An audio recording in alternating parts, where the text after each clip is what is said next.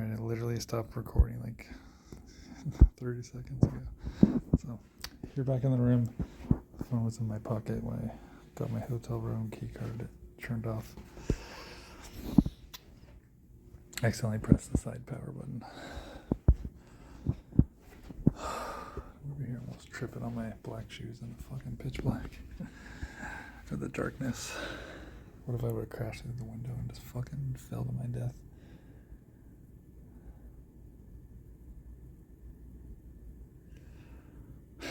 Could you imagine?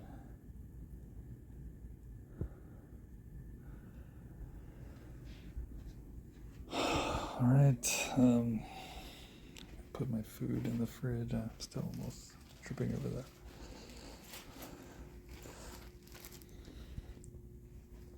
Hopefully don't. Part of me doesn't want to put it in the fridge because even Carla's mom like leaves her fucking stuff on the stovetop. It's not like it's gonna fucking grow bacteria that's gonna kill me by tomorrow.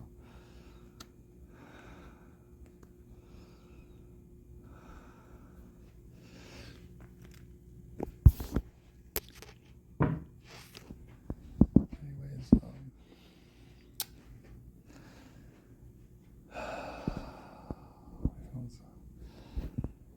I got a little bit of power left. Check the video status. I have videos on my phone, obviously I can upload. Like, what is this happening? Why does Carly fucking care?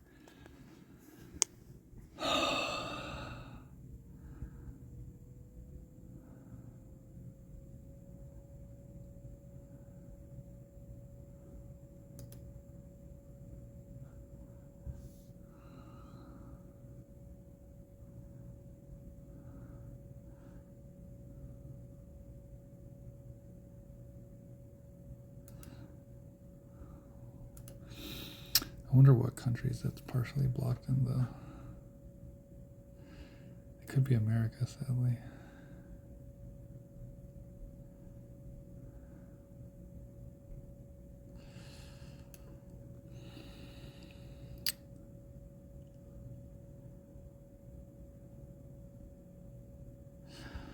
I mean, I could go through and do the same editing process just to make sure.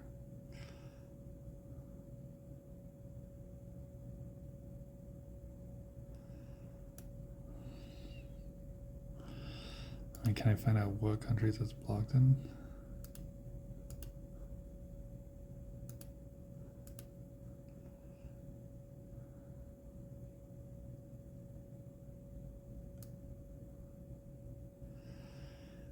I don't even know.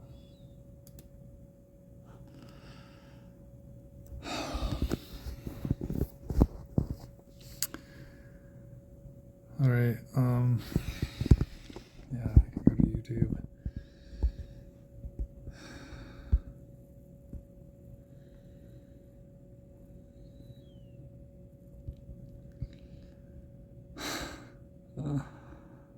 There's so many videos I still need to upload, I think.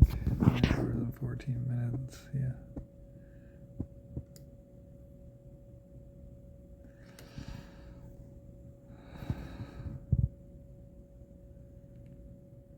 I should have been uploading this pretty much all day.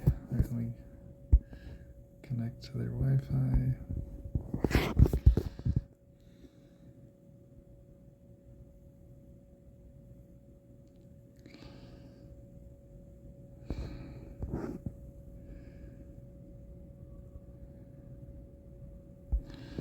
Alright, I can delete pretty much a lot of these. What did that do? Oh, I'm doing the wrong thing.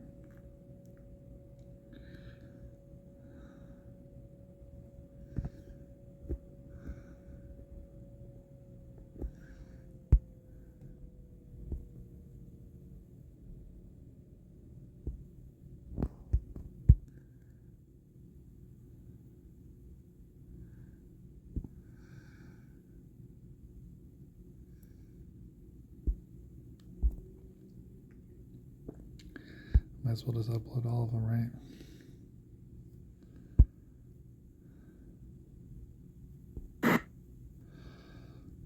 Yeah, why wouldn't I?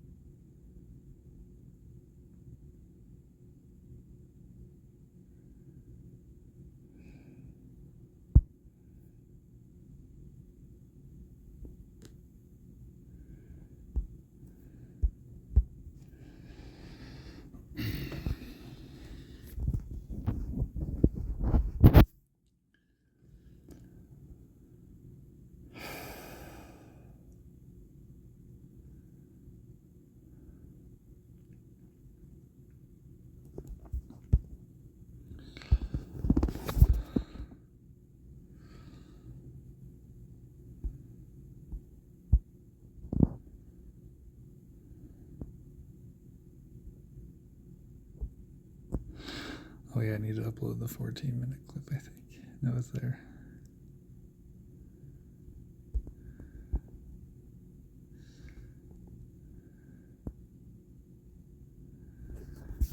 Six hours and 10 minutes. Oh shit, did I never upload that?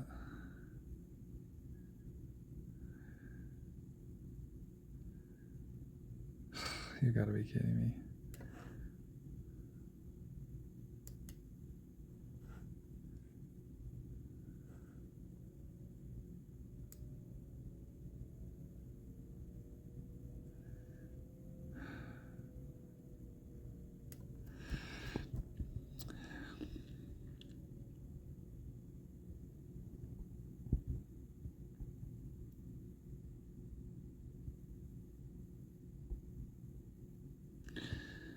Nine hours and 4.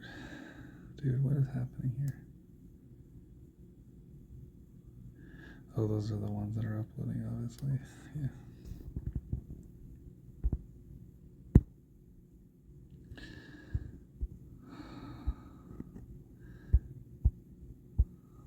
Six hours and 10 minutes. Wait. I think this might be the one that I had to edit. Yeah.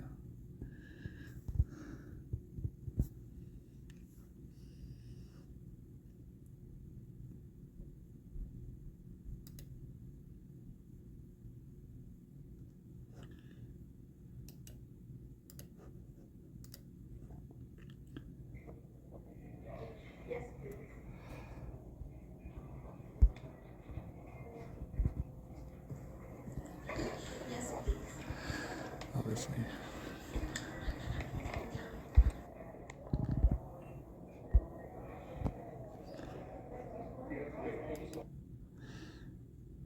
Oh yeah.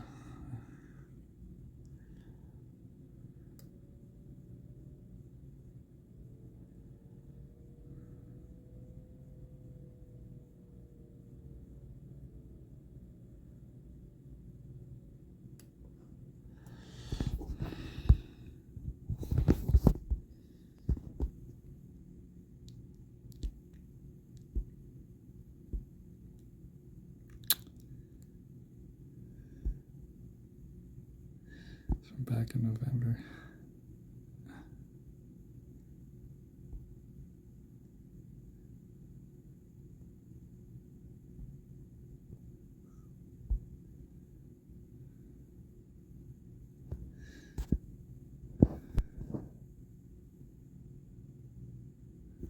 What do you mean finish reserving? I did.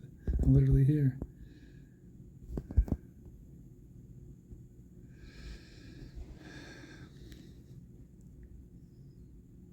Seriously, helium.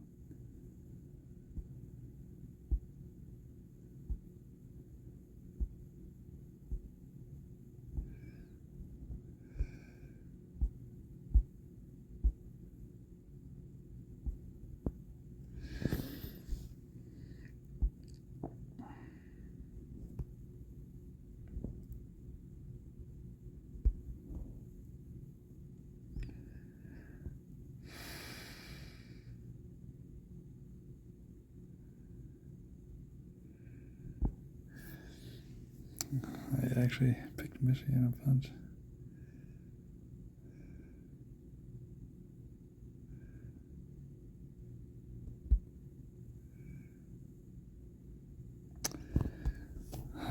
go to this one. I need to set. No, I set Edge as my browser, default browser, because of stupid contest that I'll never win.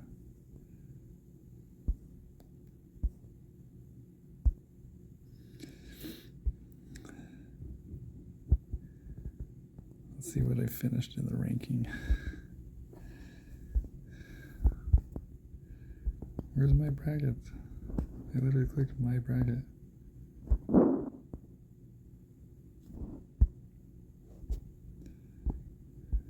What the fuck? Oh, there we go, my other bracket. So I finished ranked 218,000. Top 99.2%. But it's not like I'm. So many people pick Michigan. So.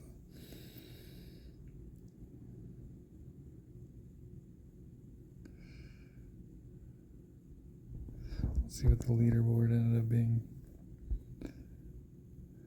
Jester Skates. Let's see how many got incorrect.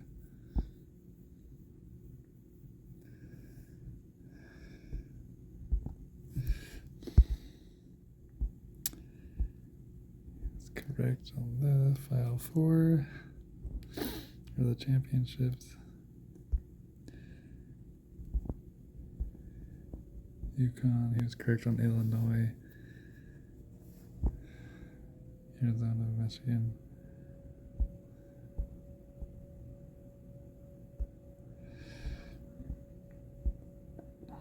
He correctly picked Iowa, that's crazy.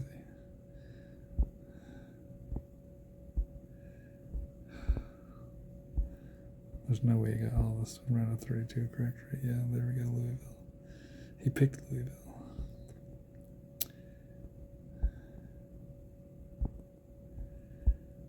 He picked Vanderbilt, which barely lost. He picked Gonzaga, which most people did, over BYU.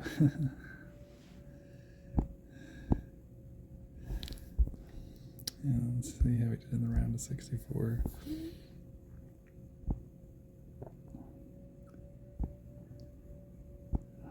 I mean, it's mostly picking lower seeds.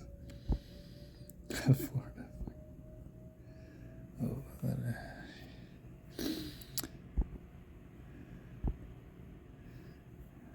oh, yeah, he picked lower seeds pretty much. He was incorrect about VCU. Yep, just picking lower seeds. But he did correctly pick them. Utah State. See, he even got a high point wrong. This is the guy that won the whole thing incorrectly picked so many in the first round.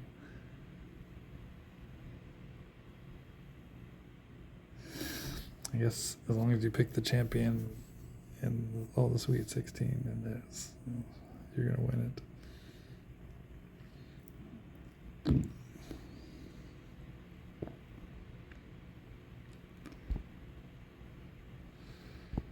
Dude, he has so many incorrect picks. It's insanity.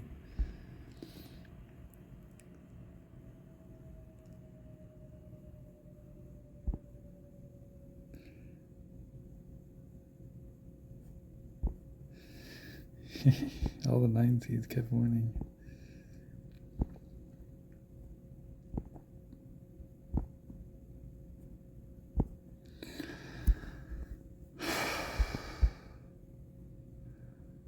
Kentucky barely won. Virginia had a test. Miami of Ohio got fucking demolished.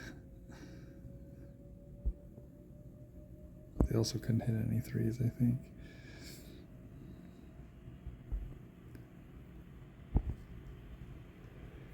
St. Louis killed fucking Georgia. But then they had to go against the national championship.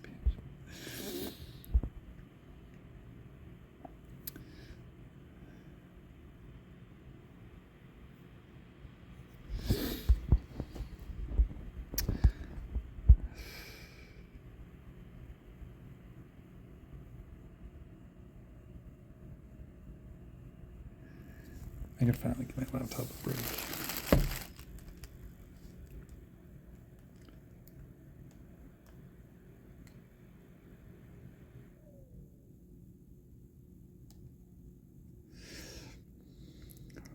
Oh yeah, I should probably brush my teeth. Oh, my can of tuna is still open.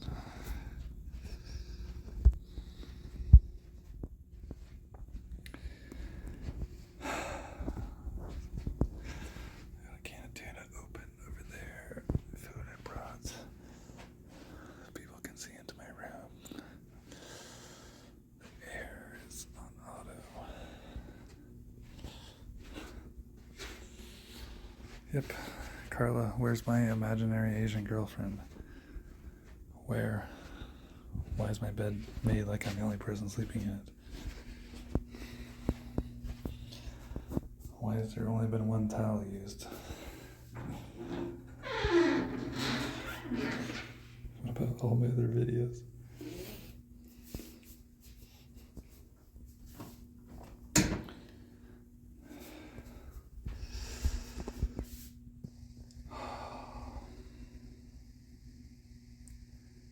Why would you accuse me of something I didn't even do?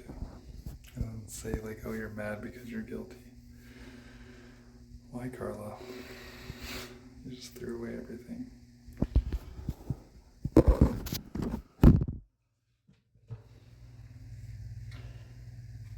I'm clearly not worth a single phone call or text. Not a single phone call or text.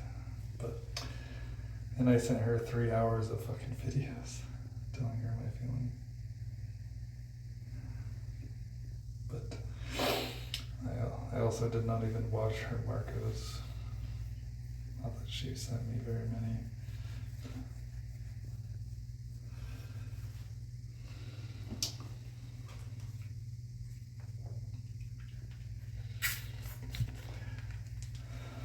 Makes me wonder if she'll drive to my place next weekend or if she's gonna just go fuck another guy. And do exactly what she accused me of.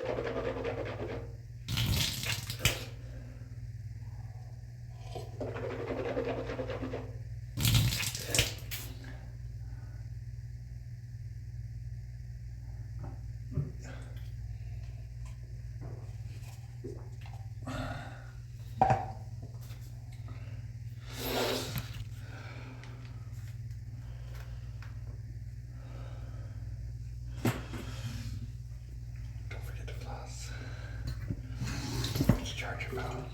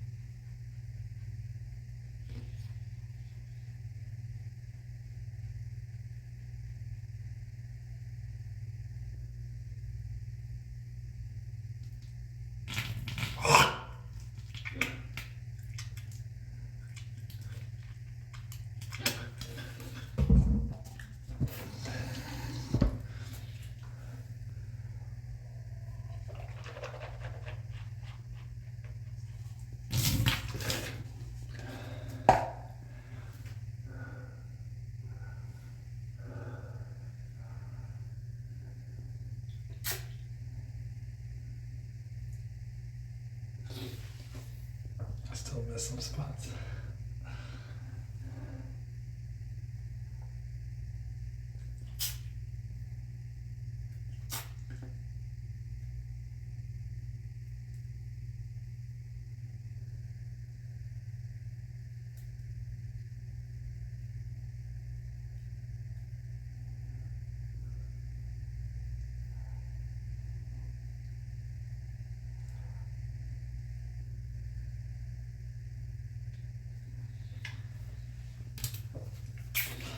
I'm really supposed to be bleaching my teeth, but fuck, I'm tired.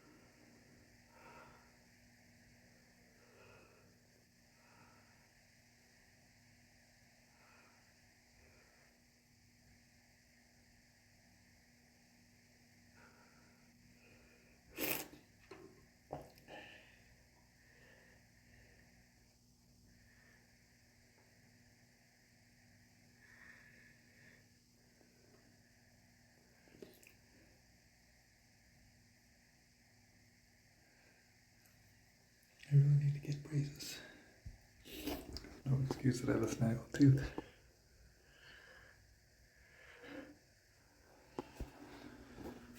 Keep whitening these.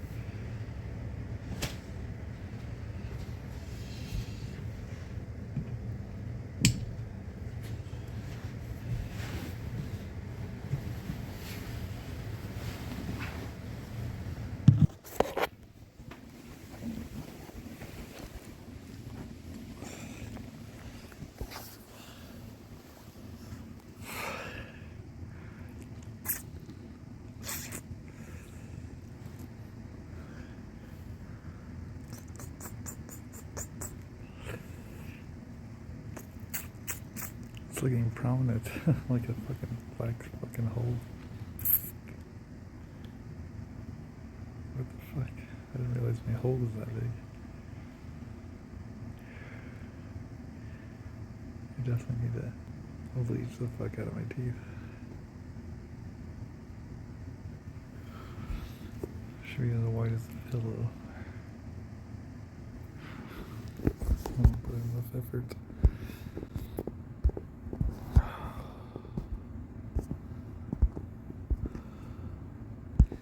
Let's make sure I didn't get charged on an overnight. I should be checked at like 3 in the morning.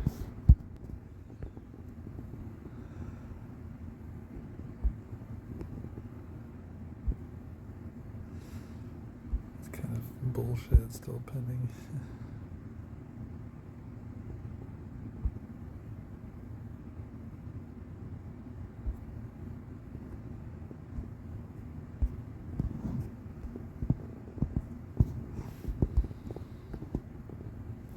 just gonna be $0. I'm just wasting my time checking it. I'm assuming. Surprise! What if there's like $1 million?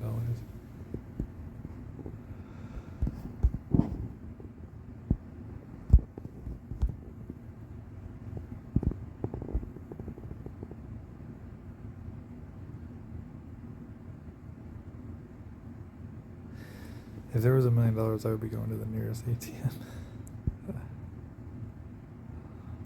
Or I could make like, I could purchase like $1 million in Bitcoin or something. I don't know. That'd be something instant. Or I would have to Zelle myself. I'd have to do multiple things.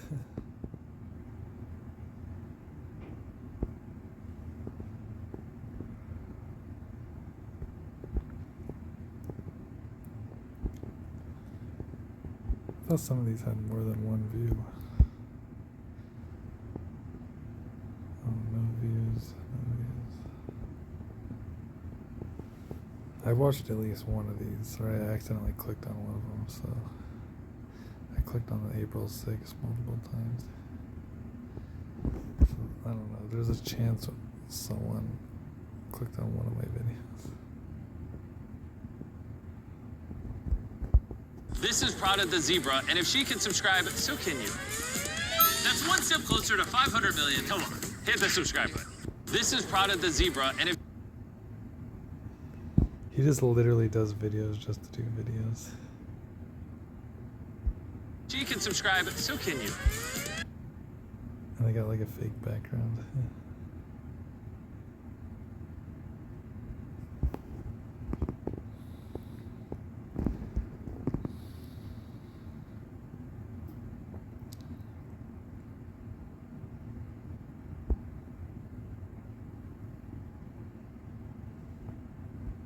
NASA's Artemis 2 mission to the moon is officially halfway there. Here's everything you need to know. Yesterday, they dropped the first images taken by the commander, Reed Wiseman.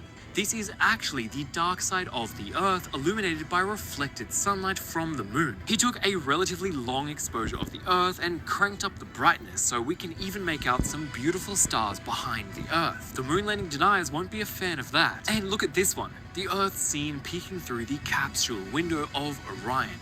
Genuinely insane. They are officially closer to the moon than they are to the Earth. Humans haven't left Earth's orbit since 1972, and right now they are about to go farther than any humans ever have before. So far, they have mostly been preparing for the lunar flyby. They will only fly around the far side of the moon for a few hours, and they will lose contact with the Earth for a portion of time. They need to be ready to capture all the images and videos needed for science, since they will be able to see way more of the moon than any Apollo mission ever did. There's only 2 days left until they reach the moon, so to stay up to date, make sure you're subscribed. NASA's Artemis... No one had ever went past the moon until... Actually, I take that back. Now, there was people that orbited the moon previously, duh.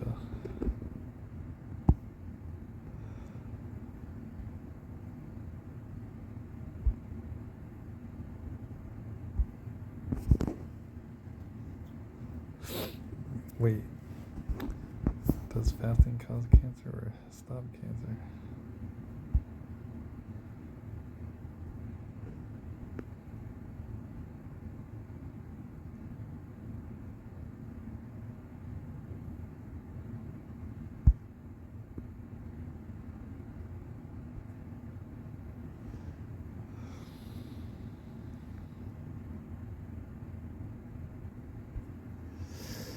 This sucks, you know, because I'd rather be cuddling Carla, sleeping next to her, than by myself in the hotel room. Even with the option to, like, talk to other people, sleep with other people, like...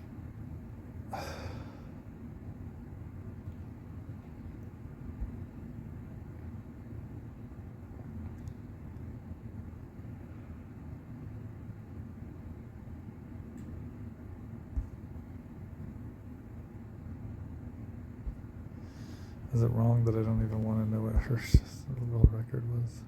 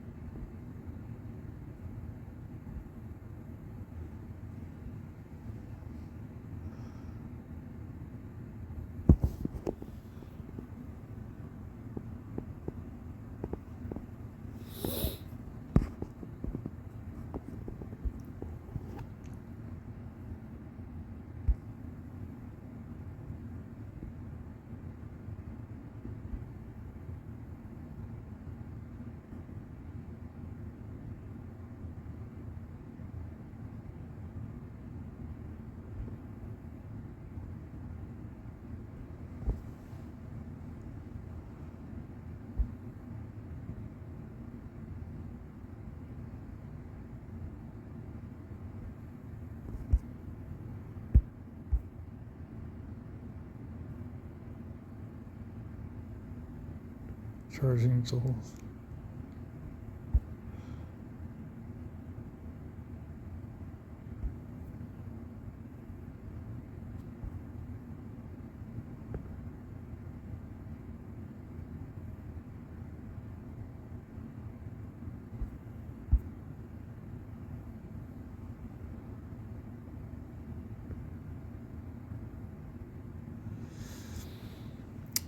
Yeah, pretty much AI is...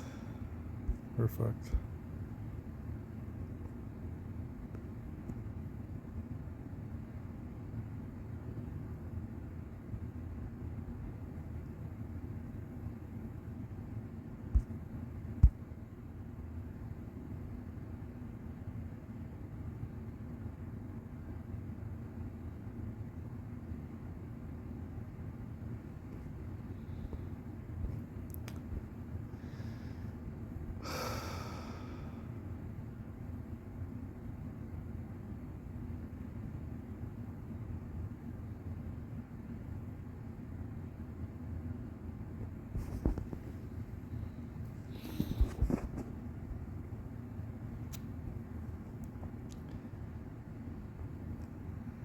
He's probably not even a real person.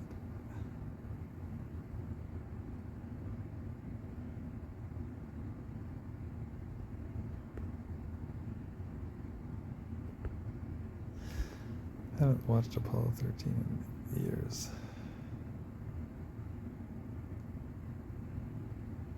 Yeah, where do people go?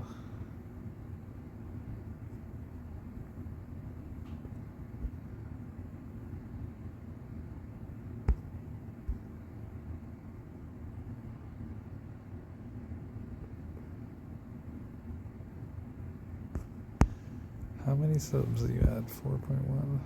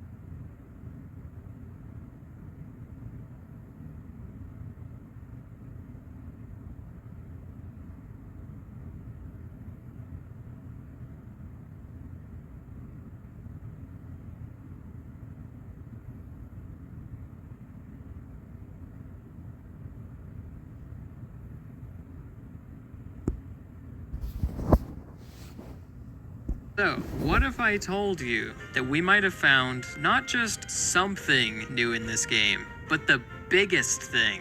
The biggest thing you could find. See, there's a particular exploit that's possible in some games called arbitrary code execution, and it's the holy grail of glitches. People will make lists to track every game that it's found in.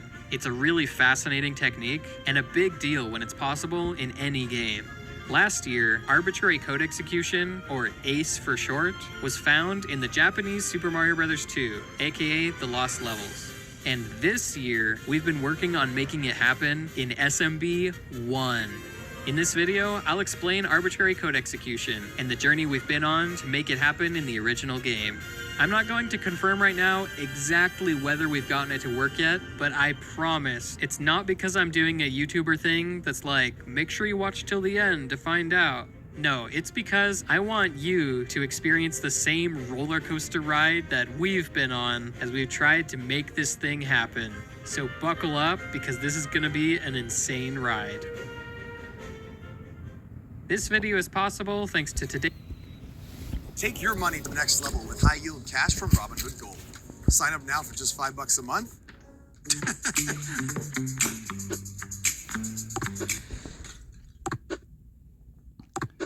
She's like, I thought you were cheating on me. Today's sponsor, No, Carla, I'm not cheating. I'm watching Super Mario glitch however many years later. FlexiSpot. FlexiSpot makes ergonomic furniture, and today we'll be focusing on the C7 Max. This thing really has all the features you could dream of in an office chair. A headrest, a footrest, lumbar support, and it's all extremely customizable. Like, seriously, move each piece to exactly where you want it. I am super short, but I could still get the headrest and the lumbar support in the right spot. If either of these aren't hitting you right, you can adjust the seat depth, the backrest height, or move the headrest all around. And normally, I don't even attach the armrests onto my office chairs. They bump into my desk, and I like to sit in weird positions. But you can adjust the height on these and put them in any position you want. Plus, this thing reclines, so you can kick back and relax when you need a break. The C7 Max is designed for those who sit long hours during the day, and the model they sent me has this mesh seat for and use code SIRD in Mario 2J and how it works, so you can understand and follow along with our attempts to make it happen in SMB 1. So, first of all, who found this glitch? Was it the speedrun world record holder? Or the person who made the tool-assisted run? Was it a collaboration by the greatest minds in Mario speedrunning? No, it was one casual player, and his name is Luigi's Sidekick. Our journey starts off with him doing a casual playthrough of Mario 2J, The Lost Levels. He's playing it through the Nintendo Switch online service and documenting his playthrough as he goes. Now let me tell you, this guy was destined for greatness. During his playthrough, he despawned this platform in 7.2 by accident. I'd never seen this before, and when I tried to go replicate it, I had a tough time getting it to happen on purpose. Anyway, Luigi's Sidekick eventually arrived at 8-4, the final level of the main quest in this game. He's making his way through the stage, and then... that's weird. What happened? I think most of us would guess it's just some random error, or maybe an issue with the Switch Online service. But here's where the brilliant video game scientists come in. When they see something like this, there is one thing on their mind. Can this lead to Ace?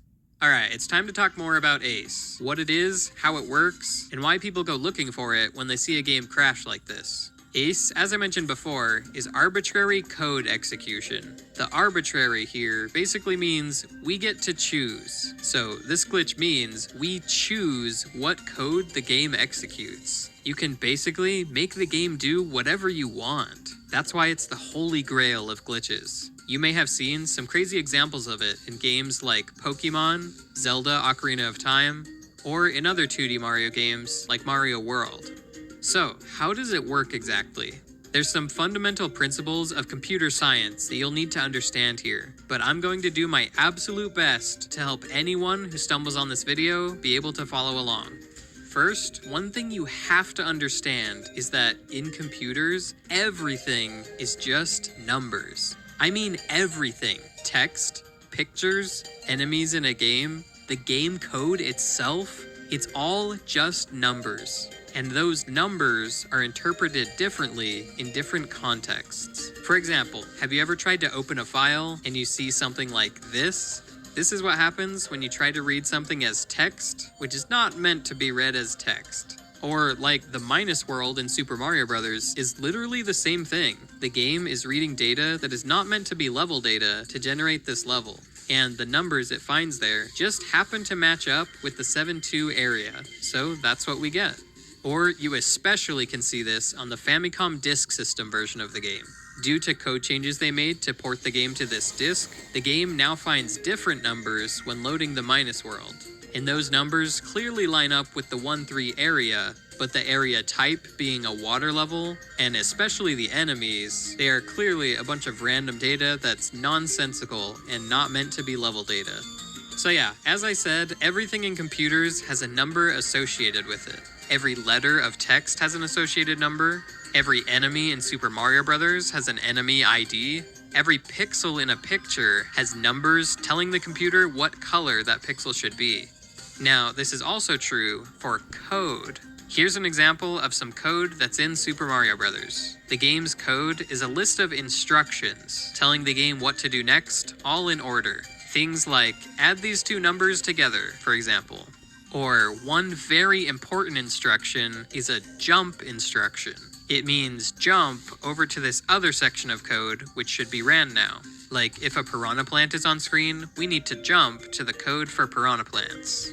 Every one of these instructions has a number associated with it. So like whenever the game is executing code and finds a 76, that's a jump instruction. And the next number it finds tells it where to jump to. Rent a furnished, private room with utilities and Wi-Fi for less than $150 a week with PadSplit.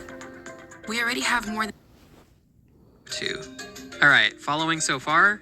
Because here's where we get to how ACE happens. ACE basically means we have a way to feed the game exactly which numbers come next, or which instructions it should execute.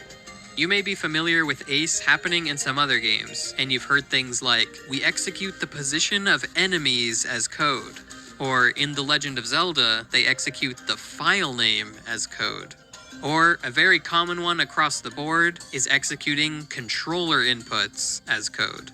What does this mean exactly, and how does it happen? Well, in computers, or on your video game cartridge, there are different sections of memory. One segment is where the game's code is stored. All the numbers the game is meant to execute as instructions. But then there are other sections of memory which aren't meant to be read as instructions. They're meant to hold things like all the level data, the graphics, the music, stuff like that. And there's also a very important area of memory for what we're talking about today, which is called RAM. RAM is space the game can freely store numbers to and retrieve them whenever it needs them. So, like in Mario, how many lives do you currently have? That number is stored somewhere in RAM, and when the game needs to update your life count, or check how many lives you have to know if you just game overed, it uses a particular spot in RAM for that. Okay, now here's the crux of all of this. ACE typically happens from the game executing code outside of the code segment of memory. Like, there's some glitch which makes it jump here and start executing all of the numbers that are currently here in RAM as code instructions. So again, let's say the game jumped to this spot in RAM where your number of lives is stored. It's going to interpret your number of lives as the instruction it should do. This is where the arbitrary part of ACE comes in. We can control our number of lives, right? So we can now tell the game to execute any instruction we want. Like if we had 76 lives, that will tell it to do a jump instruction. I hope that makes sense, and you can see how we can control exactly what code the game executes once it has jumped to RAM.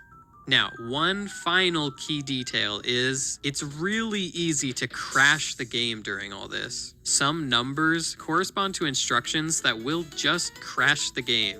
ACE is a very delicate thing, and we basically have to be perfect to get the game to do exactly what we want and avoid crashing. Alright, hopefully that all made sense, and now it makes sense to you if you hear something like reading the positions of enemies as code or your file name as code. That means the game jumps to the place in memory where your file name is stored, and then each one of these letters corresponds to a specific instruction you want the game to run. Whew, we made it through explaining ACE. That's what it is, and that's why whenever games crash, speedrunners always start researching to check what happened. They want to see if the game's execution jumped somewhere that they could manipulate. Overall, ACE is just a really cool and fascinating thing to discover and figure out in any game. Okay, now let's get back to what happened with Luigi's sidekick in Mario 2J. I'm now going to explain what happened here, how it led to Ace in this game, and then we'll look at how the same concept could apply in SMB 1. Earlier, I joked about how this was found not by the brilliant minds of the game, but by a random casual player. But in all seriousness, it was the brilliant minds in the community. Luigi's Sidekick's post made its way around various Discord servers until eventually, Simplistic saw it, one of our local brilliant minds. He saw a post from Takuika Ninja, who pointed out that this crash looked promising. It looked like data got written somewhere from it. Simplistic immediately started looking into it, trying to replicate it and reverse engineer it. And pretty soon, he traced the source of the crash. One of the enemy IDs became a weird value. Normally, enemies in this game are represented with numbers in roughly the 0 to 35 range. But when this crash happened, one of the enemy IDs became 84. Following the code some more, he found out exactly what's happening. There's one particular function in the game's code which is only used for two enemies in the game, Long Firebars and Bowser. It's used for them because they are actually built in two parts. Long Firebars are basically two firebars stuck together, and Bowser is made up of a top half and a bottom half. So what goes wrong in this function to cause the crash? Well, let's have a little crash course on objects in this game. In my videos, I'll talk a lot about things despawning. This is when an enemy or object just doesn't show up where it's supposed to. In the game's memory, there are spaces which we'll call object slots. There's 5 normal slots and 1 special slot, which only certain things can go into, like power-ups or the flag on the flagpole. In general, if these 5 main slots are full, then no enemies will spawn. Here, I'll use Lakitu to show this off. There's Lakitu and 4 Spinies on screen. So now no Piranha Plants will spawn in the pipes, and Lakitu refuses to throw any more Spinies. Once I get rid of one, now he'll start throwing them again. And during all of this, we can still make power-ups appear because they use the special object slot, which isn't taken up by Spinies. So that's how object slots work. Now, the way the game keeps track of whether the slots are full or not is there's actually 2 lists. One list just says, is there something in this slot? Yes or no, with 1 being yes and 0 being no. See, everything's a number, like I said. Now, the second list of the 2 holds the exact ID of the enemies. So Lakitu is 17, for example. Spinies are 18, and so on. Alright, now here's what happens exactly when an enemy spawns in. It will mark the first list with a 1 to say something is now occupying that slot. And then it will write the proper ID of that object into the ID list. Bowser and Long Firebars work a little differently, however. They come in 2 parts, right? The first half of them will mark a spot with a 1, like normal. But the second half will mark it with something like 84, a familiar number. That's how the game keeps track that this object is tied to one of the other objects. Okay, but now let's talk about what happens if all of these slots are full. I already explained what happens with regular enemies, but what about with Bowser and Long Firebars? If the 5 slots are full and they try to load, they actually won't spawn either. But remember, they take up 2 slots. So that leaves the question, what happens if only 1 slot is open? The first half will go in that open slot, and the second half will go in the power-up slot, and everything's still fine. But okay, what if that slot is full too? Now we're getting somewhere. The second half of a Bowser or Long Firebar will simply keep going until it finds a space in memory with 0 in it. That'll pretty much always be within the first object list, but if that list is all full, it will keep going past the object list. As it turns out, there's 1 spot of memory between the 2 lists, which is not used for anything. So our 84 will get written here. Either intentionally or not, this little bit of unused memory protects the 84 from getting written even further out of bounds. So, that didn't do anything. But what if we did the glitch again? Now that this spot is filled up, the next time around, it should go past this spot and keep going until it finds another 0. This can get the number 84 written to somewhere that it normally should not be. And that is exactly what happened to Luigi's sidekick here in 2J.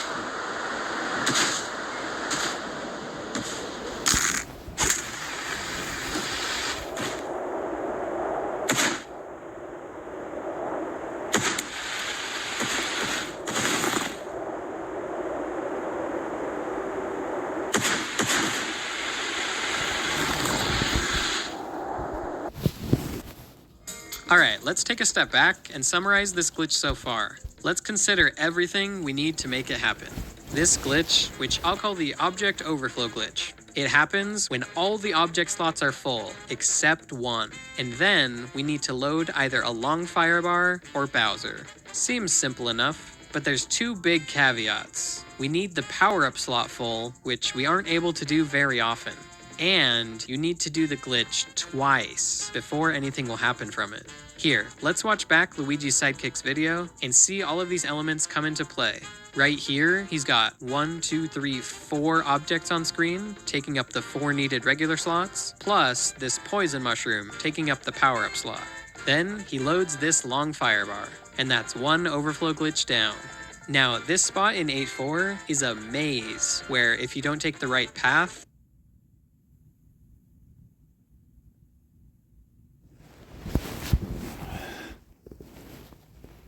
the room loops. So he goes through the room again, has all the same objects on screen, and bam, game crashes when he loads the long firebar again. So yeah, that's what happened to him. But wait, what actually happens when you do this? Why does the game crash? How does this lead to Ace? Well, there's actually one final requirement for this to work. And it's that one of the enemies on screen needs to be a regular green Koopa. Not a red Koopa, not a Koopa Paratroopa, but just a plain Koopa Troopa. Green. The reason this is necessary is because green Koopas have the enemy ID of 0. So the second time doing the overflow glitch, when the duplicate firebar object is searching for an empty place in memory to go into, the first one it finds is the slot in the enemy ID list where the green Koopa is. As I mentioned earlier, enemies in this game are represented by numbers in the 0 to 35 range, and the game uses these enemy IDs to know what code it should run. There's this big list which is used to jump to the appropriate code for each enemy. So like ID 10 will go to the 10th spot in this list, ID 11 will go to the 11th spot, and so on. And the way this works is the ID for a Piranha Plant will match up with this spot for Move Piranha Plant, so the game will jump and go run the unique code for Piranha Plants. Okay, but with this overflow glitch, we're not giving the game an enemy ID between 0 and 35, we're giving it 84. That makes it read way past the list here. It finds a completely different value for where it should jump to than it normally would. And remember, that value tells it where it should jump to run code. That value tells it to jump to RAM. Ding, ding, ding. If you've been paying attention, you know what that means. The game will start executing whatever numbers it finds here in RAM as instructions, and we can manipulate those values in RAM. This is how Ace happens in this game. After Simplistic figured this out and shared his findings, a bunch of very knowledgeable members of the community hopped on board. They got to work figuring out exactly what instructions we want to make the game run, and how to manipulate memory to get those instructions. In addition to Simplistic, we got people like 3Creepio, 100th Coin, SBD Wolf, and others working on this. And within 24 hours of Simplistic seeing Luigi's Sidekick's post, we have our first video proving the potential that this will work. Over the next couple of days, everything was refined, and the final product looks like this. It looks pretty funny, actually. Mario just jumps in the lava, and you win. A lot of people like to point out that this is basically recreating the box art for Super Mario Bros., which is a really fun coincidence. Jumping in the lava actually isn't an important part of the trick though. The purpose of jumping down here is to take damage. Mario has to take damage as part of manipulating memory, and this is the fastest way to do it. But what is even hitting him? If you fall in lava in this game, you don't take damage, you just fall down and die. It's actually the long firebar that's hitting him. When you do the overflow glitch, it gets a really weird hitbox that jumps all over the place. So yeah, that's what's actually going on when he jumps down here.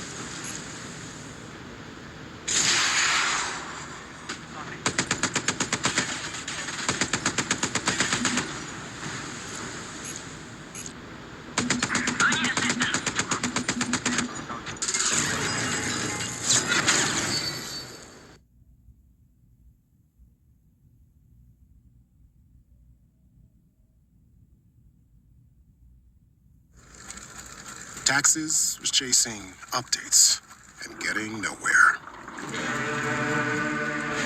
Now Taxes is a TurboTax expert, doing it all for you. While keeping you in the loop. So you can keep chasing this feeling. Now this is Taxes. Intuit TurboTax.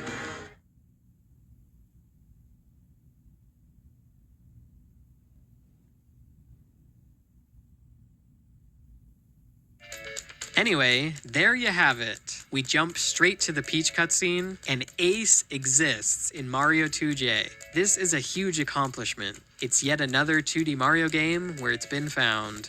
In a speedrunning context, this allows us to reach the ending cutscene an entire 19 seconds faster. The only place in the game to do it just happens to be the second to last room in the game. This room is just perfectly set up to make it possible. We have a long fire bar, a bunch of objects right before it, including this poison mushroom to fill the power-up slot, and this room loops, so we can do the glitch twice. If we go looking for anywhere else in the game to make this happen, remember, we need long fire bars or Bowsers. There are several levels with long fire bars, and most of those are castle stages, which also feature a Bowser. But the real main issue is filling up all the slots when we need to, especially that pesky power-up slot. It's rare to get a power-up right before a long fire bar or Bowser. There is one place in the game which is actually pretty close, and that's 4-4. We don't have all the slots full at this first long fire bar, but there's another one down the hall. And there's also a mushroom right here, which we can just barely keep on screen long enough for the next fire bar to load in. The problem now, actually, is filling the regular slots. There should be enough with this Koopa, these two Goombas, and this small fire bar, but we can't actually get both Goombas to load. The first long fire bar is still loaded when it's time for the Goombas to come on screen, and it's hogging up slots, so there's not room for the second one.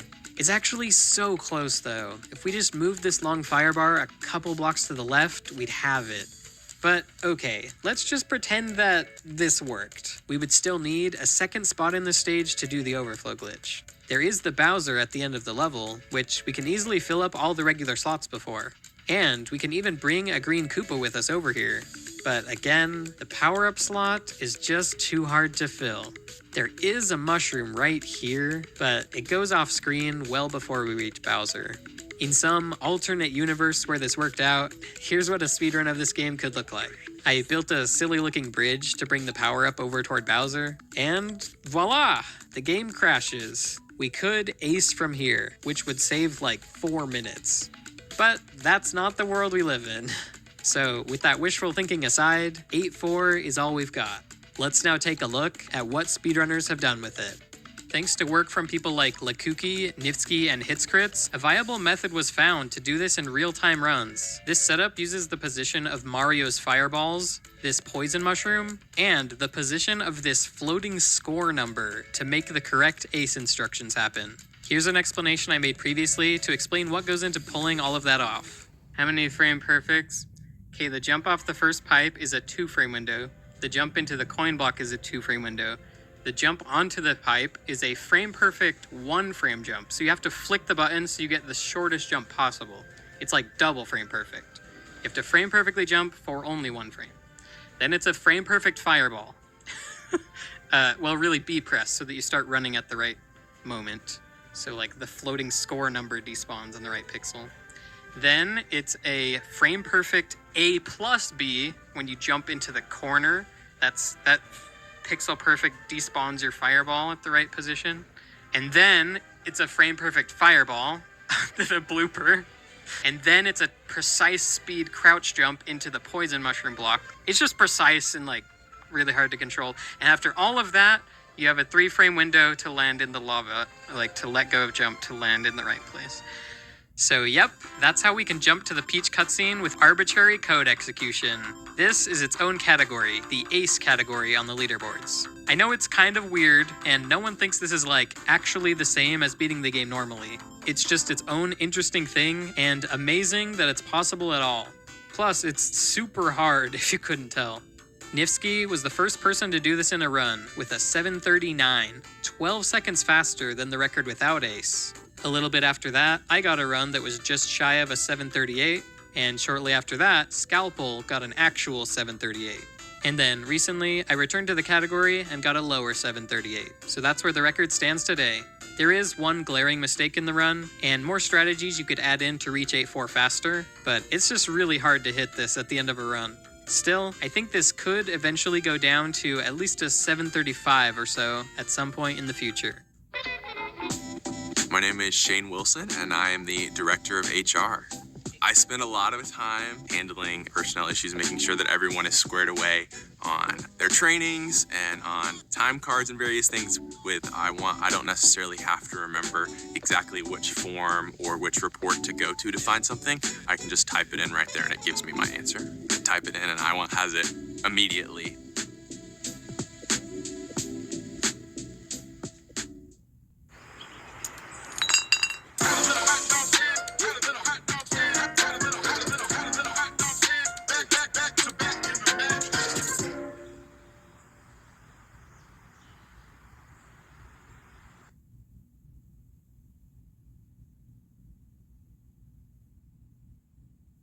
Future.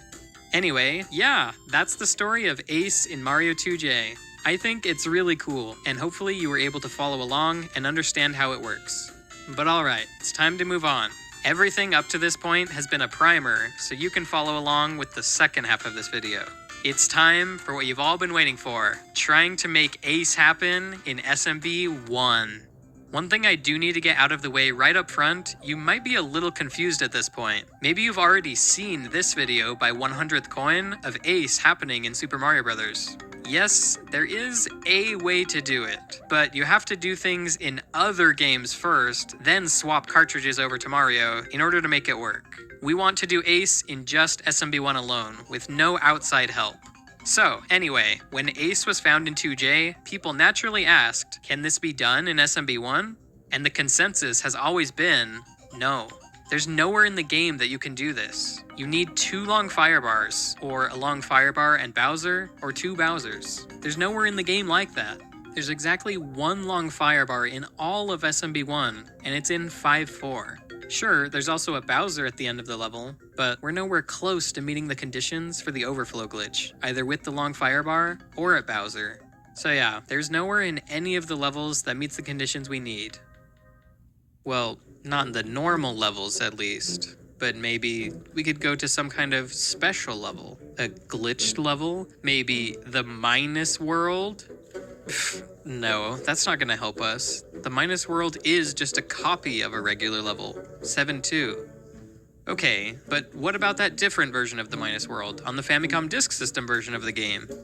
Huh, now this is actually a new level, but come on, I've seen minus world ending speedruns. I'm familiar with this. There's still nowhere to do the glitch. Sure, there's 1 Bowser right here, but we can't fill up slots before reaching him, and that's just 1 Bowser.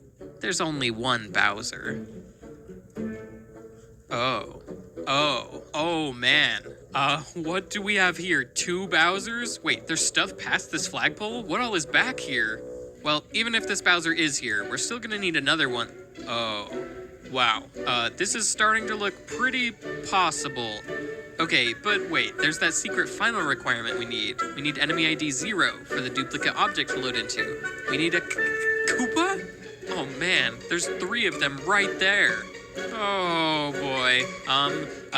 Wait, I know. This one will do it for sure. What about the power-up slot? That's always really hard to fill, right? Oh, what's that? The star flag at the end of the level can go in the power-up slot? And it stays there? Permanently? Oh boy. What about the other enemy slots? Are those filled up enough? We gotta pull this level data up and take a look at this. Okay, there's a decent number of things near this Bowser. Wait, is that a long fire bar? Oh, dude. Alright, what about the second Bowser? Wow, there's just a huge mess of enemies right there. Okay, this is definitely looking possible, inevitable, like there's no chance with all of these factors that it doesn't work at this point, right? Wrong! cut the theatrics. I'm gonna show you how insanely, massively, extremely frustrating this level is. It's like it conspired against us to be almost possible in every conceivable way, but it just won't work. I'll show you how this beetle right here and this princess right here, they've been ruining our lives for months. Ooh, so anyway, that was a taste of the emotions that I've had here working on trying to make Ace happen in World -1. 3Creepio reached out to me a few months ago to show me the situation, that there's a ton of stuff beyond the flagpole in this level that we can try to do Ace with. And I am serious when I say it is so insanely close in so many ways. Let me show you. First, let's look at what we're working with in terms of object slots. In some ways, it's actually pretty cool the way this works out here. See, Bowser and these Princess Peach objects, they always normally appear right at the end of levels. So here, when they appear in the minus world, they actually never unload when they scroll off screen. Because in normal gameplay, they never scroll off screen. So they'll fill up object slots permanently. By the time we get past the flagpole, we already have 4 slots permanently taken up. 2 from the 2 princesses, and 2 more from this Bowser. We also have the power-up slot filled by the star flag that hides behind the castle. And that one never unloads after going off screen either. So all of this to say that when we reach this point, we're perfectly set up for the overflow glitch on this Bowser. 1 open slot and the rest filled. Nice. But wait, now all of the slots are full, and with the addition of this Bowser, everything in here is stuff that never unloads. So nothing is ever going to load again after this. How will we do the overflow glitch on the second Bowser? Well, there's a fun solution for this. Here, watch carefully when I kill Bowser with fireballs right here. Did you notice that? When he hit the bottom of the screen, it wasn't just Bowser that disappeared. The fireball disappeared too. Once Bowser falls all the way down, the game actually just deletes all the objects. So here in the minus world, if we defeat him with fireballs, that will free up the object slots for us. And conveniently, this does not clear the power-up slot, which is huge. Now, let's go look at the next Bowser. We have to swim forward for a while until we reach him. We pass 1 princess on the way, which fills up 1 slot. Now, we just need 3 more objects when Bowser loads in, and that's boom, GG, Ace. So yeah, let's head on over to Bowser, and this should be easy. Alright, we've got a blooper, a buzzy beetle. How much do you spend on eating out every month? Probably like $500 a month. $500? Yeah, on average, probably. Have you ever heard of Upside? I know, I haven't. So with Upside, you could earn up to 22% cash back at restaurants and up to 25% cash back at grocery stores. Really? Is it actual cash? Like you earn cash? Yes, and up to 25 cents per gallon for gas. Do they cover Taco Bell? They do cover Taco Yeah. Bell. Oh my god, I'm getting zapped literally immediately. Oh my god, What's it called? yes. Upside. Okay, perfect. I'm on it. I will definitely be downloading it. Thank you. Have a good one. You too.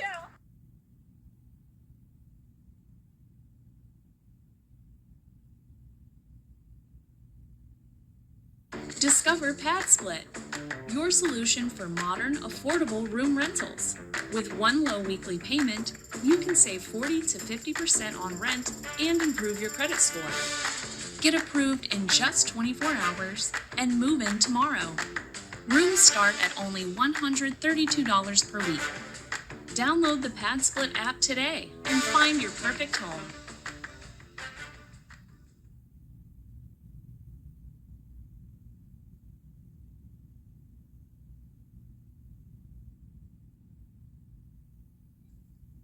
What?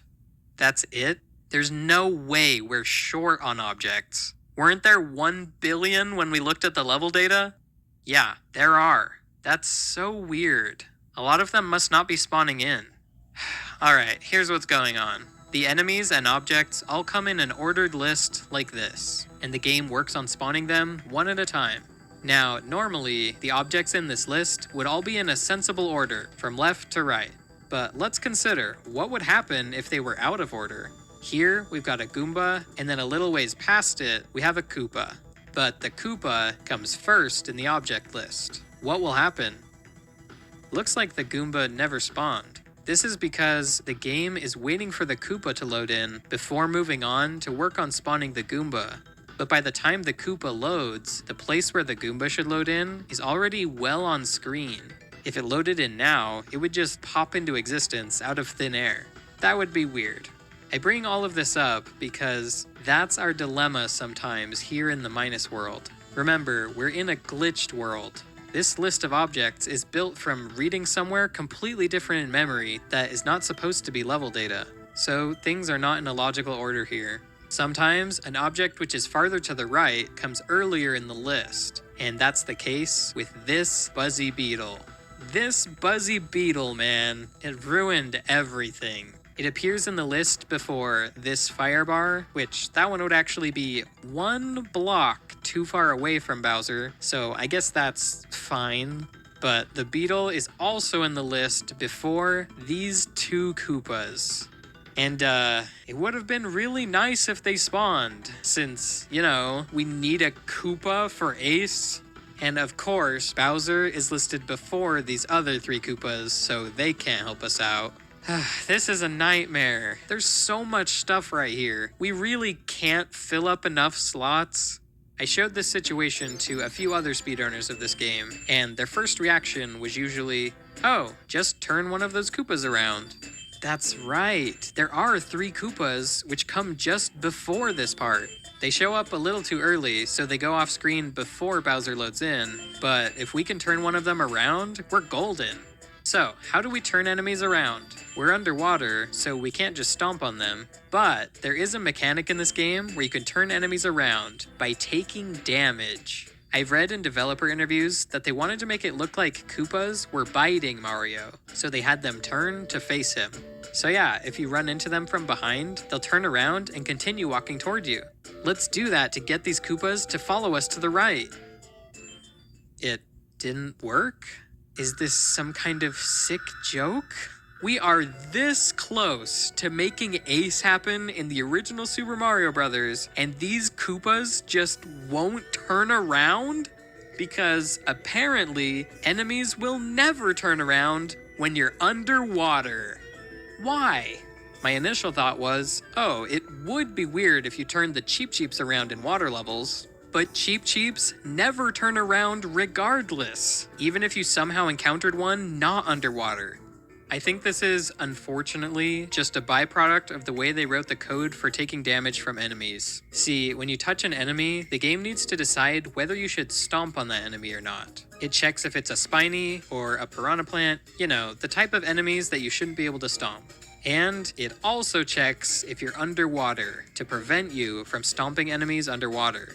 If it is an underwater area, the game skips ahead to the code for you to take damage. The problem is, the code that makes enemies turn around when taking damage comes after this check. It gets skipped over.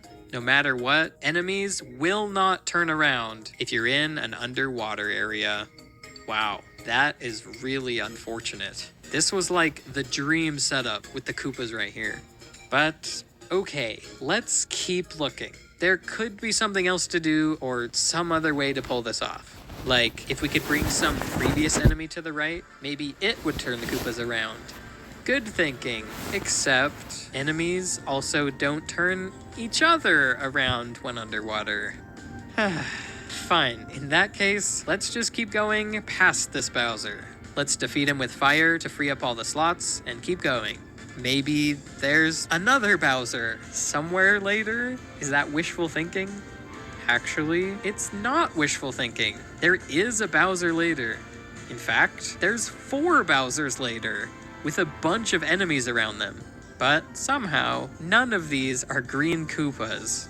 There is just barely this Parakoopa though, which you can kill with a fireball, and then the falling Koopa shell actually has enemy ID 0, which works. This spot works. You genuinely can do Ace with this Bowser, which appears later in the level. The problem is that it comes much, much later in the level. Way too late. You can't get there because you run out of time on the clock. Are you serious? It's one thing after another. We are so close. Alright, let's take a step back. What are our paths to victory at this point? We need either a way to have more time on the clock to get to the later Bowser, or a way to bring another enemy to the right on the earlier Bowser. For now, let's even forget about it being a Koopa. If we can fill up one more object slot with anything, the game will at least crash. And maybe there's another way to get Ace from that. It would at least be a start. Anyway, those are our two paths to making Ace happen.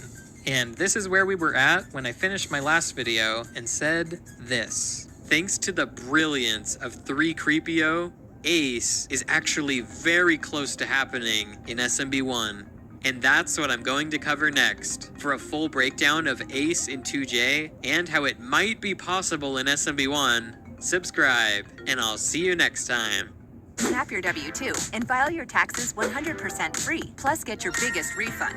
Roughly 37% of filers qualify. Simple Form 1040 returns only. No schedules except for Earned Income Tax Credit, Child Tax Credit, and Student Loan Interest. File now.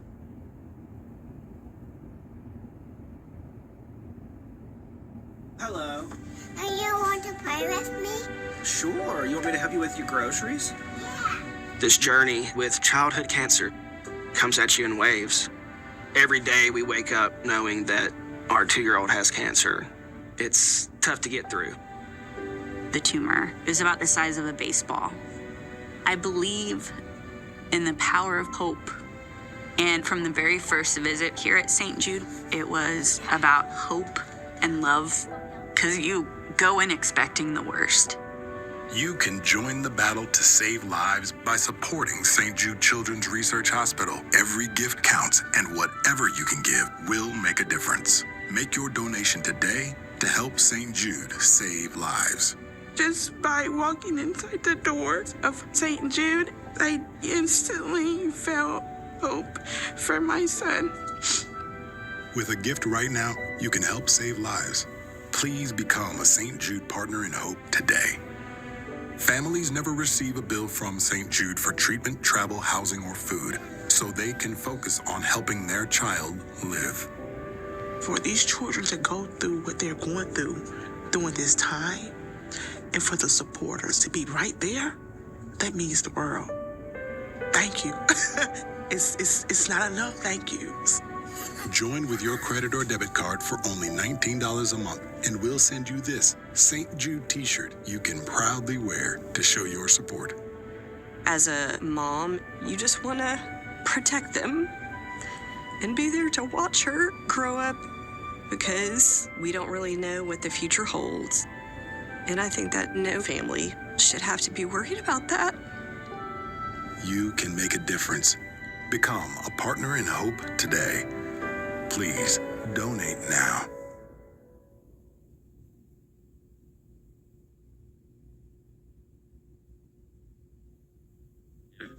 The situation here is so close and so crazy that I planned on making this video no matter what, but I didn't know how it was going to turn out by the time this video was done.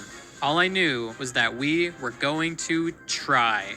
Let me walk you through everything we tried, and now you can experience the same roller coaster that we've been on. Here we go, starting with possibilities to reach the later Bowser. First, we tried to think of ways we could maybe freeze the timer. If you can get really high above the screen, the timer stops, but there's no known way to get up this high. If you fall in a pit, the timer stops, but even if you could somehow get out of the pit, the timer will just restart. If you grab the flagpole, the timer stops. Now, you can't take damage from most things after you've grabbed the flagpole, but you can take damage from fire bars. We tried grabbing the flagpole, then taking damage from this fire bar. But again, the timer just restarts. I tried underflowing the timer by grabbing it at 0, hoping it would loop to 999 when it restarted. There's a similar glitch to this that can be done in castle stages. But it didn't work here. You just immediately die from having no time remaining. Another thing that can hit you after a flagpole is hammers. I tried having Mario overshoot the castle so he would walk for a while with the timer stopped, and then take damage from a hammer to gain control again. This lets you get quite a bit farther, and you might even be able to reach where the Bowser is, but all your object slots get clogged up along the way, and you also wouldn't have the Fire Flower to shoot the Koopa at the end. Alright, well, if we can't reach the Bowser near the end in time, maybe we could bring the Bowser near the end to us. This sounds like a pretty outlandish idea, but wouldn't you know it, there is actually a glitch for this. In 2-player mode, if one player dies while climbing a vine, then a vine will grow when the next player loads in. In underwater levels, this actually causes a bug where the object list gets messed up. It starts reading the list much later than normal. So essentially, enemies will appear sooner in the level than they otherwise would. This actually gives us some very interesting prospects. You know the Bowser with the 3 Koopas near it? Now it spawns shortly after the flagpole, and the Koopas spawn right between these blocks at the castle. One of them runs into the blocks and turns around. A Koopa walking to the right and a Bowser right here? Sounds like the dream. The problem is, this time around, this is the first Bowser we run into. We haven't set the glitch up yet. We can do the overflow glitch on this Bowser, but we still need another one. And now, there's that monstrous gap before the later Bowser shows up. We do have a lot of extra time here because we can start the level from the midway when doing the vine glitch, and this Bowser shows up a lot earlier because of the vine messing with the object list. Thanks to all of that, I got very close, but died about 5 seconds away from reaching Bowser.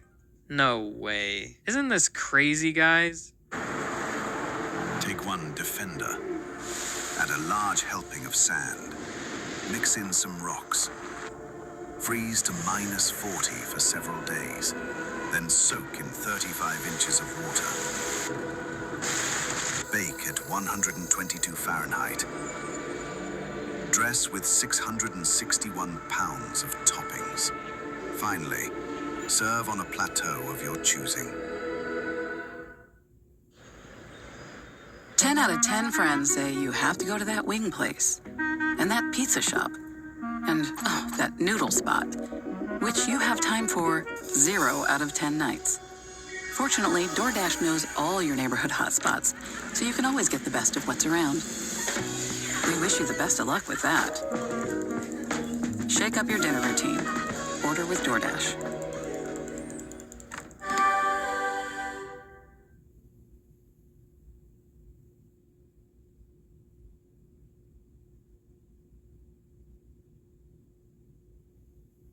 Guys, this seems so possible, and we have ways to do a lot of what we need, but it just doesn't quite work out. We somehow have a glitch which literally moves this Bowser at the end closer to us, but it's barely not close enough. We also have green Koopas near this Bowser now, but we're not set up for the ace yet.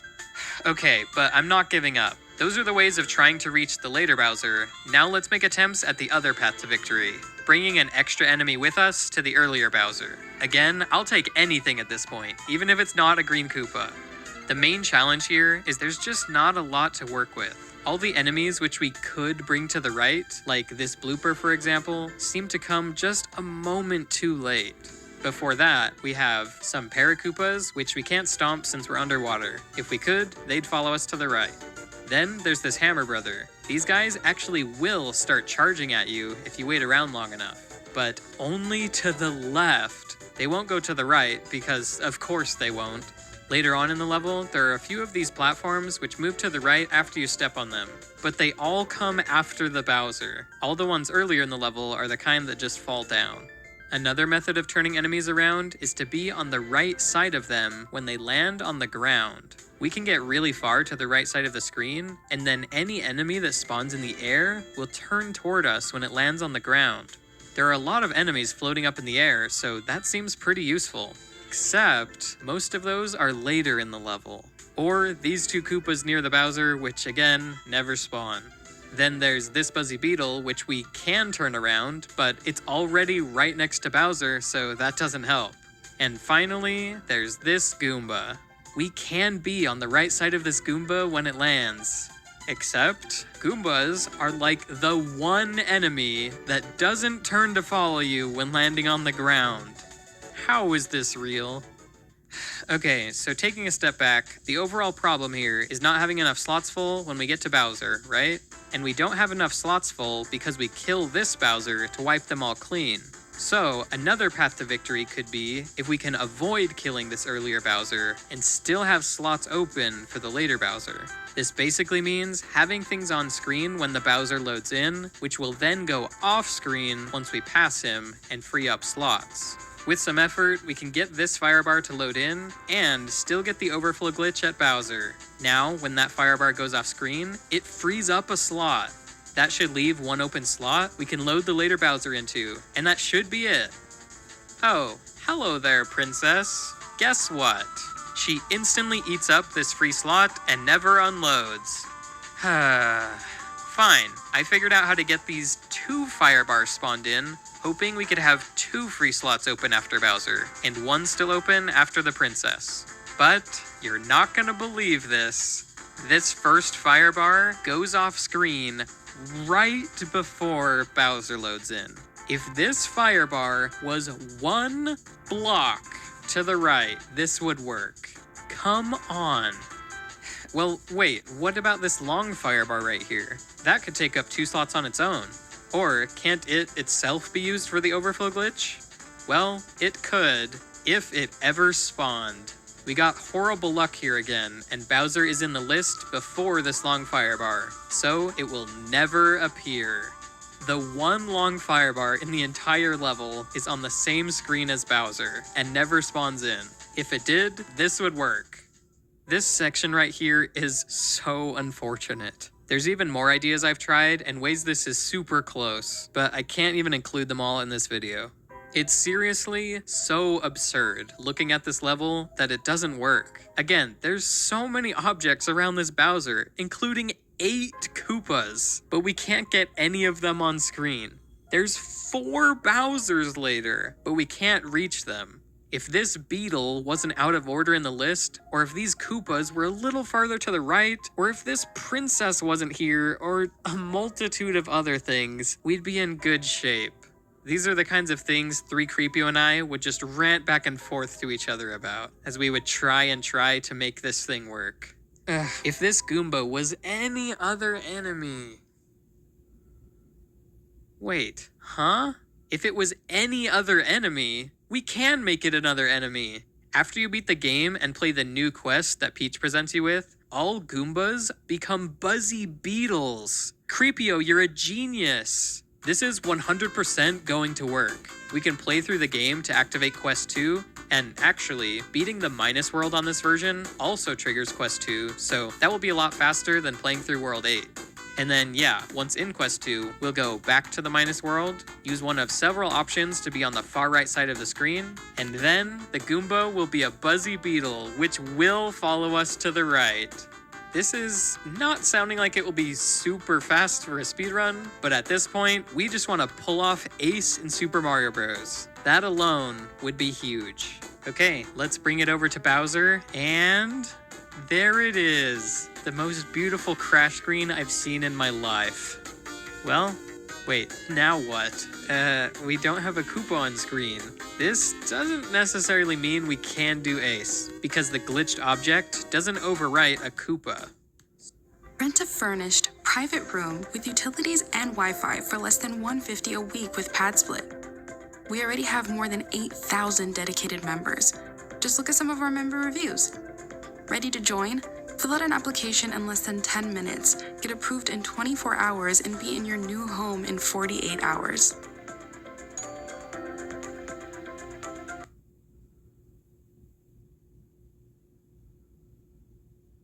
I used the Upside app while I shopped, and using Upside is really smart because every time you shop for groceries, you can earn an average of 8 to 10% cash back. Convenient, right? And look at all of the stuff that I got. I have eggs for breakfast. I have breakfast sausage for breakfast. I have frozen berries for when I need that nice little smoothie pick-me-up with some almond milk to go with. And guess how much I earned? $10. That was so easy. You guys need to download this app, get Upside, and earn today.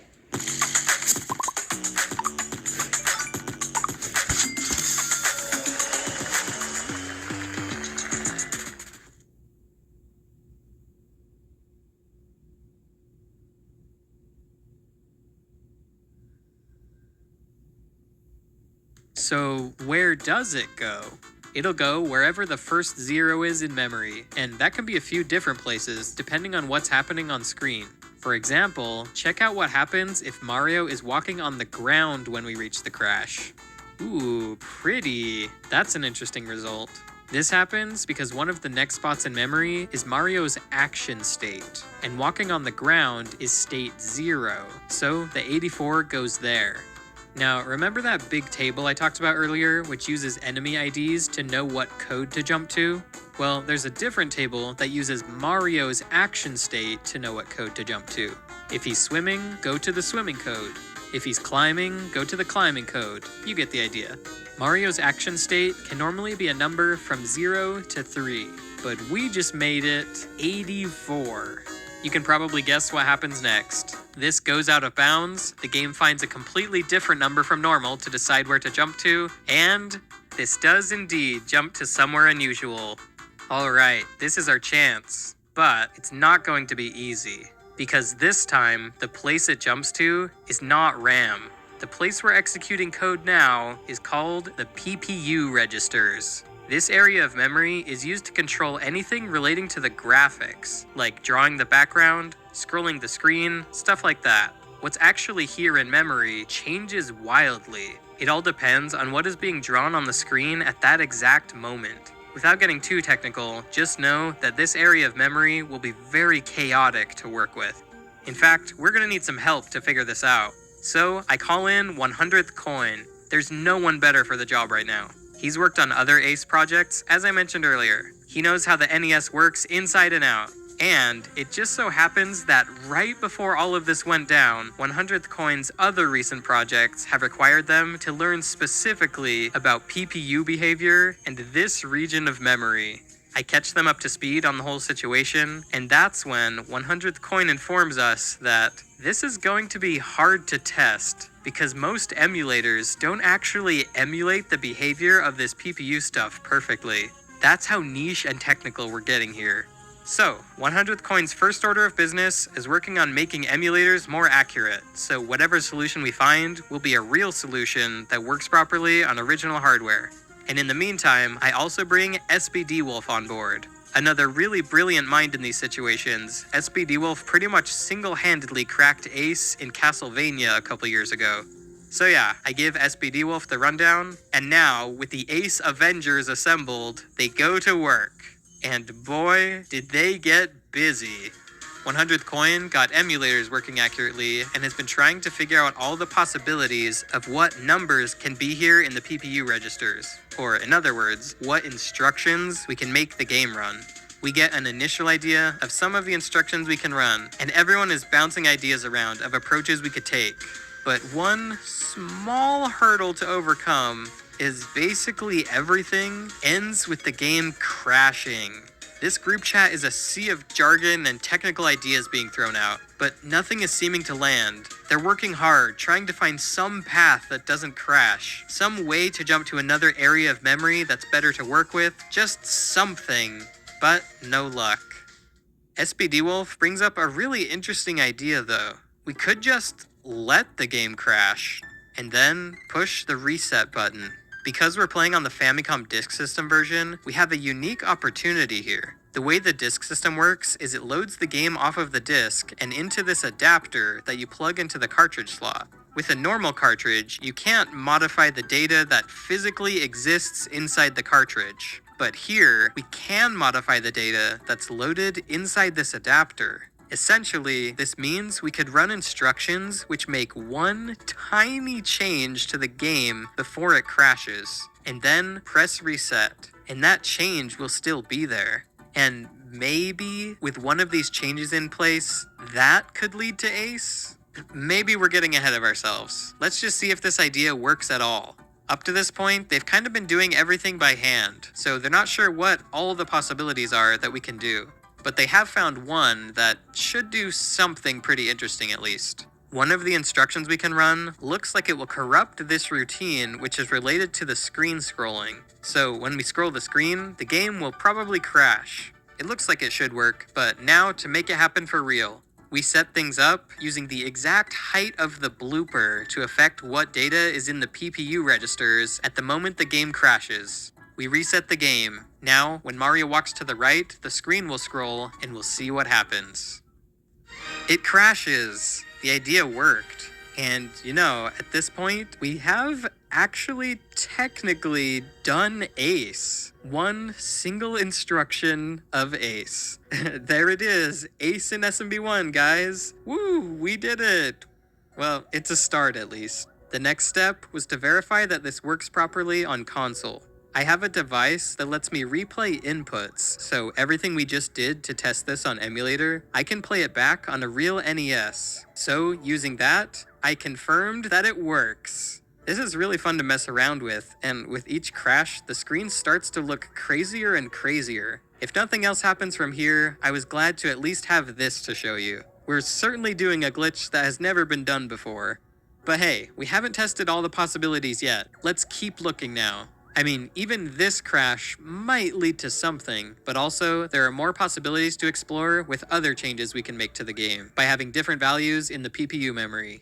At this point, 100th Coin was able to generate a list of all the possible instructions we could run which would have an impact on the game, and we started looking through to see what all of these would do. Most of them are pretty inconsequential. They change one block in a level, or just move an enemy or a platform or something. Some of them mess up the music.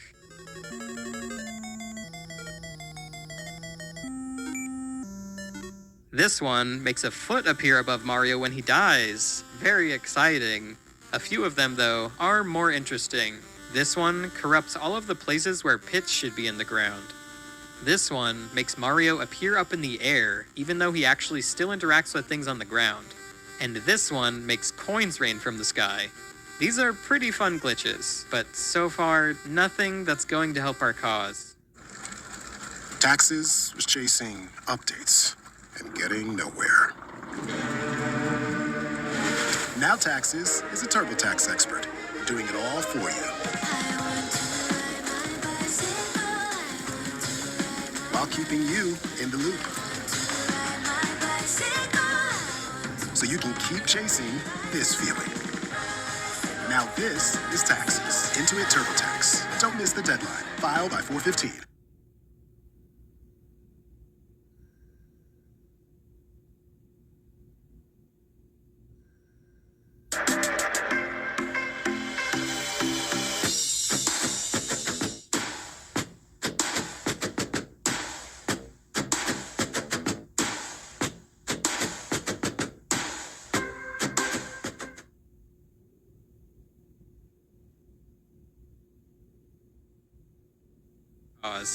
That is until 3Creepio spots it. Or, wait, never mind. I guess it was useless. Just kidding. Apparently it could be something big. I'm telling you, this whole thing was such a roller coaster to go through. Anyway, Creepio eventually reports back on what he found.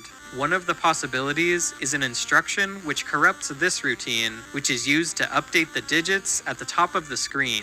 Initially, he thought it was useless. We don't care if, the score gets messed up or the coin counter doesn't work properly. But wait, this actually also affects the timer in the top right. No way, it never ticks down. This is the infinite time trick we've been looking for. What are the odds? We are so pumped up at this discovery. With this, we should be able to reach the Bowser that's way far into the Minus World, and have a Koopa on screen this time to do a real, proper ace. We do realize one obstacle to overcome, and that's that, the timer doesn't tick down. Which means we actually can't beat any levels. The game gets stuck waiting for the timer to tick down at the end. So, how are we going to get back to the Minus World? Well, there's a continue feature built into the game. If you hold A before pressing start, you'll start back on the furthest world you've reached. Since we already beat the Minus World to make it to Quest 2, the Minus World is the farthest world we've reached. So we can just go back to the Minus World straight from the title screen. We're good. I can't believe it. It's actually happening. With infinite time, we just have to swim all the way to this Bowser, fireball the Paracoopa, and we will have finally done it. Oh, dude, no way. We were so close, but we forgot. When we come back here from the title screen, we won't have the fire flower. We need that.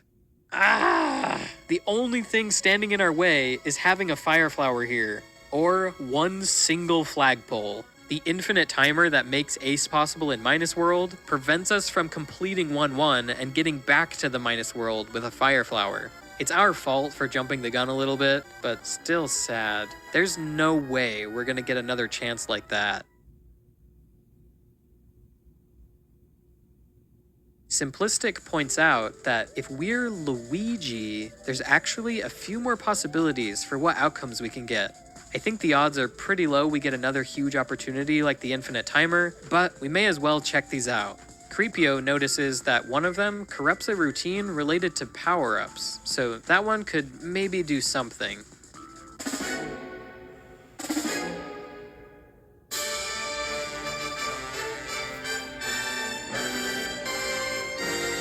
This is so fortunate, guys. After so many close ideas not working out, we finally caught a break. Something did actually work. Ace is possible in Super Mario Bros. Let me summarize everything that makes it happen. First, we need to be on Quest 2, so the Goomba is a Buzzy Beetle. The fastest way to do this is by beating the Minus World itself. Then, we need to make a trip back to the Minus World as Luigi. So, we pick 2-player game, die as Mario, and then run there as Luigi. We collect power-ups on the way. We get past the flagpole in the Minus World, we get the overflow glitch on the first Bowser, and defeat him to free up object slots. We make sure to be on the right side of the screen to turn this Buzzy Beetle around. From there, we make sure Luigi is on the ground when Bowser loads, so the glitched object overwrites his action state, and code execution jumps to the PPU registers. We make sure the data here at this exact moment gives us the right value, and we do this by using the height of the blooper on screen. This makes a 1 byte, or in other words, a very small, change to the game, which will remain when we hit reset. This change corrupts the routine of power-ups, so when they come out of blocks, we get a jump to RAM. And from here, we're kinda home free. We can control what instructions the game runs, because we can control what numbers are in memory when it arrives here. We're also already really close to the spot in memory where your current controller inputs are stored, so the number that will be here depends on what buttons you're holding on the controller. If we get here, we basically have total control over what instructions we can make the game run. We just have to make sure the game doesn't crash before reaching this point. Things like the background scenery of the level will affect this and can cause a crash. But if we set up memory perfectly by picking a level with a good background scenery value, moving enemies to good locations, scrolling the screen to a good spot, and moving Mario to a good spot, then we can make this happen.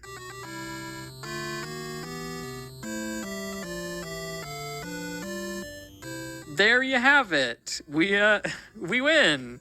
I know it looks pretty weird. If you don't like this, we could tell the game to load us into the very last room of 8-4 instead. And we can make Mario swim in the air. We can do whatever we want. The point of Ace is that it's awesome. At the end of the day, it's not meant to compete with regular runs. It's just amazing that it works at all. But speaking of competing with regular runs, the time that all of this takes is 5:15. About 20 seconds slower than beating the game normally. Ace in 2J saved 20 seconds. In this game, it loses 20 seconds. If someone can figure out how to set up the glitch in Minus World without power-ups, we could avoid running through 1-1 and 1-2 with Luigi, and that would save a bunch. Or better yet, figure out how to do this in Quest 1, and that will save minutes. It is insanely close, after all, but you already know that because you watched me talk about it for half an hour. My name is Shane Wilson, and I am the Director of HR. I spend a lot of time handling personnel issues, making sure that everyone is squared away on their trainings and on time cards and various things I don't necessarily have to remember exactly which form or which report to go to find something. I can just type it in right there and it gives me my answer. I type it in and I has it immediately.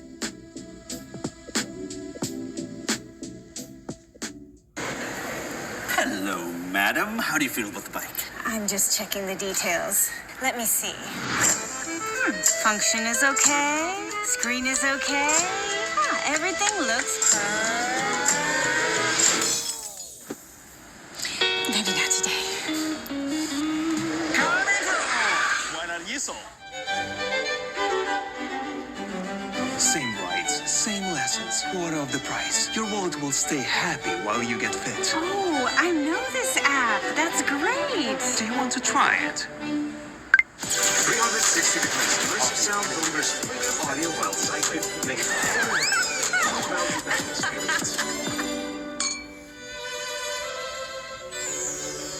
How do you feel? I love this big toy.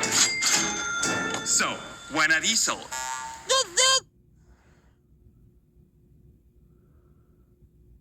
Hour. Well, we'll see what happens with this in the future. What's important right now is we did it. I'm so happy to report that Ace exists in Super Mario Bros. And this works on completely original hardware. Here it is working right now. This was quite the journey. Sure, we got really unlucky at certain points, but we also did get lucky at others. Yeah, this Buzzy Beetle is super annoying, preventing the Koopas from spawning, but honestly, we're lucky that this Bowser wasn't prevented from spawning. Or that there even is a Bowser here, or a Minus World in the first place. We're lucky that this is on the Famicom Disk System version, where we can reset and keep the changes that happen from the glitch. And we're of course very fortunate that this power-up corruption led to Ace. Alright, anyway, I hope you've enjoyed. Thanks for coming on this journey with me all the way to the end. I know it was long, but this story needed to be told, and this was about as short as I could make it. And there were even more details I could have shared. I'm gonna be releasing a video on my Patreon covering some more interesting details, or things we tried in the Minus World that were close. Okay, now just a couple final thoughts. First, I want to give a big shout out to those who helped make this possible, especially the top 3 contributors, 3Creepio, 100th Coin, and Simplistic. And an extra shout out to 100th Coin. If you're curious about the more technical details of all of this, he's currently working on a video that will talk a bit more about this, among other very technical things about this game. And finally, you can expect some fun demonstration videos coming out from this soon, like a full game task for speed, and other tasks which just show fun things you can do with this. For example, like I said, the possibilities are endless. Alright, thanks for watching, and I'll see you next time.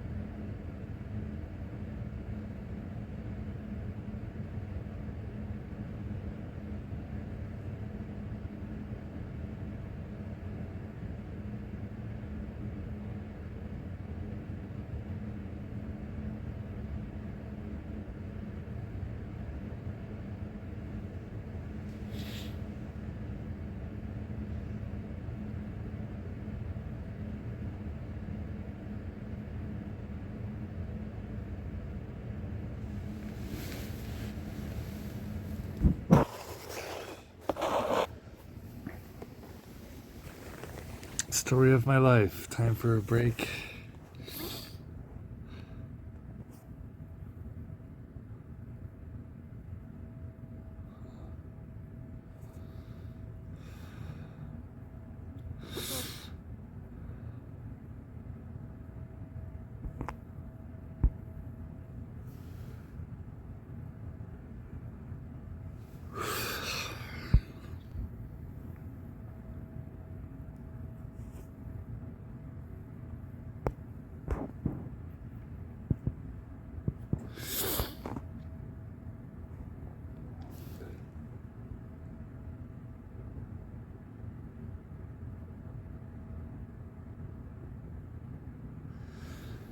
That's a pretty iconic picture.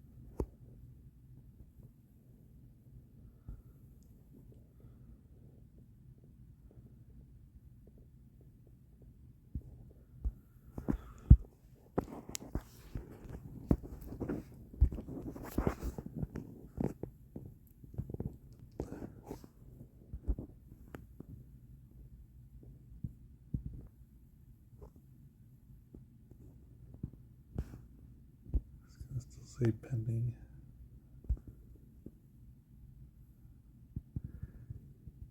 Yes, not.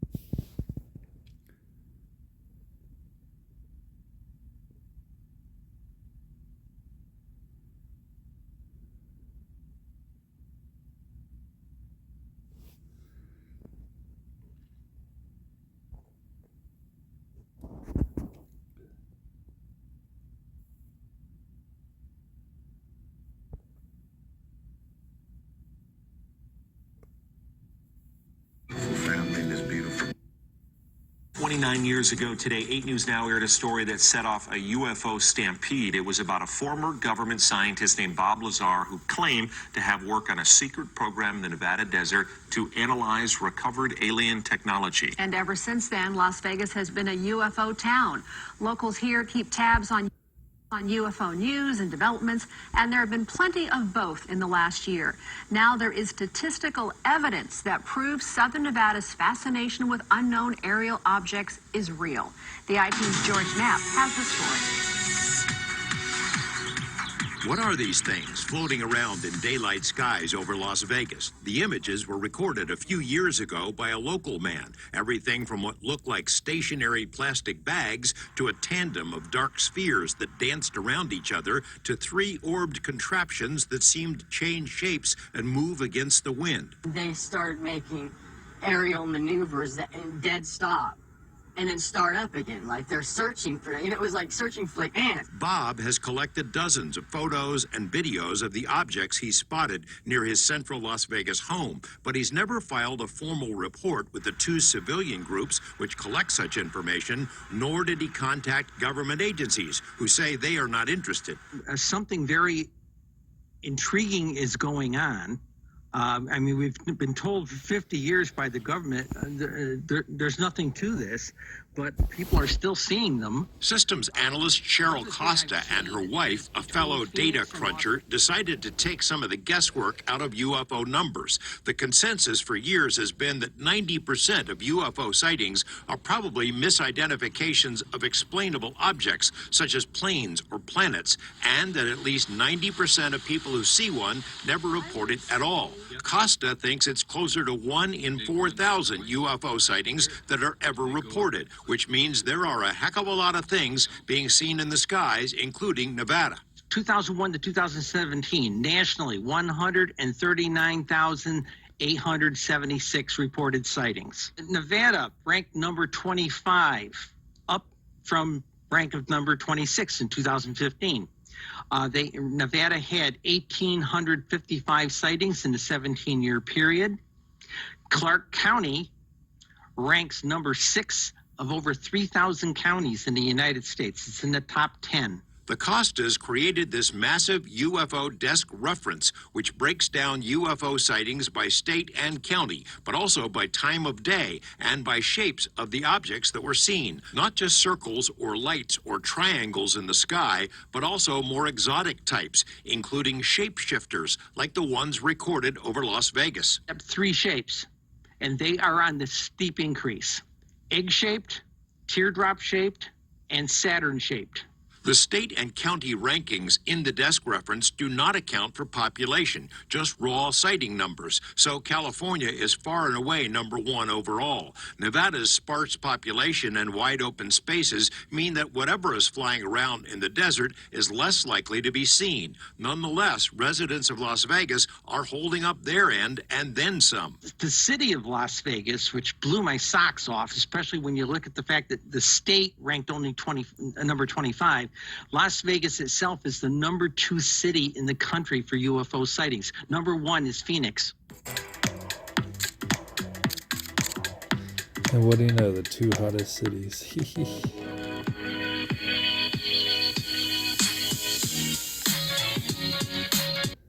Phoenix. Costa makes no guesses about who's flying this craft or where they're from. One Nevadan who tried to tackle those questions is former Nevada Senator Harry Reid, who quietly initiated a Pentagon program to secretly study UFO cases, including some now famous videos released a year ago by the Pentagon, though the case files have not been made public. George, I think these studies are so loaded with information. The reason I say that is that we learned a lot, but one thing we did learn is that over the decades, there have a lot of things happen that there's no explanation for. Not yet, anyway. George Knapp, 8 News Now.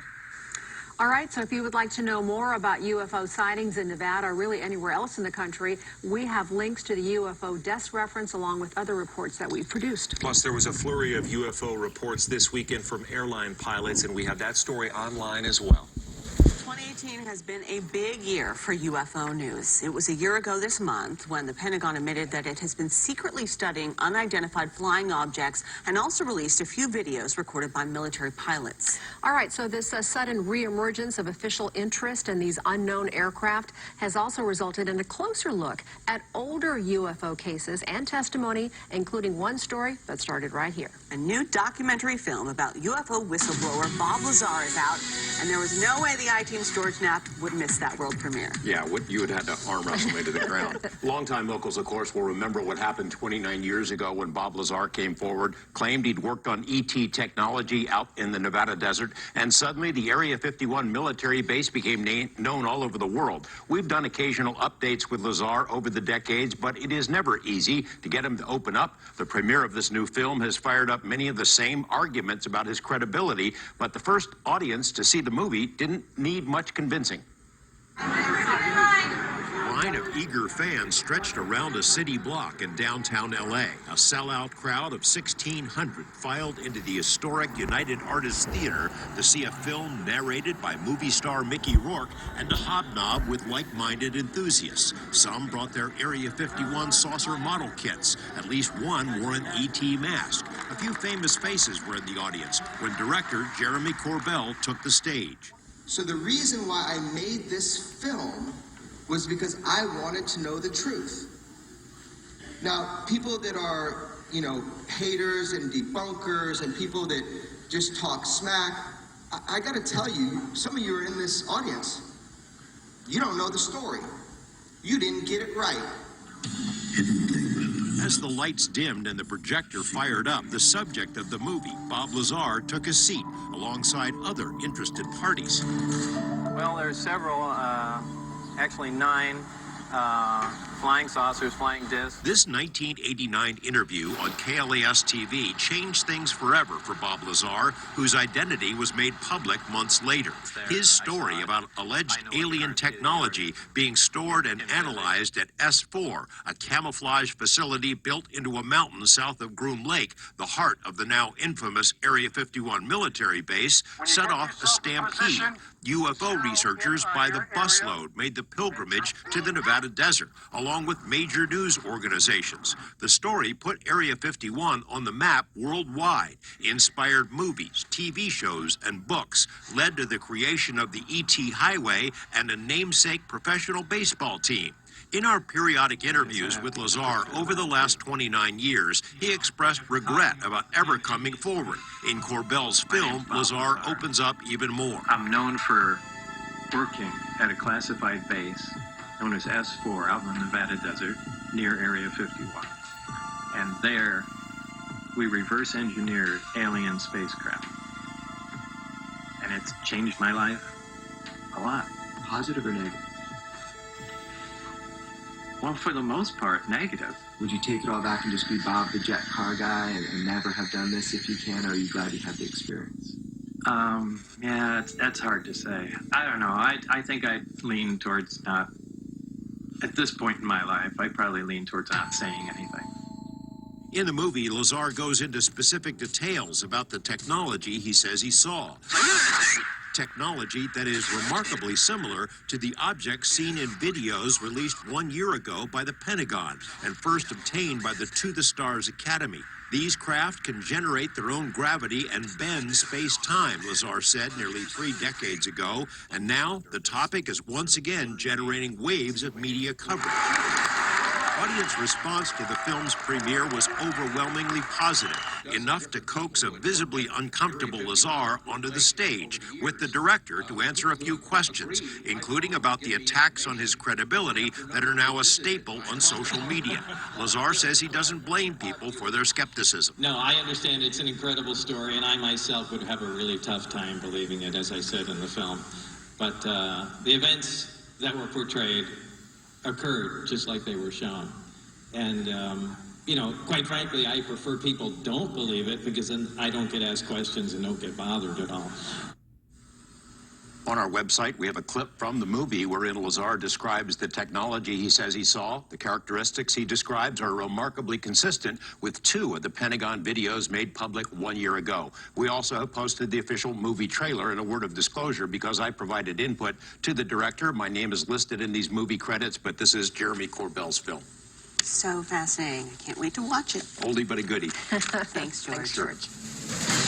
U.S. Navy officials issue a stunning statement that the Navy is developing new policies to make it easier for pilots and other military personnel to file official reports about encounters with unexplained aerial phenomenon, otherwise known as UFOs. And what's behind this dramatic announcement, and is it related to the UFO videos which were made public at the end of 2017? The I-Team's George Knapp live in studio with an exclusive update. Yeah, this statement by the Navy is startling. It was done in response to what the Navy says is an increasing number of intrusions of our airspace by unknown craft. It comes after 15 months of conflicting statements from the Pentagon about secret UFO research, including claims that the study, sponsored by Nevada Senator Harry Reid, wasn't really about UFOs, and that the 3 videos weren't really released by the Department of Defense. Suffice to say, we now know those Pentagon statements are not accurate. You want to change your life today? Make a decision. Focus on where you want to go instead of what you're afraid of. Really create. The U.S. Navy's 2004 encounter with an object called the Tic Tac UFO. There's a whole fleet of them. Look on the ASA. The 2015 incursion by multiple unknowns off the coast of Florida, dubbed Gimbal. And a zippy craft aptly known as Go Fast. 2 of these 3 videos were made public in December 2017, released simultaneously by the New York Times and the To the Stars Academy. The provenance of the videos has been disputed ever since. The videos were released by the Department of Defense. The Department of Defense made the decision to release them. Someone gave it a green light. Absolutely. And it wasn't me. Lou Elizondo was a career intelligence officer who for nearly a decade directed ATIP, a secret Pentagon effort that studied and analyzed UFO cases, encounters between unknown craft and military units. The program was initiated at the insistence of Nevada Senator Harry Reid. In 2017, Elizondo left the Pentagon, in part because he felt these incidents were not being given the priority they deserved. But before he left, he initiated a process to get the 3 videos and many more declassified so the public could see them. He insists these encounters are not isolated incidents. ATIP did find a lot of stuff. And this wasn't just a one-off looking at the Nimitz incident. There were many, many incidents we looked at. And we looked at them on a continuing basis. Pentagon spokespersons have been fuzzy about the legitimacy of the videos, and critics have pounced on the ambiguity. But the I-Team has now obtained part of the paper trail. This is a DD-1910, the final step in a multi-step process issued by the Department of Defense Office of Pre-Publication and Security Review. The request specifies the 3 videos, Go Fast, Gimbal, and FLIR, which was the original name for Tic Tac. Some personal information has been redacted, but the document shows authorization for release was granted on August 24th, 2017. The I-Team has also acquired the DoD directive, which spells out how the release procedure works. This form shows the videos were released by the book. Senator Reid, who helped initiate the ATIP program, has confirmed there's a lot more where these came from. You cannot just hide your head and say it does. These things aren't happening. We have military installations where hundreds and hundreds of people who are there see these things. After the I-Team obtained the paperwork, we asked Elizondo if this is the form he filed with the Pentagon. He said he's not authorized to comment, that it's up to the Department of Defense. It is known that the 3 videos and the pilots involved in those encounters were part of several closed-door briefings given to Congress over the past year. High-ranking Navy officials joined some of those briefings and reportedly were just as surprised as congressional staff. That ongoing effort is what led to last week's stunning announcement by naval officials. They now want to encourage pilots to report unusual encounters without fear of damaging their careers. The briefings for Congress underway for the past year or so were arranged by a man named Chris Mellon, who formerly worked for the Senate Intelligence Committee and also for the Department of Defense. Mellon, now with To the Stars Academy, sent a statement to us saying that after senior Navy officials joined the briefings, they realized it was, quote, indefensible to not have a system that allows more reporting of these incidents. We have his full statement and other supporting material on our website, and we want to thank Senator Reid for his help in obtaining documentation related to this report. More to come. Sense to hear the pilot's angle on it. They're the ones up there, right? Right, yeah, this is a big deal. All right.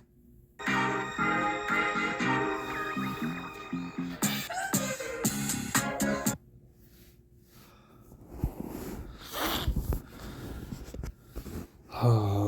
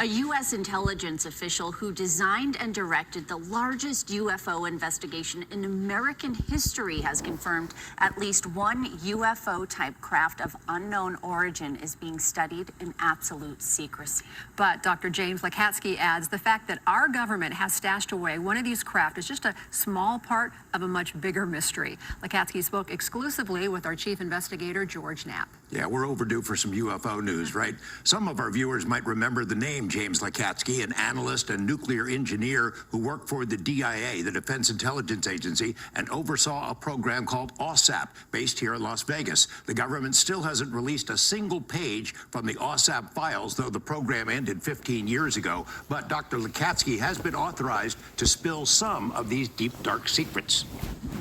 Reducing 30,000 pages of analyst photos and information and logs and sightings, et cetera, and investigations, that was a tough job. So when I first met you, I could only give you a very top-level view of what we had done. The first time Dr. James Lakatsky revealed the existence of OSAP, the government's largest ever UFO-related investigation, was in a hush-hush Washington, D.C. meeting in March 2018, arranged by Senator Harry Reid. It happened 7 years after the program had ended, and 4 months after the New York Times revealed the existence of a smaller, unofficial offshoot effort called ATIP. OSAP, authorized by the DIA, secretly funded by Reid and colleagues, and carried out by a Las Vegas subcontractor of Bigelow Aerospace, was larger than all previous UFO programs put together. It produced a staggering body of work in its 27-month existence, more than 100 thick, detailed scientific reports, not one page of which has ever been released by the government. The most unique part of OSAP is that the program was allowed to follow the evidence wherever it led, and it invariably led to phenomena far stranger than mere UFOs. Then it didn't go off track into the paranormal. It was to investigate the paranormal as being the umbrella over UFOs right from the get-go. And your bosses knew that from the beginning. They knew it was going to get weird. They knew it from the beginning. They were concerned from the beginning about the leak, but we never had a leak. Not at all. Lukatsky and a DIA colleague, Jay Stratton, were inspired to pursue these subjects in part by continued reports of UFO activity over sensitive U.S. military assets and by a cornucopia of bizarre, seemingly paranormal phenomena at what is now well known as Skinwalker Ranch. He's got 3 big toes and one at the back. Creatures, animal mutilations, poltergeist or trickster-type activities, along with a smorgasbord of possible UFOs. Lukatsky visited the ranch, had an experience himself, and wondered if the paranormal events were a side effect caused by UFO technology and whoever was piloting those craft. It turned out to be the other way around, he says. UFOs are a subset under a larger paranormal umbrella. Lukatsky makes that argument in his new book about OSAP, Future Visions. That's the purpose of the government effort, was to look into, is there something really there, especially in the paranormal umbrella? And the answer is absolutely yes. Members of Congress and the UFO public are mostly focused these days on testimony they've heard about legacy programs, places where crashed UFOs and alien bodies are supposedly stashed. The kind of allegations that put Nevada's Area 51 on the map back in 1989. And why not? In a previous book, Lukatsky was authorized to say in very brief terms that the government does possess at least one advanced craft of unknown origin. As big as that news is, Lukatsky says, it does not answer the even larger questions. You could have craft, you could have bodies.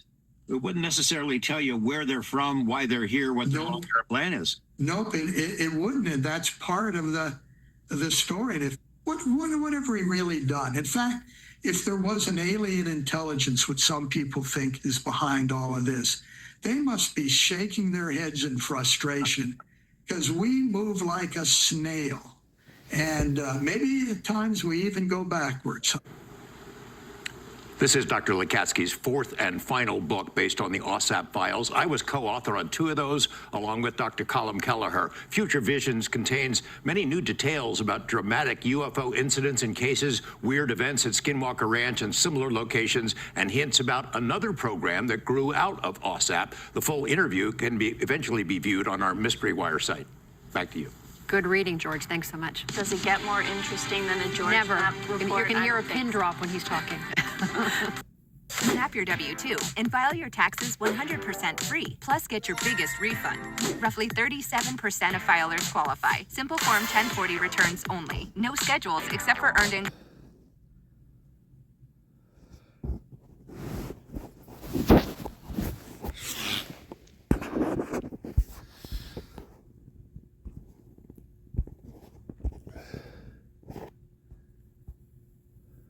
For the acute treatment of migraine with or without aura in adults. Well, where's my imaginary Asian girlfriend, Carla? Another night in a hotel, not a single fucking person centered in my room. But no, people only get hotel rooms to have sex. That's what you said, Carla.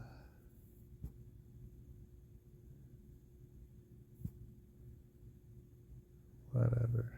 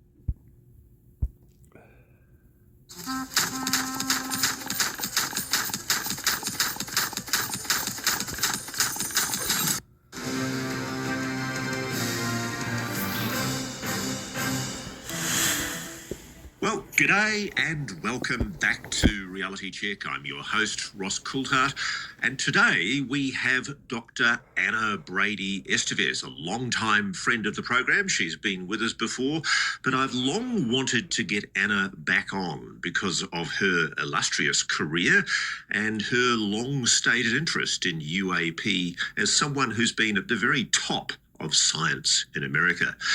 Dr. Anna Brady Estevez is a deep tech investor, scientist, and former US government program director whose career spans elite academia, high-level federal innovation programs, and federal capital.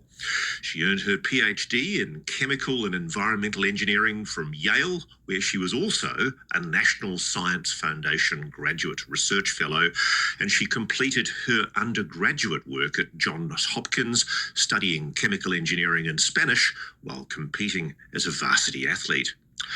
Professionally, she's operated at the very highest levels of both public and private innovation ecosystems. She's worked in corporate strategy roles at major energy companies, advised through Boston Consulting Group, and moved into venture capital through programs like the Kaufman Fellowship. But one of her most impactful roles in government came when she served as program director at the National Science Foundation. There, she helped oversee hundreds of millions of dollars in funding for early-stage, high-risk, high-reward technologies, supporting startups working across space, energy, advanced materials, and emerging digital systems. Today, she's a founding partner at American Deep Tech, where she focuses on identifying and funding breakthrough technologies that could reshape entire industries. It's a VC firm that now has explicitly prioritized UAP, that's unidentified anomalous phenomena derived, and UAP-inspired technologies, and has spoken publicly about the need to remove stigma from UAP research, arguing that unexplained phenomena should be treated as legitimate scientific questions, especially when they intersect with areas like advanced sensing, propulsion, materials science, and artificial intelligence. She's also described, including previously here on Reality Check, her own personal sightings of anomalous objects, particularly luminous orb-like phenomena. You might remember she was with us with Sarah Gam after they'd seen extraordinary orb-like objects over the Congress. And Anna's explained that these experiences, combined with conversations with senior figures across government and industry, pushed her to take the subject seriously. In interviews and public appearances, Anna consistently emphasizes what she calls an source-agnostic approach, rather than jumping to conclusions about whether UAPs are ETs or something else. She argues we should focus on the observable data, the performance characteristics, and the potential technological implications. Her perspective is that without definitive answers about origin, the phenomena may point towards scientific breakthroughs, or at the very least, critical gaps in our current understanding of physics and aerospace systems. Anna's very engaged in policy discussions around UAPs, advocating for increased transparency. I think you're still on the UAP Disclosure Fund, Anna. Better data collection and more structured funding pathways. She sometimes compares the scale of opportunity to a modern-day Apollo program.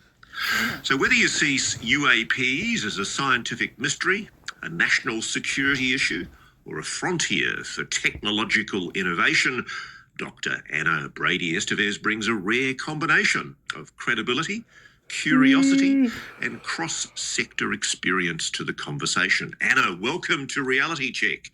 You are an overachiever. Great to see you. What's been your most important role as a woman in science, do you believe? Well, I think the thing that's been most important for me, and many people can relate to, having times in their career that were more difficult or things working out. And so I think most people have experienced that. So sometimes those tastes of humility combined with I had the mandate to fund a large number of companies, what I found was that people who, most of the time, the innovators, were not being taken as seriously the more disruptive their science. So having the opportunity to fund such a large number of entrepreneurs, I can't unsee what I've seen, which is just that people are capable of tremendous things. And we really need to experiment more and be more supportive of creators and disruptors. So I think that that's what I'm most grateful for, is that opportunity to have learned from the entrepreneurs and the innovators who've just shocked me with what's possible. It's funny, I'm really happy you evoked the Apollo program, because to me, as an outsider looking in on American society, I think the exceptionalism that was portrayed in the 1960s with the decision by JFK to go to the moon, we will go to the moon not because it's easy, but because it's hard. That kind of era of American exceptionalism in science and achievements in science, is it over? I really think it's just beginning, so one thing is to have that vision, and to now, even more so than then, have that shared vision with so many countries around the world, with Artemis partners. And because technology has advanced, there are things that are now possible, on the moon and in space that weren't before. So when we think about with advanced manufacturing, with AI, with transitioning from space being about exploration and bringing people together and showing that leadership, to delivering real solutions that affect people both on and in the future off planet, there's just so much more that's easily accomplishable today compared to what would have been possible back then. I want a boyfriend so bad. I want him to hold my hand and take me to the movies, drive me around and tell me I'm pretty, go thrifting with me, tell me about his favorite things. I want a boyfriend. I really do.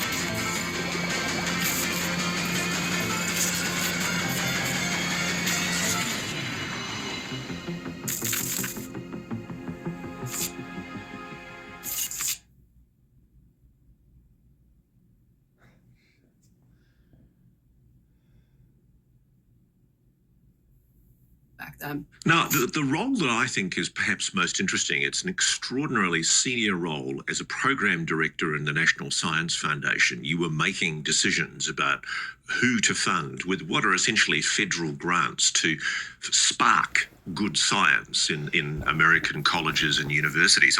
I think the National Science Foundation funds an enormous percentage of the overall funding for colleges and universities across the United States. So it's an extremely important institution.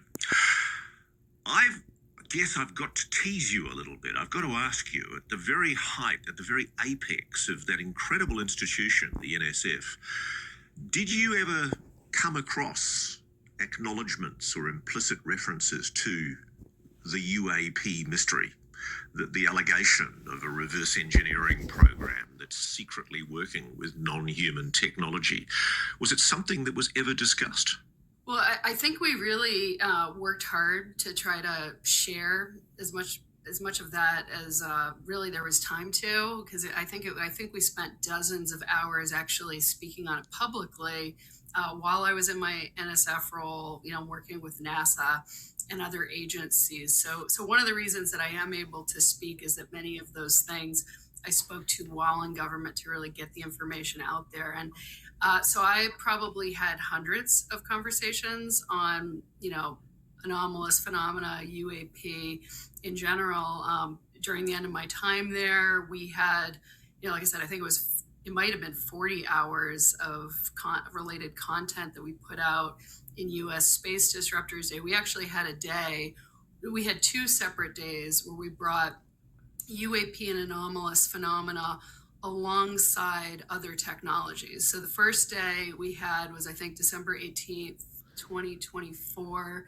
And then it was something like January 16th or 17th in 25. And the first day was positioning UAP and even remote viewing as well, alongside areas like US launch capabilities, satellites, advanced communications, in-space biotechnology, in-space semiconductors, moon infrastructure, which we refer to as Moonfra, digital assets, and AI. So we really saw it as critical across the interagency, the U.S. Space Economy Interagency, as something that just needed to be understood and addressed with the highest priority space technologies. The second day, we focused a little bit more on energy and resources alongside UAP.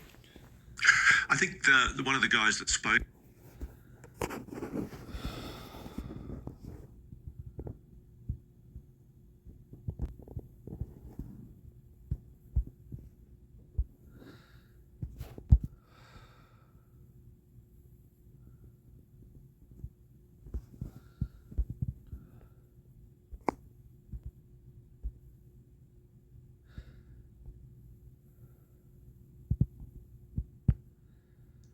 Well, that's technically the time to get into Bitcoin. It's kind of chilling there.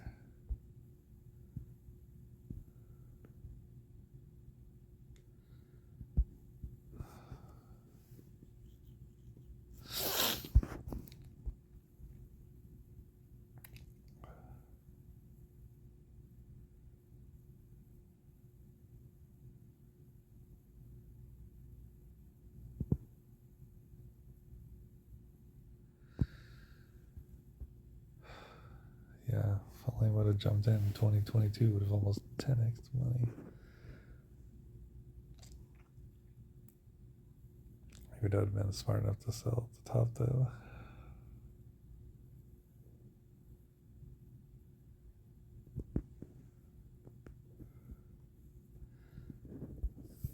Ethereum. Holy shit. I mean, now's the fucking time to get into Ethereum. But again, you might only double your money. Ethereum's supposed to skyrocket because of Mr. Beast, but who knows?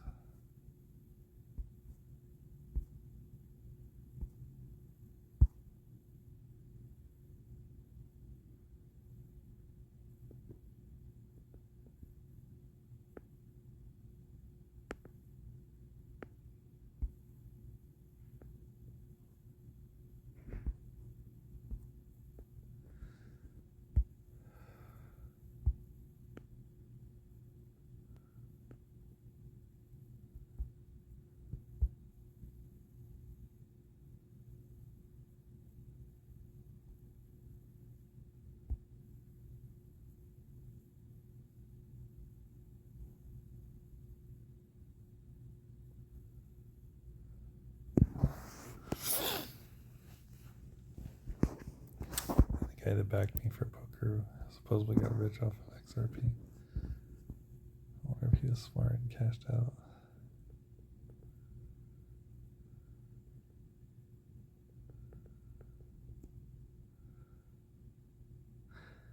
That's actually really bad.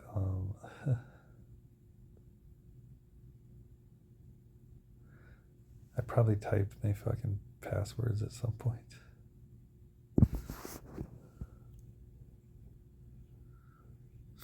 I mean, if I ever type my password, I would literally just stop recording, right? And then just start recording again. If I was smart.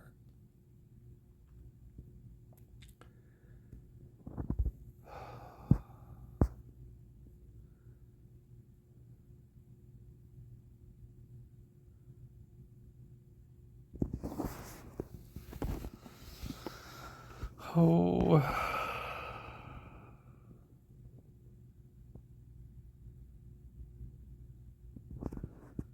But since I'm bored, here I am. I think I need to turn the air up. Chris Shire's sister.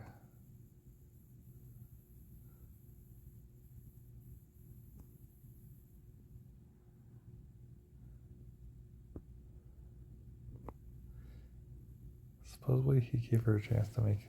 It's weird, like she was making bank as a bartender at his bar, but like was always fucking broke.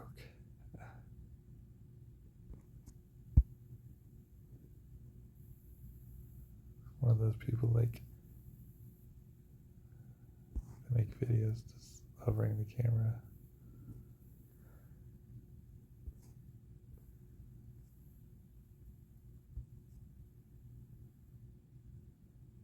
This might be a fake girl, like literally doesn't exist.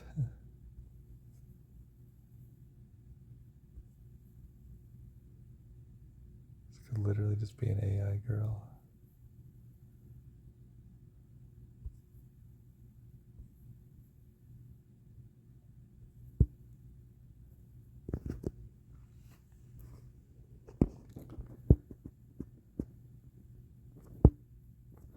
Anyways, I mean, she looks real. That's how good AI is getting, right? Huh.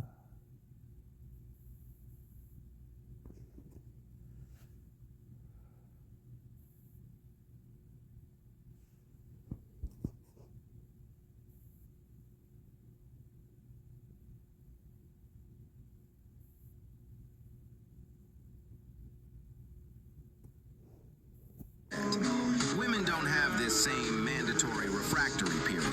Their arousal system is more continuous and controlled by different hormones, especially oxytocin and estrogen. These hormones help keep sensitivity and bonding going strong.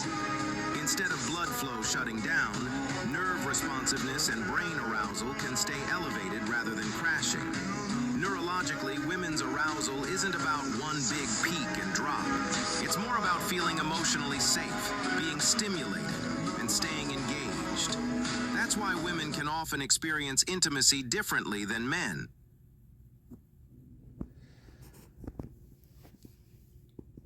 Well, Carla does not make me feel safe, so.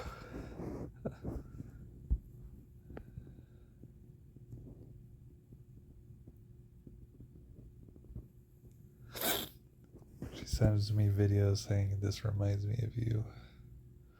And it's probably toxic. Even though I literally just want world peace.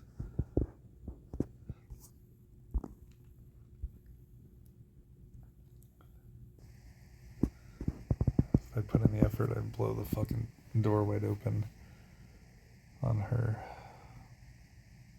Problem is, do I really want to sit there and edit videos and go over? I don't know. I mean, all I have to do is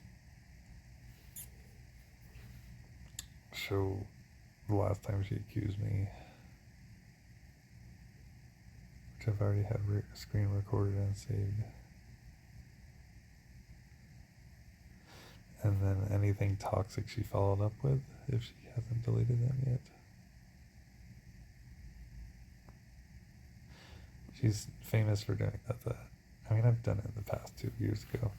If she doesn't watch my videos, I just get pissed and delete them. Like, oh, well, so much for putting in this effort.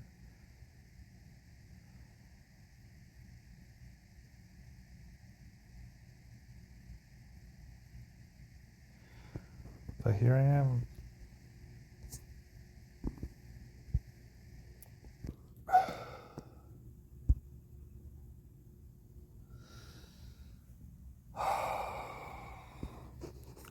I need to use my, this one. Turn on there we go. Where is this imaginary Asian girlfriend, Carla? My fucking suitcase hasn't moved since I checked into the room. I would have had to have stopped recording and snuck someone up into my room or went to someone else's room. I've been here multiple days. I thought people only get hotel rooms to have sex, Carla. Where are they? I've been screen recording my fucking screen forever. I should have been doing it from day one. But it was stupid and wasting, like... storage space recording on my iPhone. I could have screen recorded on my iPhone too.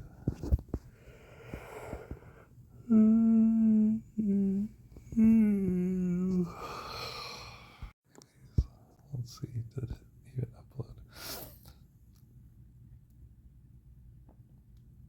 4 actors who make millions for doing nothing.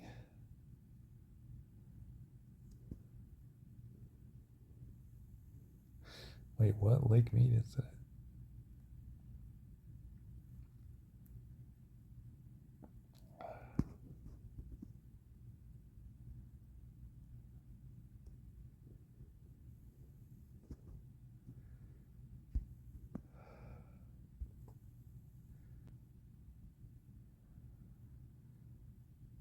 Well, they're partially restricted.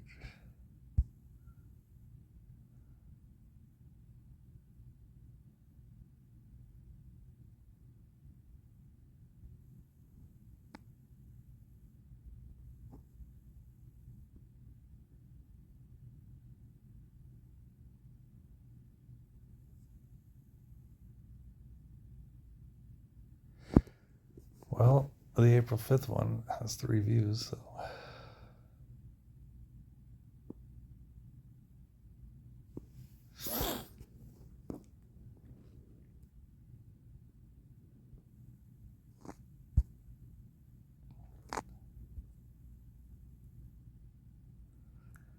This one has 5 views. Huh.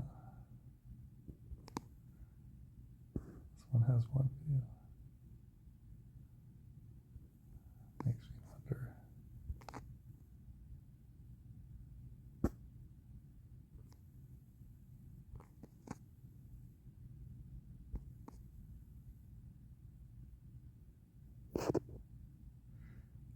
I should publicize this one too.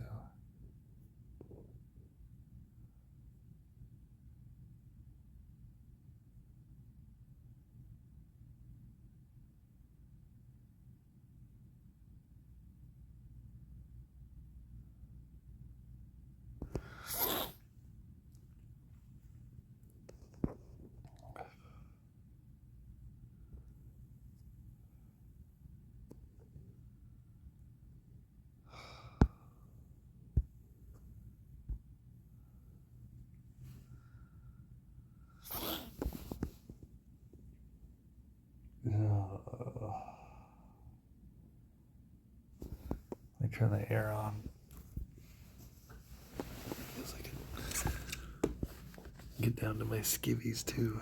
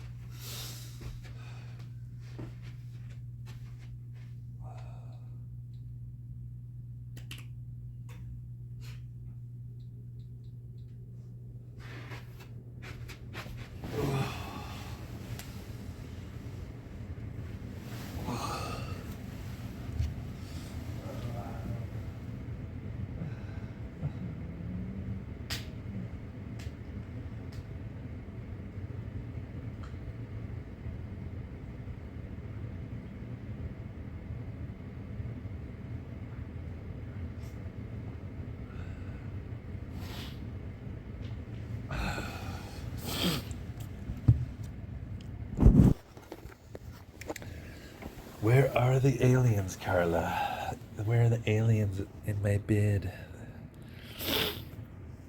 Apparently to them. Apparently to the NSF director.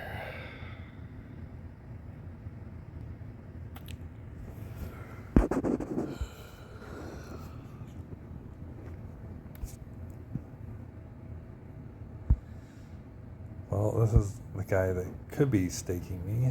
He literally has endless money.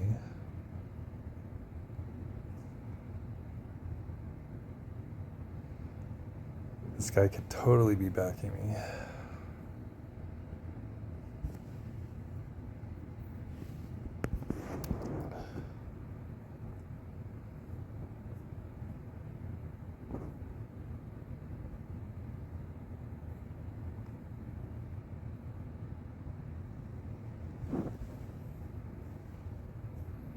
like,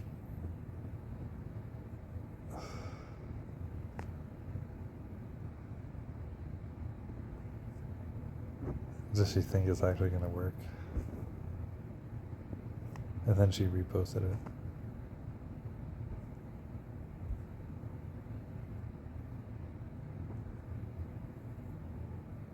The fuck?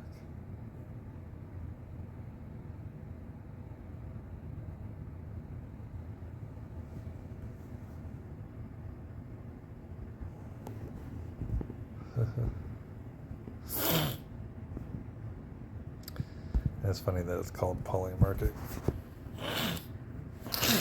Carla, the fake poly person. She can't be poly because she has no fucking trust. Polyamory is about honest and open communication and trust. She doesn't have that shit. She don't trust nobody. She can never actually be poly. She literally said it herself. She'll always be a cheater. But yet she wants to accuse other people.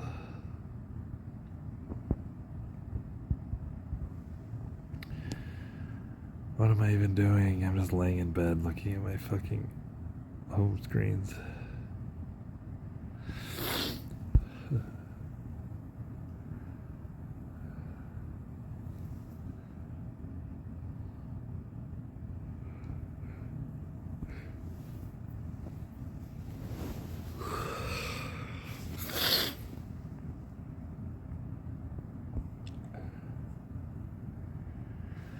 I missed my chance to sleep in a vehicle. South Dakota?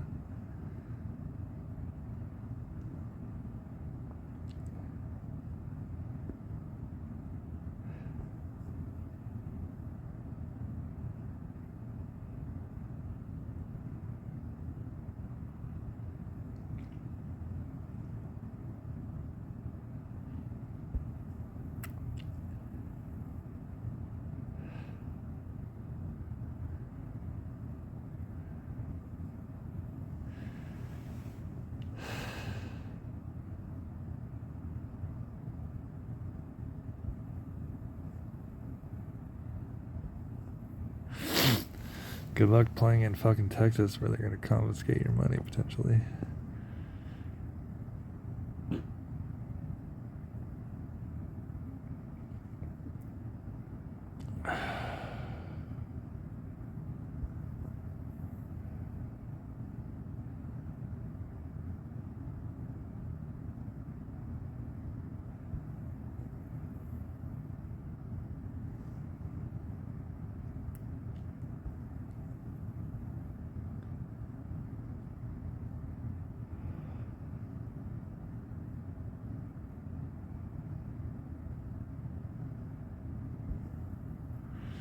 I don't even know anymore. I mean, fucking Alan Kessler won $1 million on a slot and didn't, like, retire.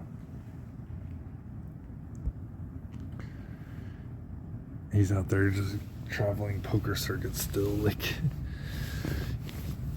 At what point doesn't he just go on a fucking lavish fucking vacation? But apparently, it's just... It doesn't matter where you go, it's all the fucking same. And Europe is like so small compared to America, right? I don't know.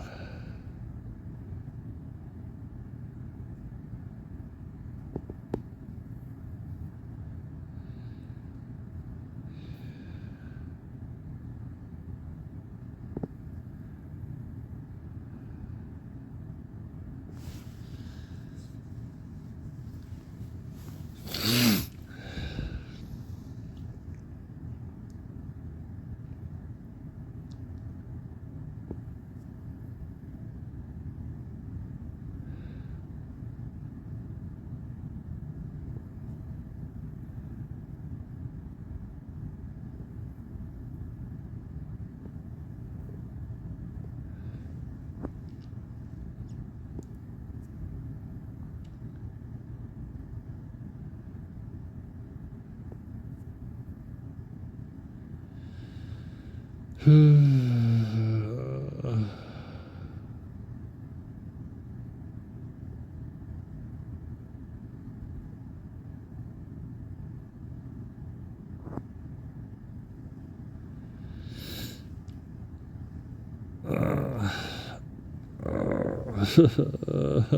fucking ankle.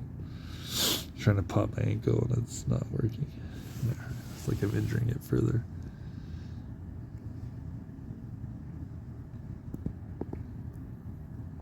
Like I'm done. I could have a team of people help me train to be a pro basketball player. I wouldn't even get off the ground. I'm almost 41.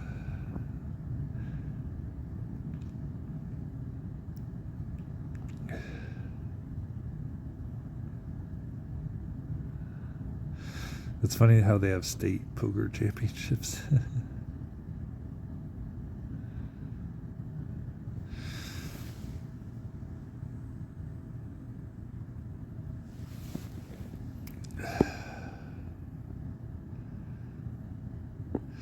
And notice how none of these have a guarantee.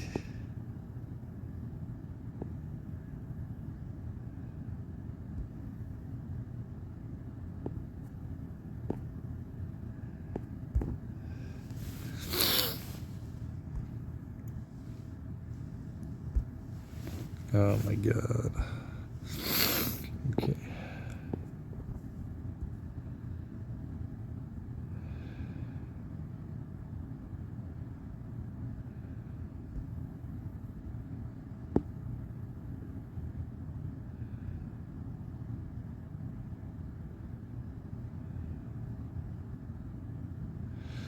This is when you gotta start using a calendar and plan your days like months ahead of time.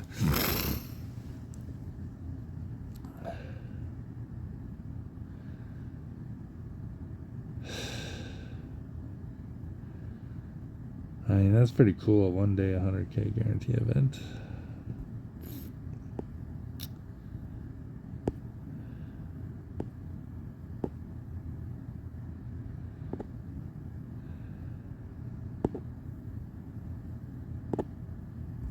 It's even better, 250K guarantee.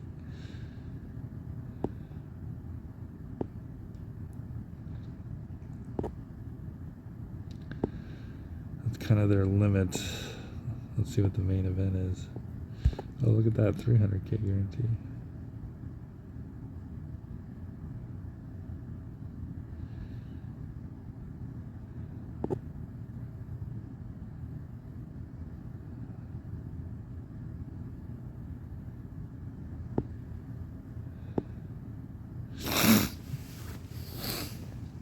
I mean, is it multiple day ones? What is going on there? Yeah, there's 12 and 5 o'clock levels.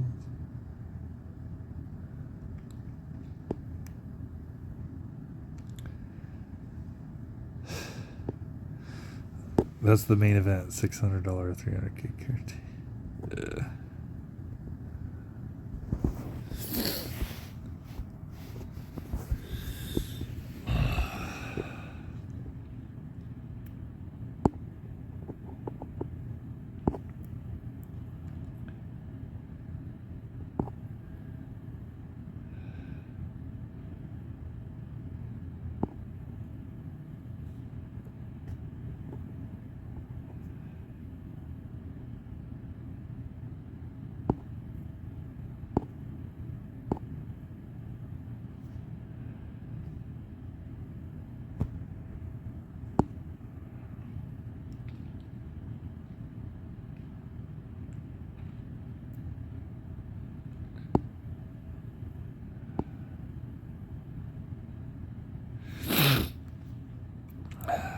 I'm not even like looking at a lot of these. I'm just kind of daydreaming.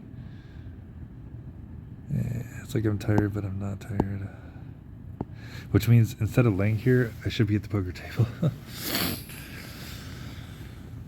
I wish my room was... I wish they would... I should have asked for a room near the fucking poker room. This is ridiculous, man.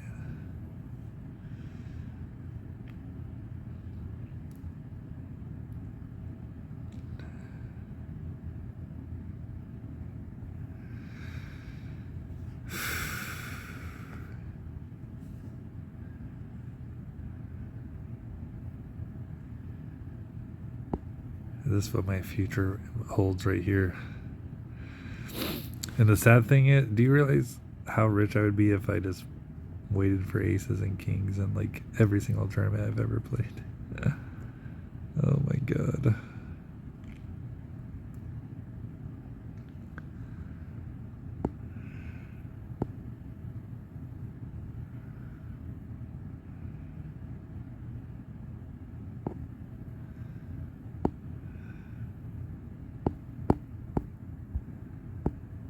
We got Borgata.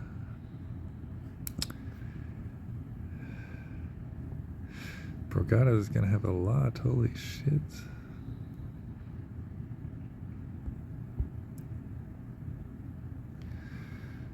Should I just hit the fucking open road? Start traveling. The grand joke poker series. Hey, at least they exist, right? At least they try.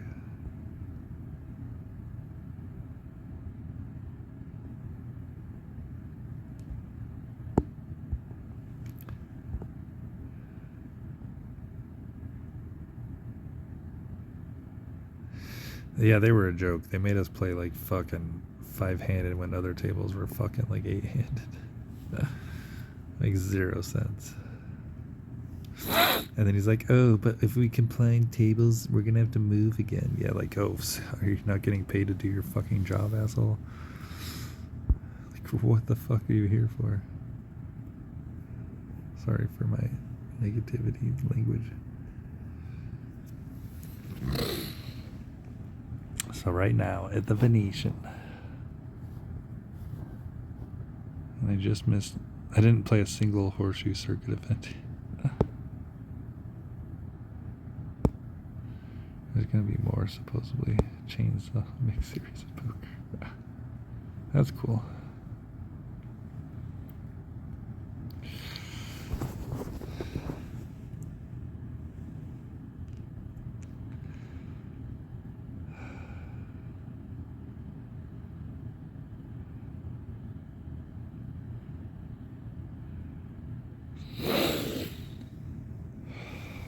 Make myself sick. I got the air on fucking cold as possible. What's the point if I'm just gonna cover up?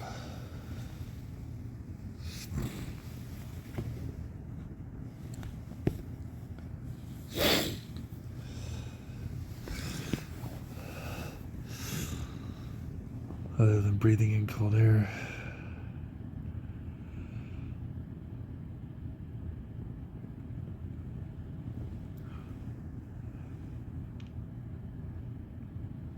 Something about blasting the AC and covering in blood covers is comfortable. So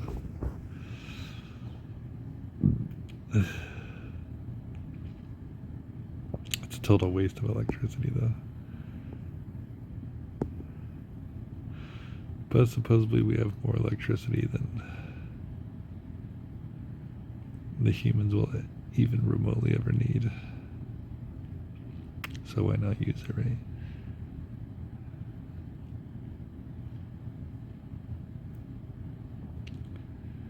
Unless you could use it for something else.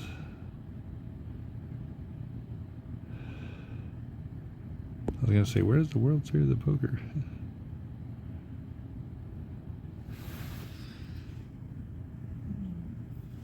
Almost 2 fucking months of poker. Have you looked at the schedule?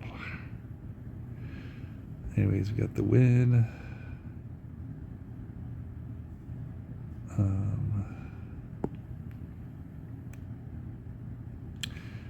We even got a circuit in fucking Lake Tahoe. That's crazy.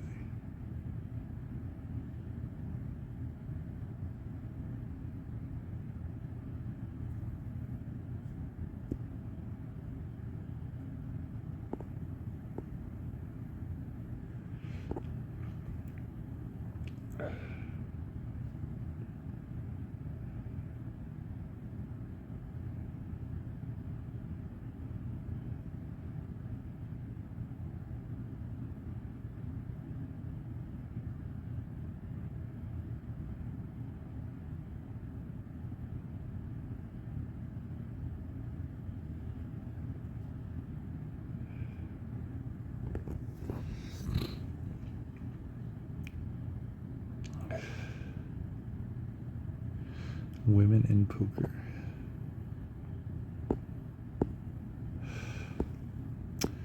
So that's it. That's all that's scheduled. I mean, obviously there's going to be more later on.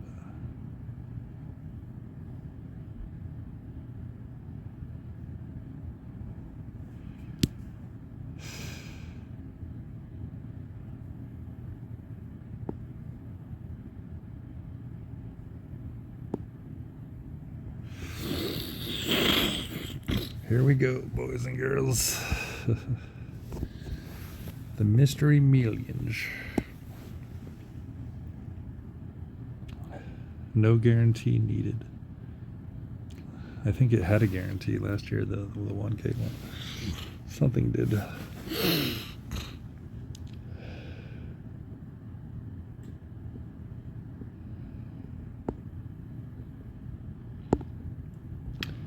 Ooh, they have daily landmark satellites. Oh yeah.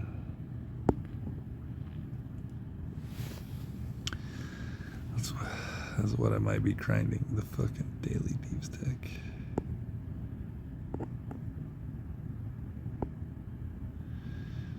Oh, it's 8 p.m. though, that sucks. We'll see. Yeah, I might have to do the $250 ones. It'll be slightly bigger prize pools.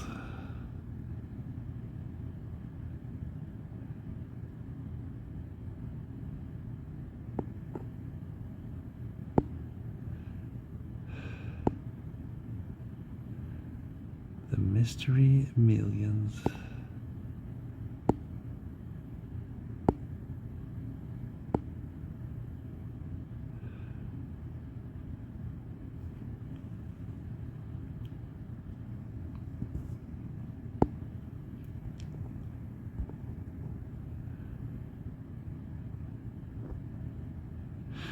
And yeah, anytime I've played WSOP events, it's literally like you're literally just waiting for aces or queens plus, I guess. But even queens, you gotta be careful. There's a 1 in 10 chance at a full table that someone has an overpair, so you gotta randomize that shit. You don't even need to randomize it. Actually, you do. You should figure out how many combos of ace king. I should do that right now.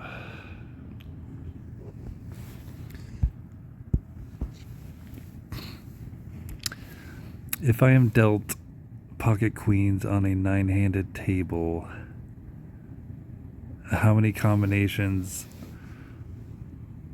of ace king offsuit and ace king suited are there, and how many combos of aces and kings are there? So what are the odds that I run into ace king versus pocket kings or pocket aces if I'm dealt pocket queens in a 9-handed tournament?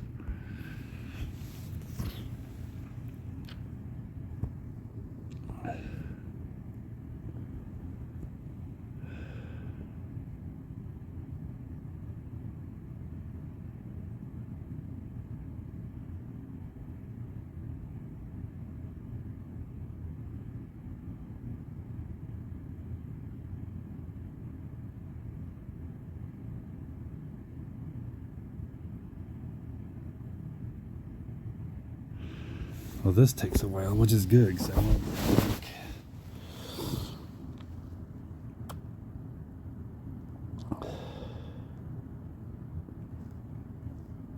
dude, it used to just give you the answer instantly.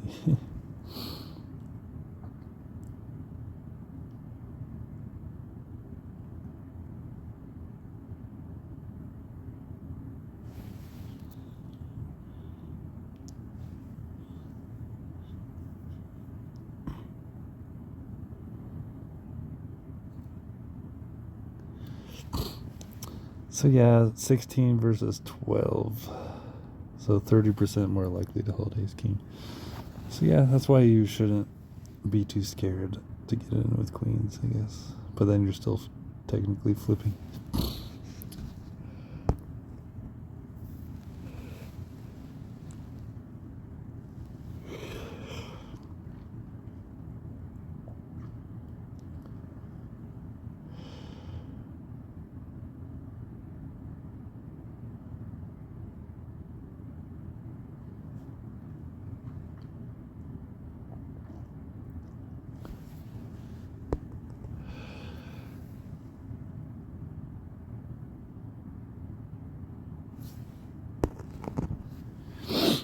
10% chance.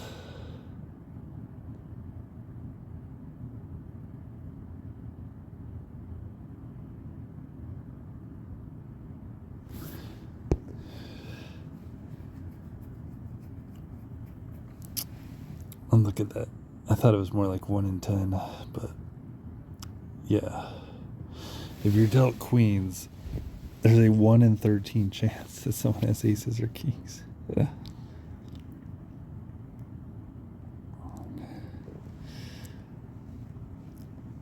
But it's really not that much different. So you gotta, randomize that shit.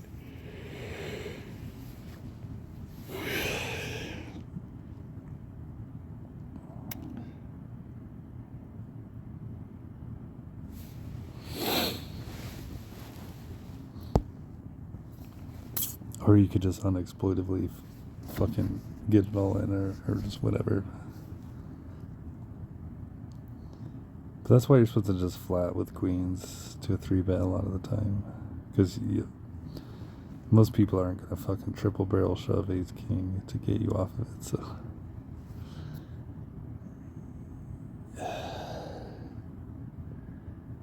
You'll typically find out whether they have it or not.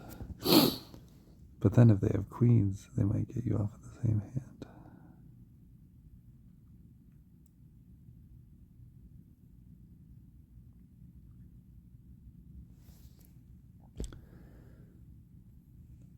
That's like what? Almost 1 in 5 or 6.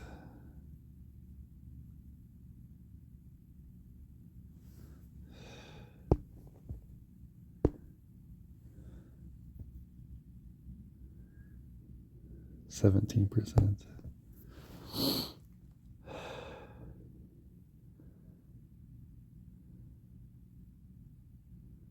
So yeah, whenever you're dealt queens, it's about 1 in 6 times. 1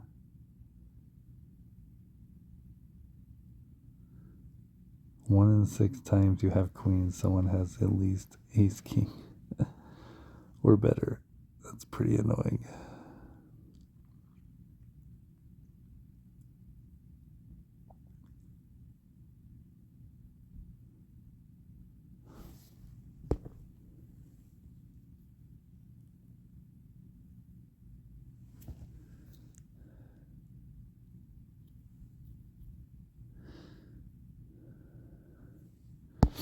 But there you go, that's your answer. That's why you want to always get it all in with queens, because long term you're going to make money against ace king.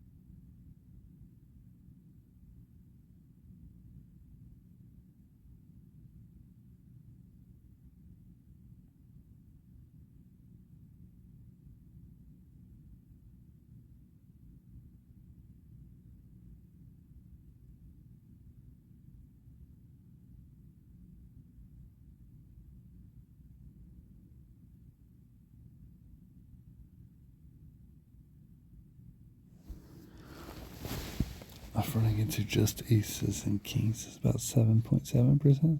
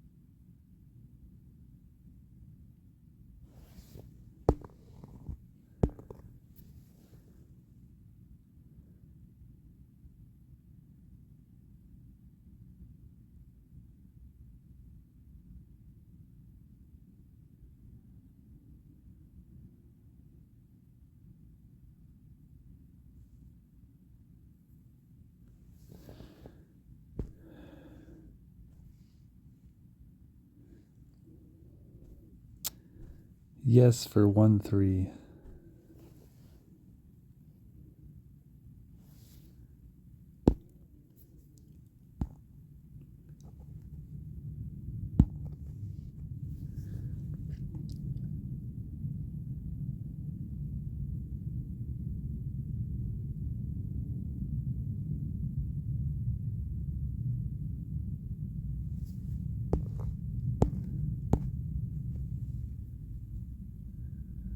$10 to $15 standard.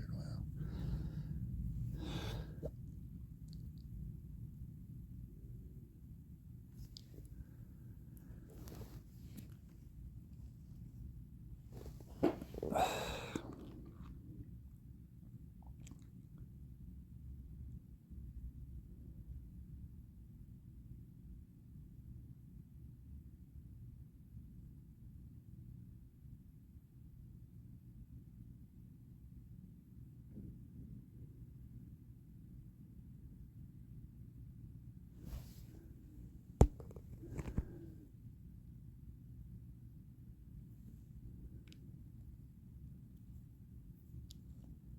It said tight older knit.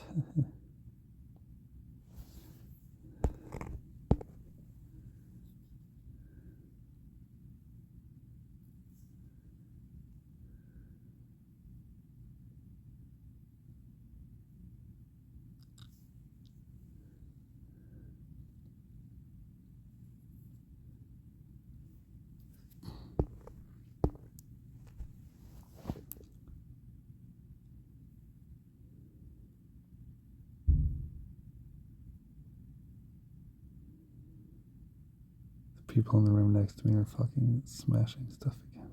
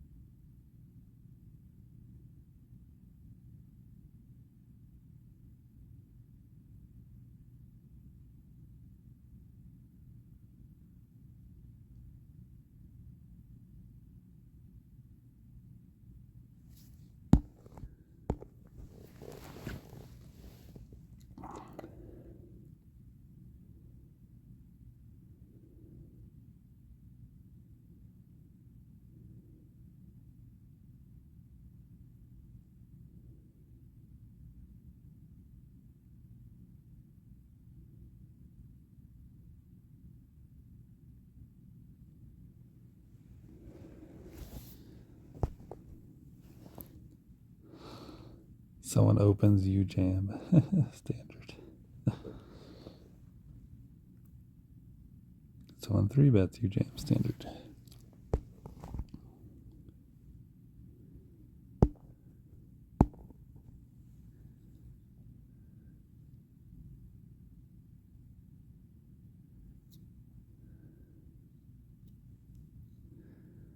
So yeah, you're only going to run into an overpair 7.7% of the time.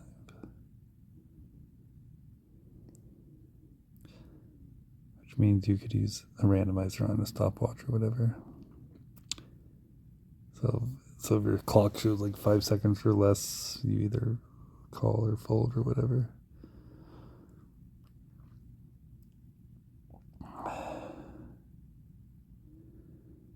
I mean, yeah, you should fold unless you're set mining.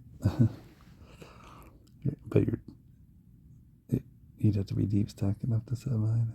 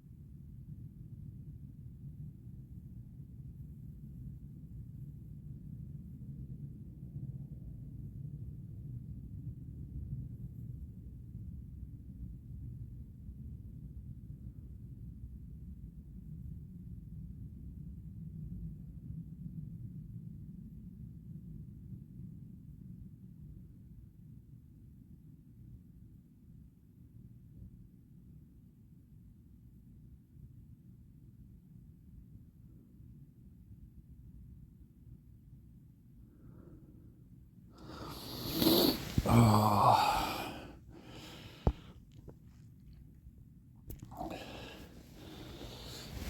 This is where discipline matters. Old knit 5-bet, yeah. You can actually fold and be, yeah. I mean, I've known this for years.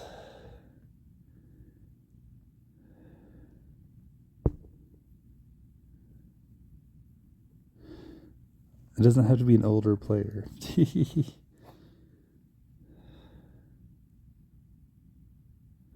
But why did the older people play like nits? Because they've played a million times and they've learned their lessons. They know what works.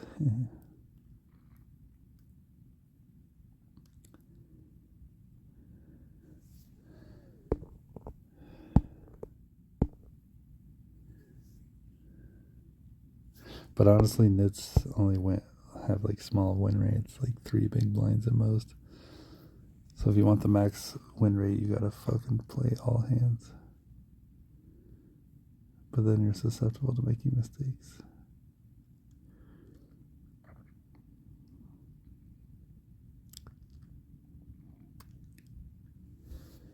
I don't even know what to do anymore. And I don't know anymore.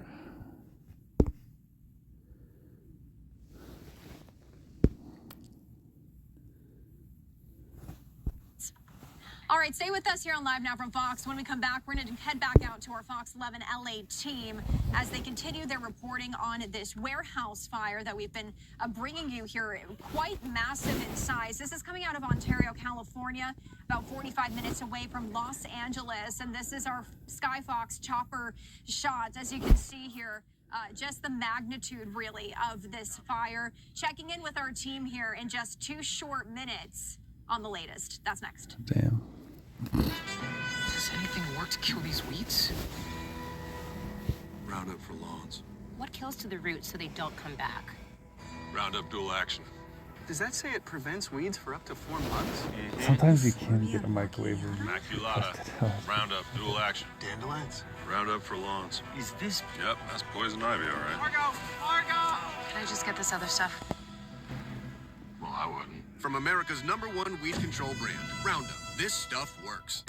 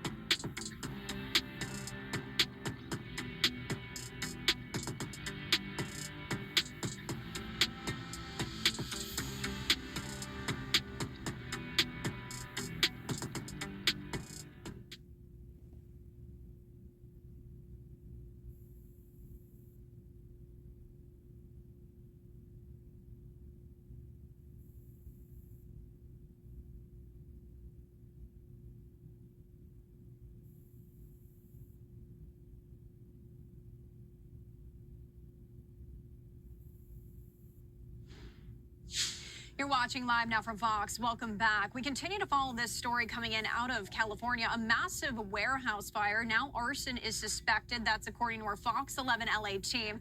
We do have a chopper shot here. However, it's currently not on the fire at this moment. What we're going to do is play out some of our Fox 11 LA team's coverage from just moments ago.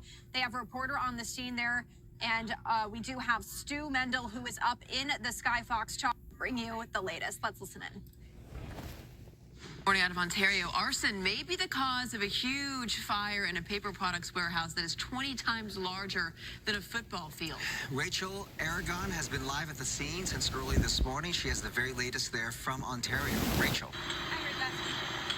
Bob, Jen, good morning. Crews now nearing 7 hours or so of being on site here trying to battle this 6-alarm warehouse fire right here in Ontario. You see crews right there on the ladder still doing just that. This is what we know so far.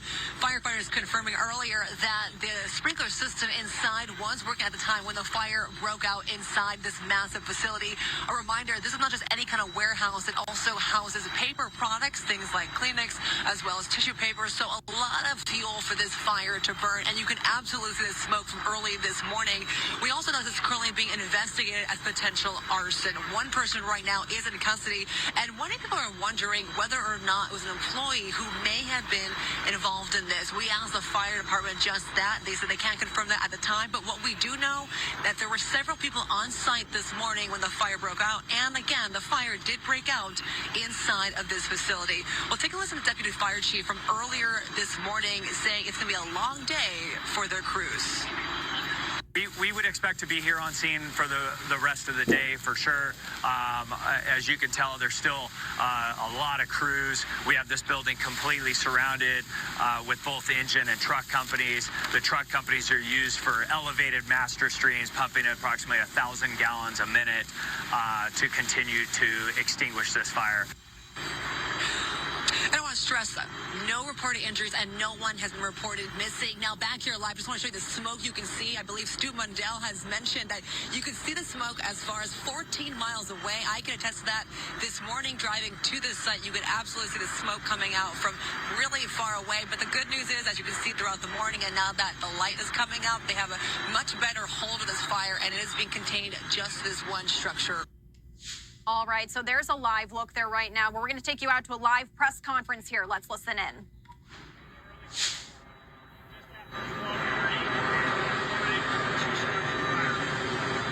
We were notified by multiple reporting parties, both who were on site, employees of the operating business, in addition to the alarm company. Our response, we're fortunate to have a fire station very close by. Our response was very quick, in approximately 8 minutes from the time of call to the first arriving engine company.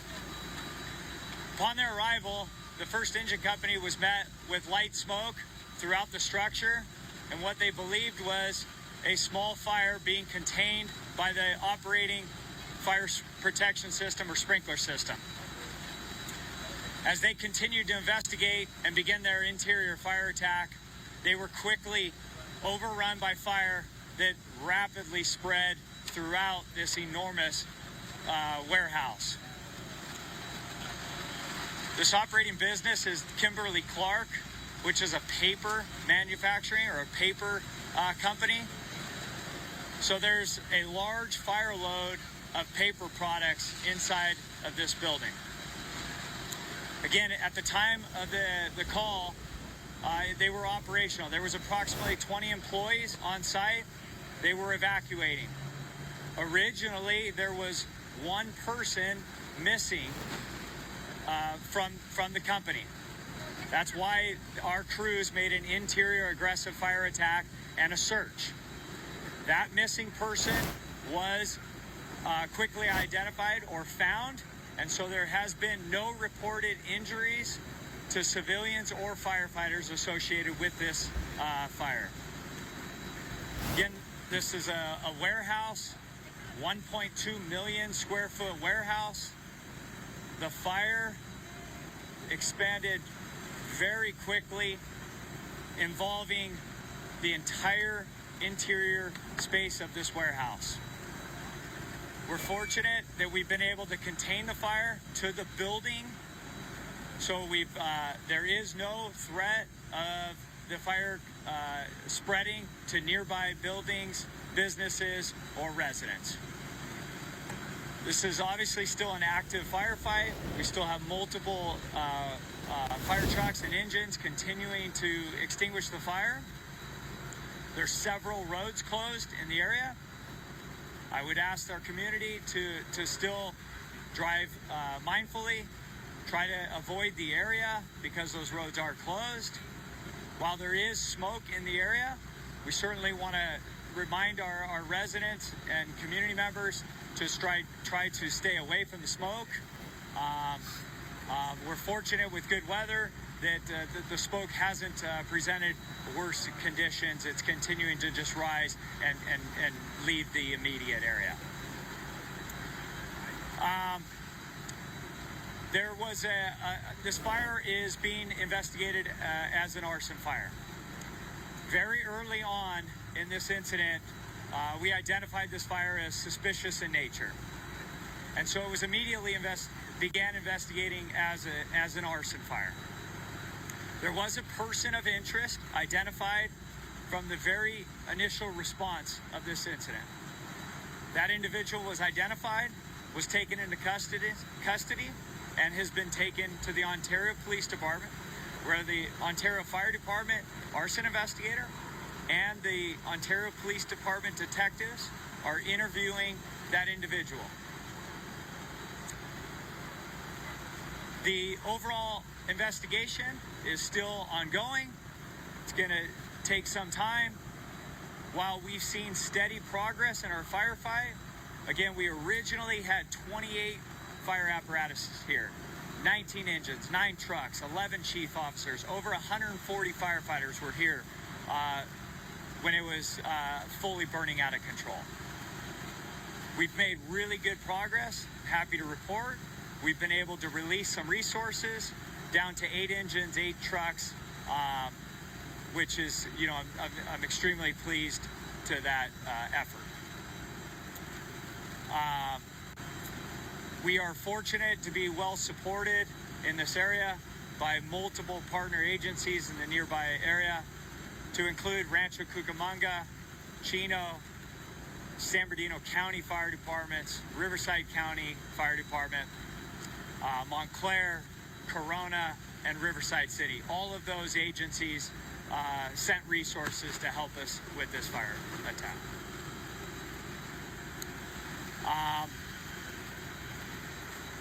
At this point, that's all the information I have for you. If there's any questions, we can take them now. Just wondering, the person located inside, was he found by your units safe, or did he come out and you find out later himself? What was his status, either his or her? Yeah, the individual that was missing was located or found, was not injured. It was, there's no problem. It's just when a building of this size and there's an evacuation, the business here, the managers on site do a roll call, and at that initial roll call, they had a missing person, and that person was later found. What made the suspect a person of interest? And also, were there cameras actively inside the building when the fire was raging? I'm sorry, can you repeat that question? What made the suspect a person of interest for him to be detained? And then 2, were cameras inside the building actively, surveying the building? So, like my OFD partner said, I'm sure there are cameras that are actively surveilling the building. Right now it's early in the investigation, so we don't have access to all that information, but as information develops, we'll certainly try and share as much information with you.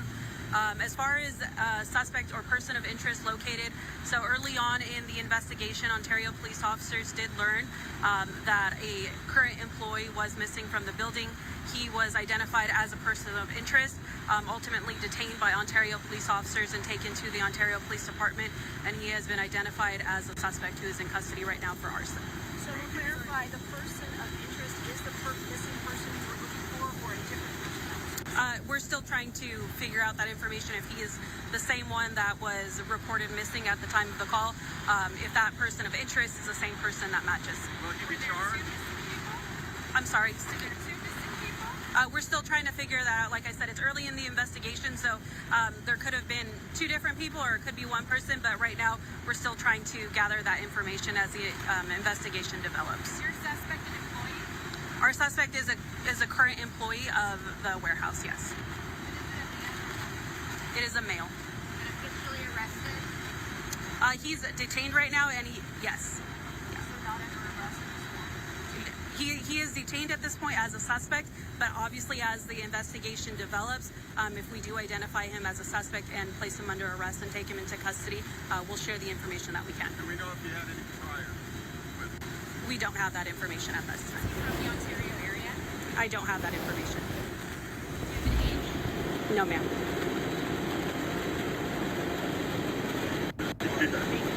Thank you. Thank you. Thank you. And do you think you still go live with me for a couple minutes? All right, so that was the very latest that we were hearing from fire officials at this scene of a massive Ontario, California warehouse fire.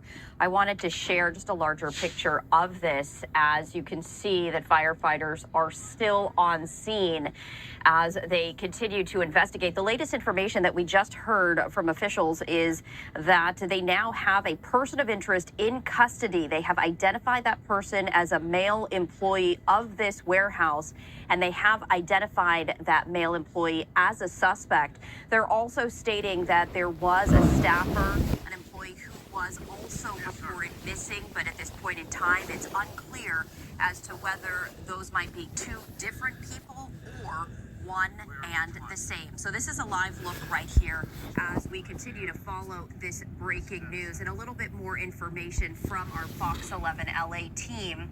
You're taking a live look at a massive fire at this 1.2 million square foot Kimberly-Clark warehouse in Ontario, California. That's just about 45 miles west of Los Angeles. Just to give you a little bit more context on this, the fire started earlier this morning, and you can see just the thick plumes of smoke still billowing there in the air.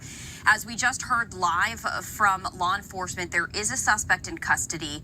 That person, they say, faces potential arson charges as detectives investigate the cause of this fire. We do know that the warehouse is a paper products facility. All 20 employees on site evacuated safely. No injuries reported, although fire crews are expected to remain at the scene all day to continue putting out the fire. And you can see just how extensive this is, a massive endeavor by fire crews as they're continuing to put this out. This warehouse was a paper products facility, and so you can imagine just how flammable perhaps all of the products and the materials inside this warehouse was. So this is a Kimberly-Clark warehouse in Ontario, California. That is just about 45 miles west of Los Angeles. A little bit more information from our Fox 11 LA team. This massive structure fire tore through this large industrial warehouse earlier this morning, prompting a massive response, not surprisingly, from local fire departments and leading to the arrest of a possible arson suspect. To give you a further breakdown in terms of exactly where this is in Ontario, California, if you're familiar with this area, this is near Eucalyptus and South Hellman Avenue. That is according to officials. The warehouse was filled with highly combustible paper products like Kleenex and tissues. And as we're taking a look of these flames, if the helicopter should zoom out, that really just gives you a better perspective in terms of just how large this warehouse was, as you could imagine, filled with the highly flammable material like the Kleenex and tissues. We were also hearing from Ontario Fire Department Deputy Chief Mike Weddle, who confirmed that about 20 employees were inside when this fire started. They were all able to get out safely and no injuries reported. The building's internal sprinkler system was working, that's according to the deputy chief. But with the flammable materials, that fire grew exponentially very quickly. Those are his words, and that forced initial interior crews to retreat and adopt a defensive strategy. So this live look here, the helicopter zoomed out and you can see just how large this facility is. This is a 1.2 million square foot structure with paper products inside. So right now, officials are questioning that person of interest who was identified early in the investigation. Authorities have not yet released the identity of that person, but did say that that was a male employee at the warehouse. We don't know the age, we don't know the name, and it's also unclear exactly where this fire started or what specific method was used to start the fire. All of that still under investigation. Firefighters will...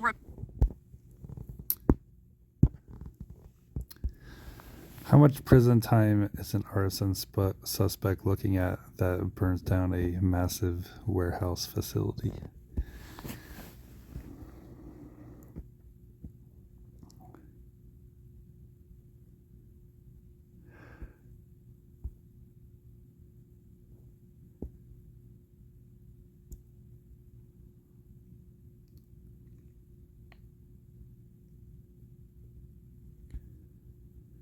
So he's going to get up to 20 years.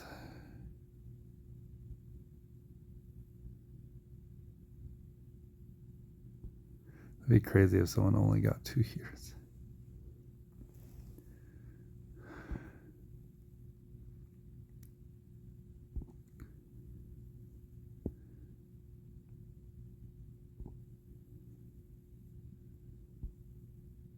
decades to life in prison. Yeah. That's good. At least they're taking people's lives into consideration.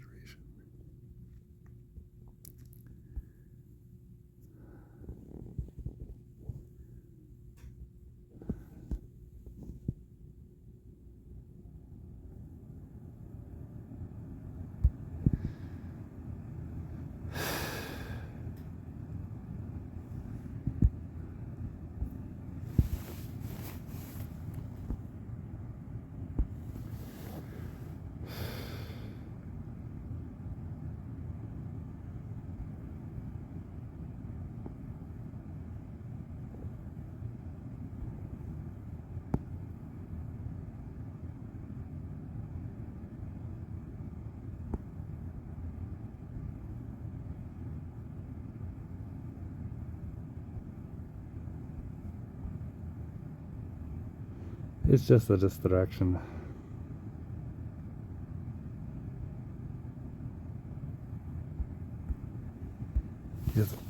You could play that for years and never win anything.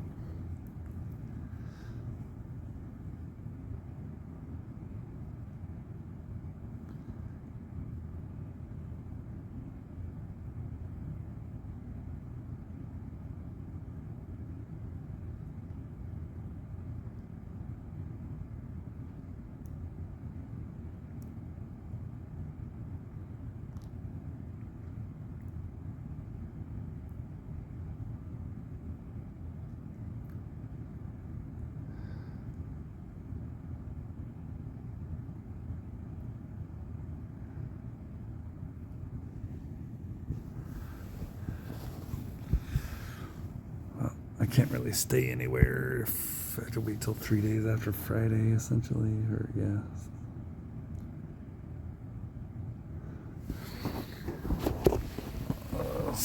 Friday, Saturday, Sunday, so yeah, I can check into like Monday, maybe.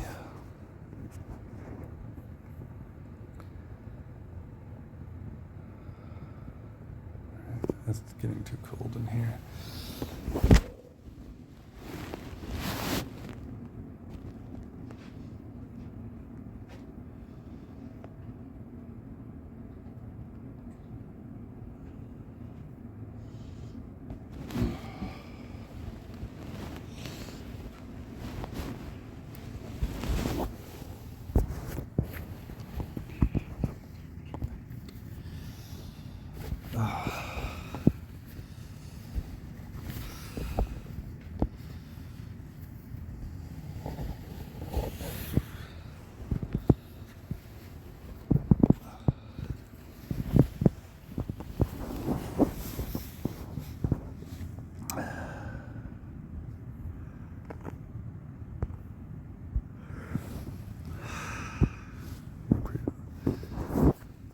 To restart the fucking software.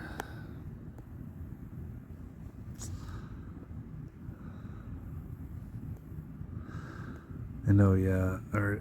Shit.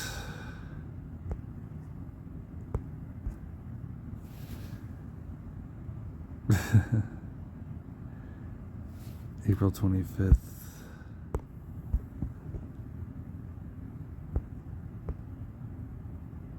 Or April 24th, yeah. So, well, that's already booked and paid for, so.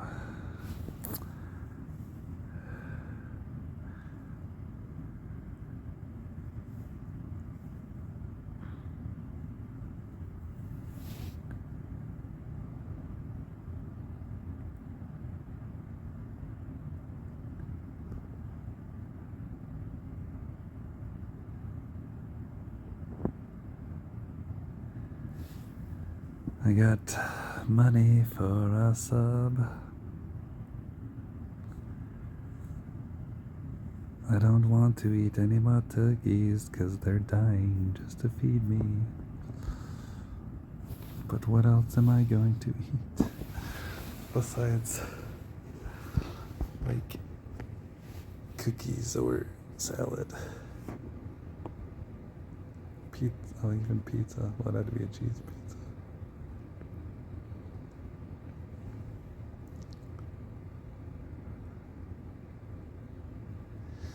What am I doing?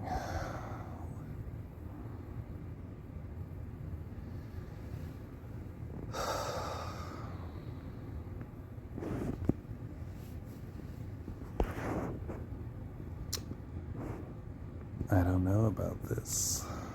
Oh yeah, see June. Once the World Series starts, okay, they're already planning. They're like, there's no way we're gonna copy shit. Unless you're like a fucking high roller, maybe.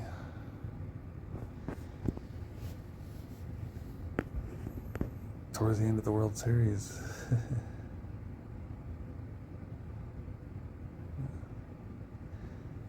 On like a random day, $31 is worth it, but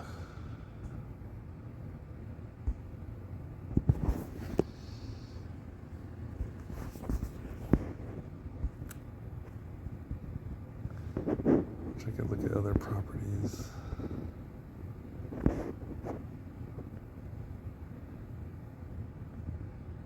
Alright, so Monday through next Thursday, so I can repeat again. And then obviously that concert series, April, whatever, near the end of April is why the prices fucking shoot up.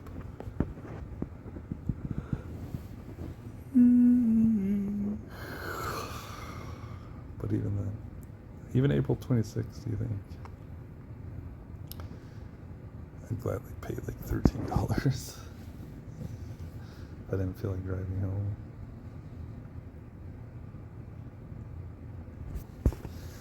Even the 20th, like, it's still one free day available. And then for some reason in May, they're like, alright, we want to charge you some money. We can't just always give you everything.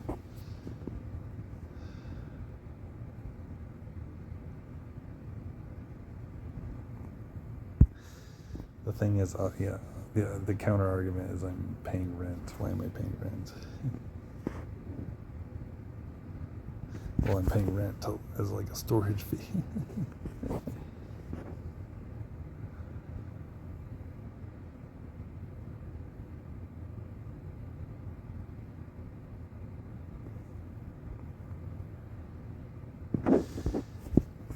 I should have been looking at this. What do they call me a room here? I doubt it, but what if I missed out on a free room?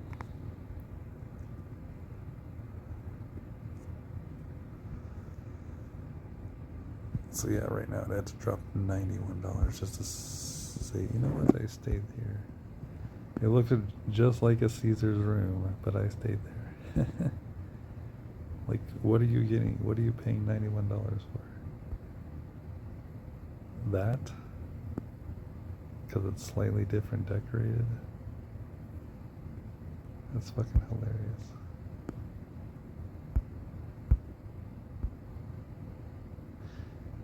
Oh, there you go. Slightly better. Not that you're gonna get a gold room. They're just specially themed. Do you have your own gym?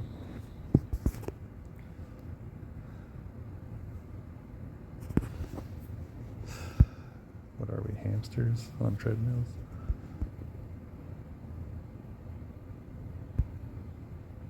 Oh. Do they really have their own spa section? I would be shocked.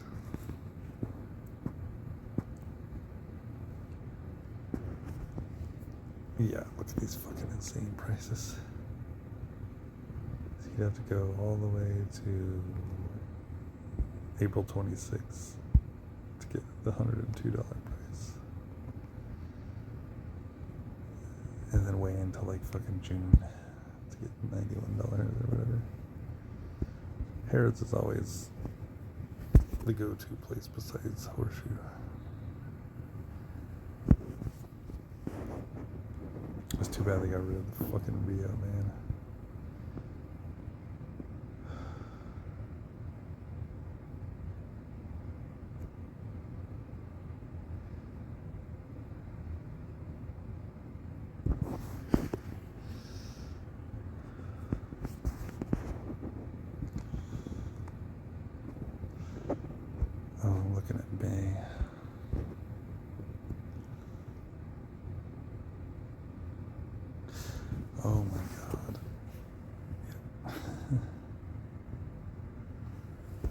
So nice though. Look at that.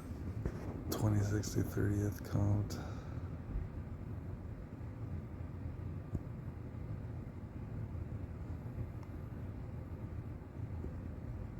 Third through 7th comped. I might be staying at fucking Harrah's during the World Series.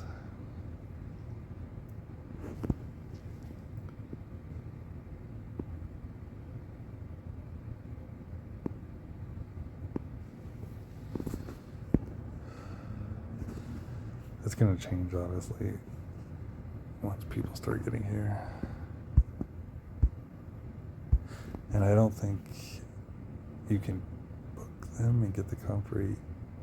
You still have to like wait 3 days before booking again. I could be wrong, but I don't think I am.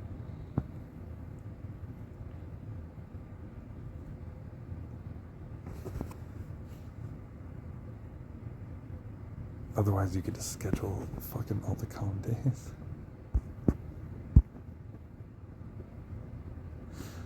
I don't understand why you couldn't.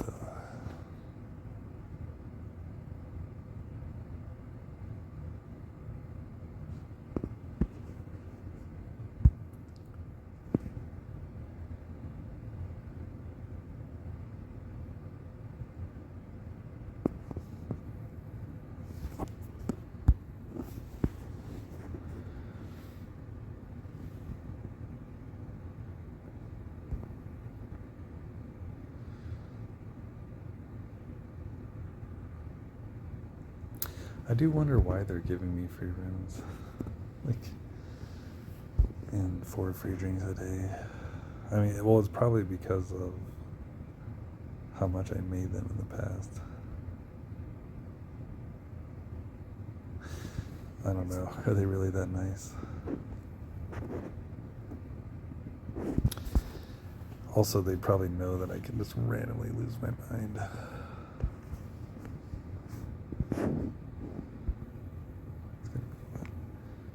90. Oh wow, it's gonna cool down. 69, 68. Small chance of rain. That's nice. April showers. Bring me desert flowers. I like OCD.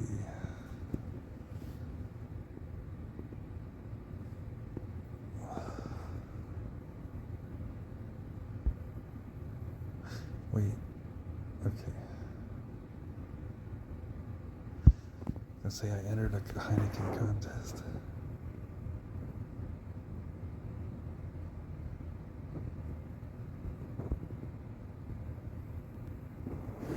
$21-day advance.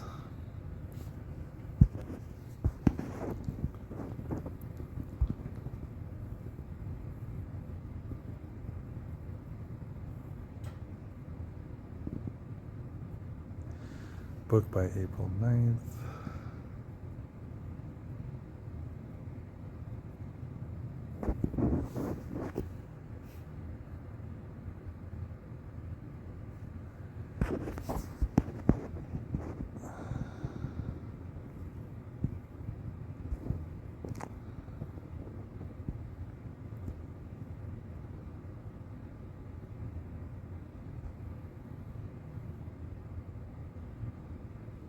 And this doesn't include bags.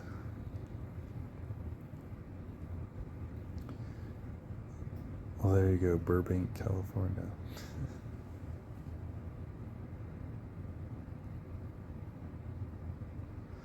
I should do it just for the fucking hell of it. Look at that, fucking Montana. I should definitely do that.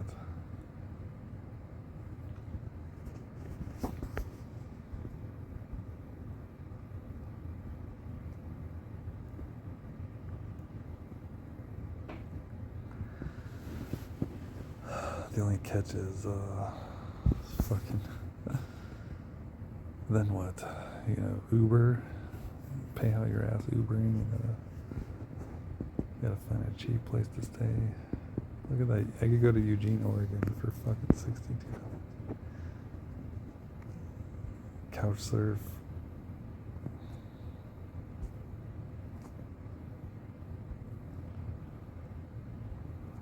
Obviously, LA.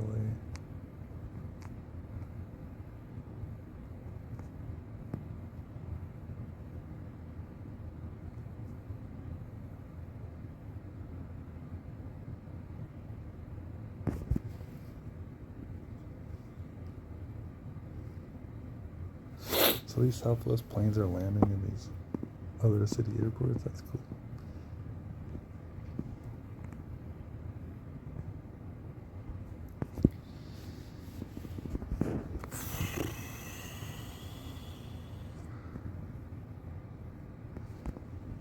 They're charging extra for Sacramento. San Diego. San Diego.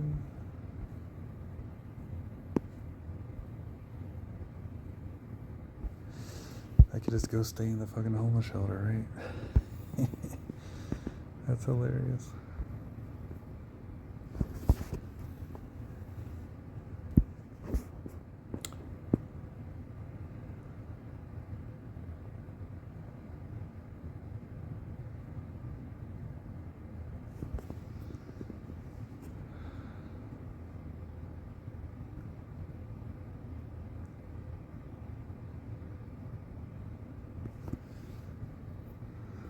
That.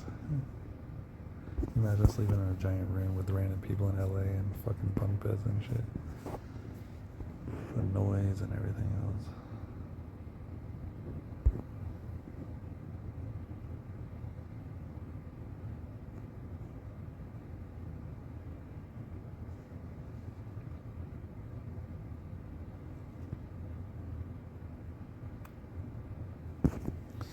All this time I laid in bed, I could have been in the poker room. Just close my eyes in between hands. It's so much more comfortable laying in a bed than sitting in a fucking poker chair, though. But time is ticking. Yeah, I should be playing as high as freaking possible. Once I get my 40 hours in, I need to really, I don't know, do something.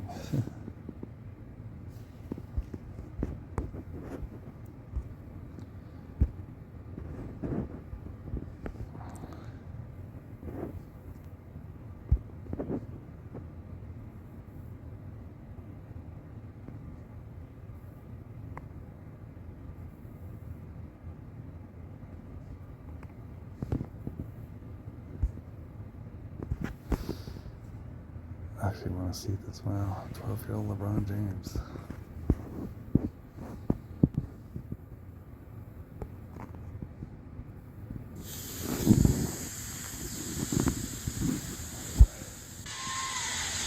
Number 23, LeBron James. LeBron James. And number 34, Cian Cotton.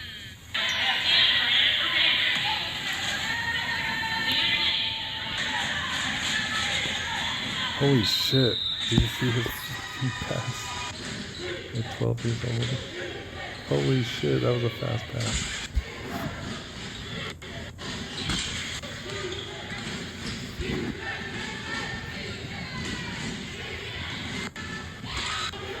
God, I wish there was more footage of him. Look at that pass.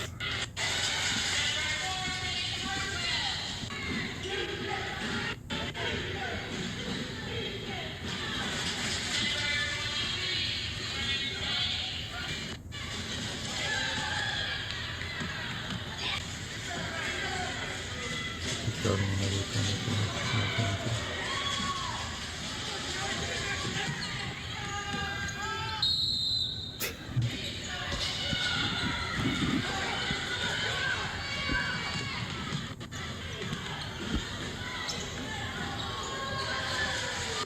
Look at that. Did anyone know he was the best player in history besides Jordan? Your 1997 YBOA 12 and under champions from Ohio, the Akron Shooting Stars Basketball Association.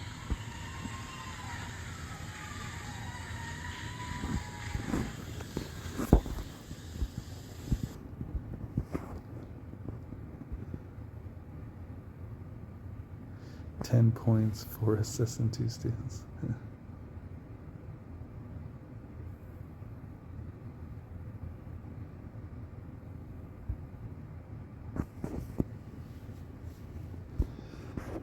For 30 fucking years.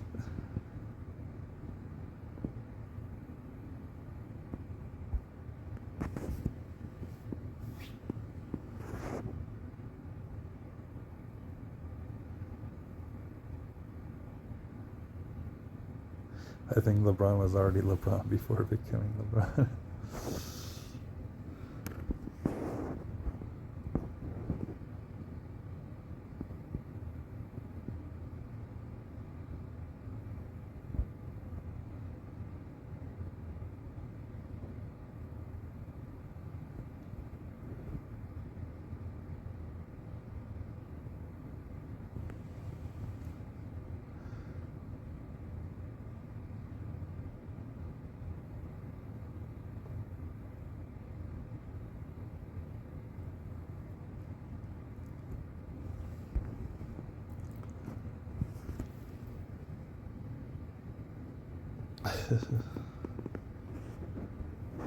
What other videos you got? Is this the whole game?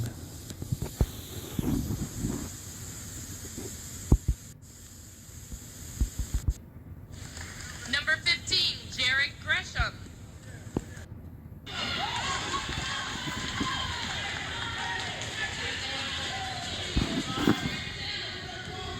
Did they bench him for part of the game? There's got to be him at the top of the ball. Right? Yeah. Just him with the ball.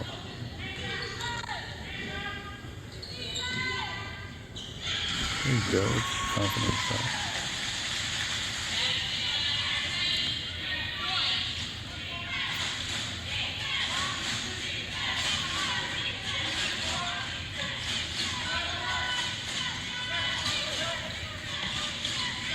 Dude, I could just literally repost this shit. 500,000 views. That's crazy.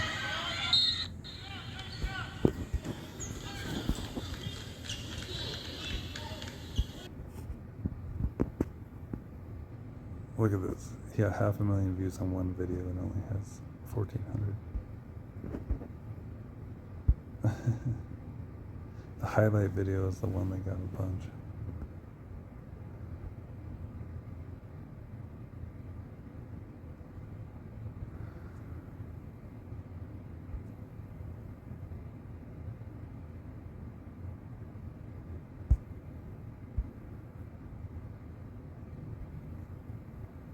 $14 years ago, Jesus Christ.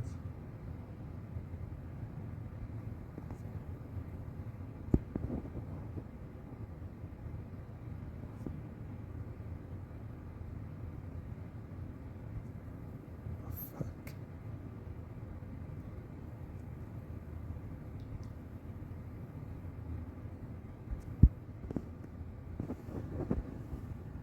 I know, I technically should watch it, but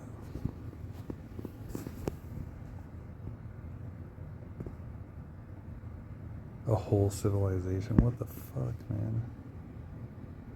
What is wrong with him? Like, narcissistic as fuck.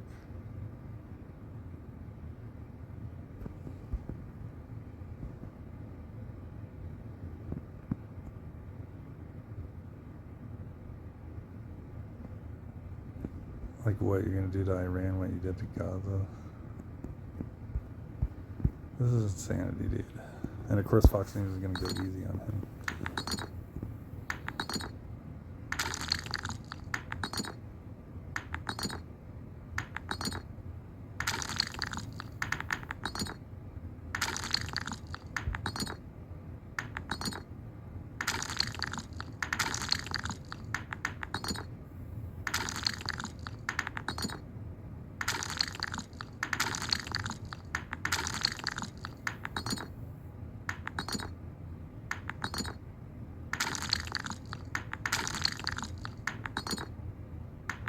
Huh.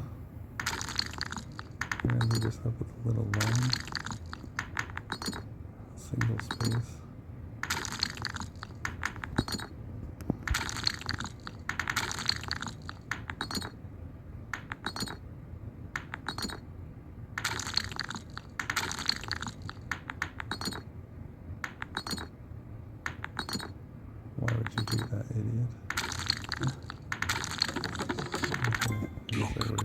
Shanks, we are approaching President Trump's deadline for Iran to reopen the Strait of Hormuz. The president has promised massive strikes on infrastructure if Iranian officials do not comply. We're even hearing from the president here this morning. Chanu Her is in the Live Center this morning monitoring all of this and joins us with the very latest from the president. Good morning. Hey, good morning, guys. President Donald Trump set what he is calling his final deadline for Iran to open the Strait of Hormuz. That deadline is tonight at 8 p.m. Eastern time, but overnight and even this morning, strikes in Iran continue. This morning, we're seeing the first reports of strikes on bridges in Iran. Iranian authorities saw airstrikes have taken out a railway bridge, a train station, and a highway bridge in the country. Now, neither the United States nor Israel have immediately claimed those attacks.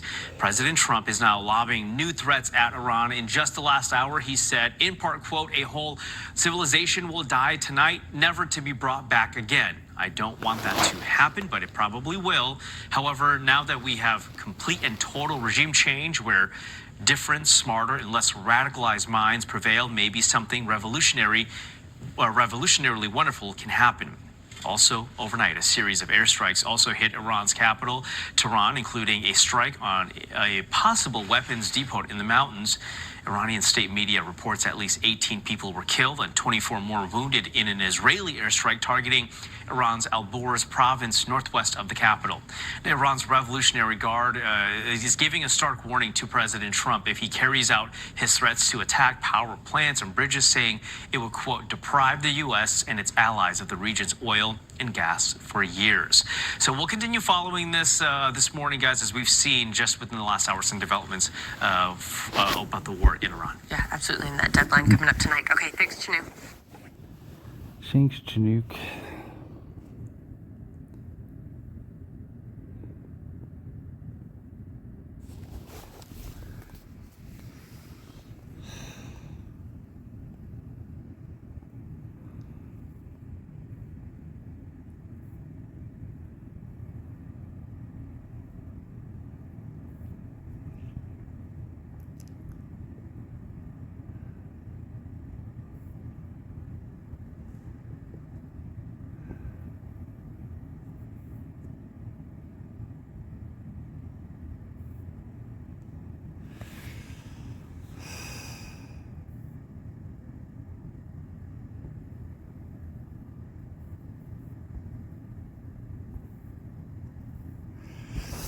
I could have been mining crypto this whole time.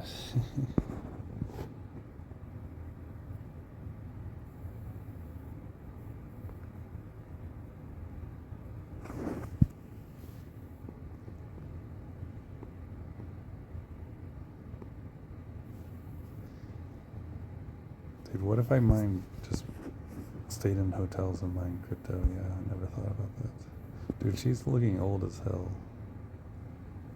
Holy shit. She's like 80.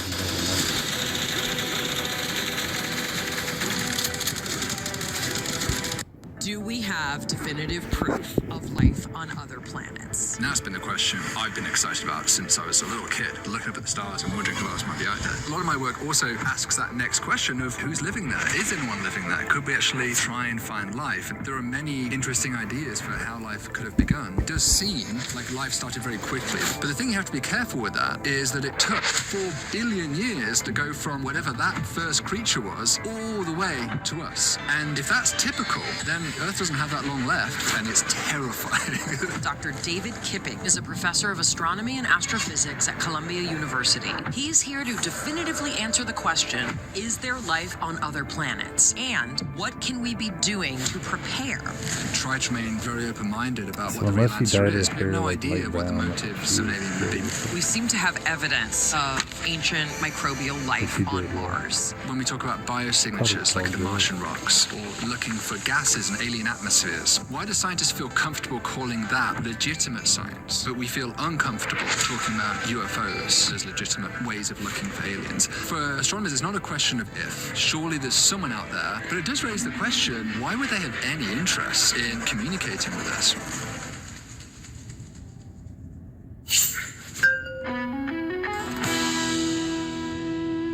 Hi, I'm Maya Bialik. And I'm Jonathan Cohen. And welcome to our breakdown. We're very honored today to feature literally the guy whose job it is to search for life on other planets.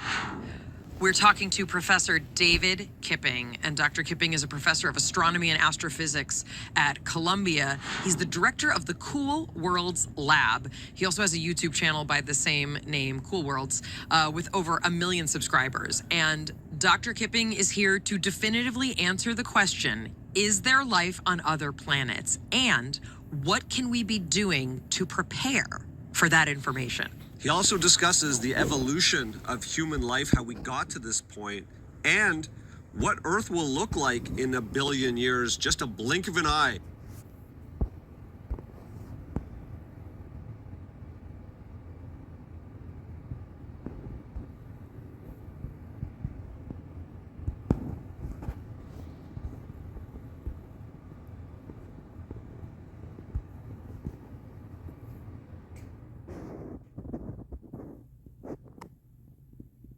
I'm already subscribed.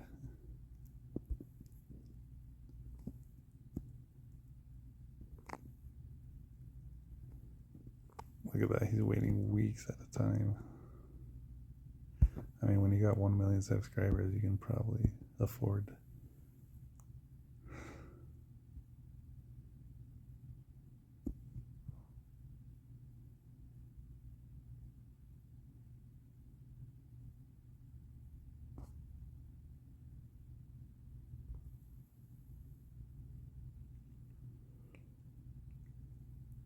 Yeah, the simple solution is time.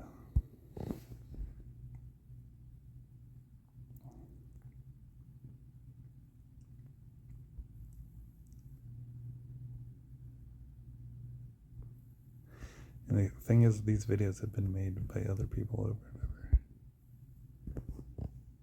over. In evolutionary terms. He's also going to talk about black holes, wormholes, the multiverse, and baby universes. All that. This has all been discussed a gazillion times, but here we go.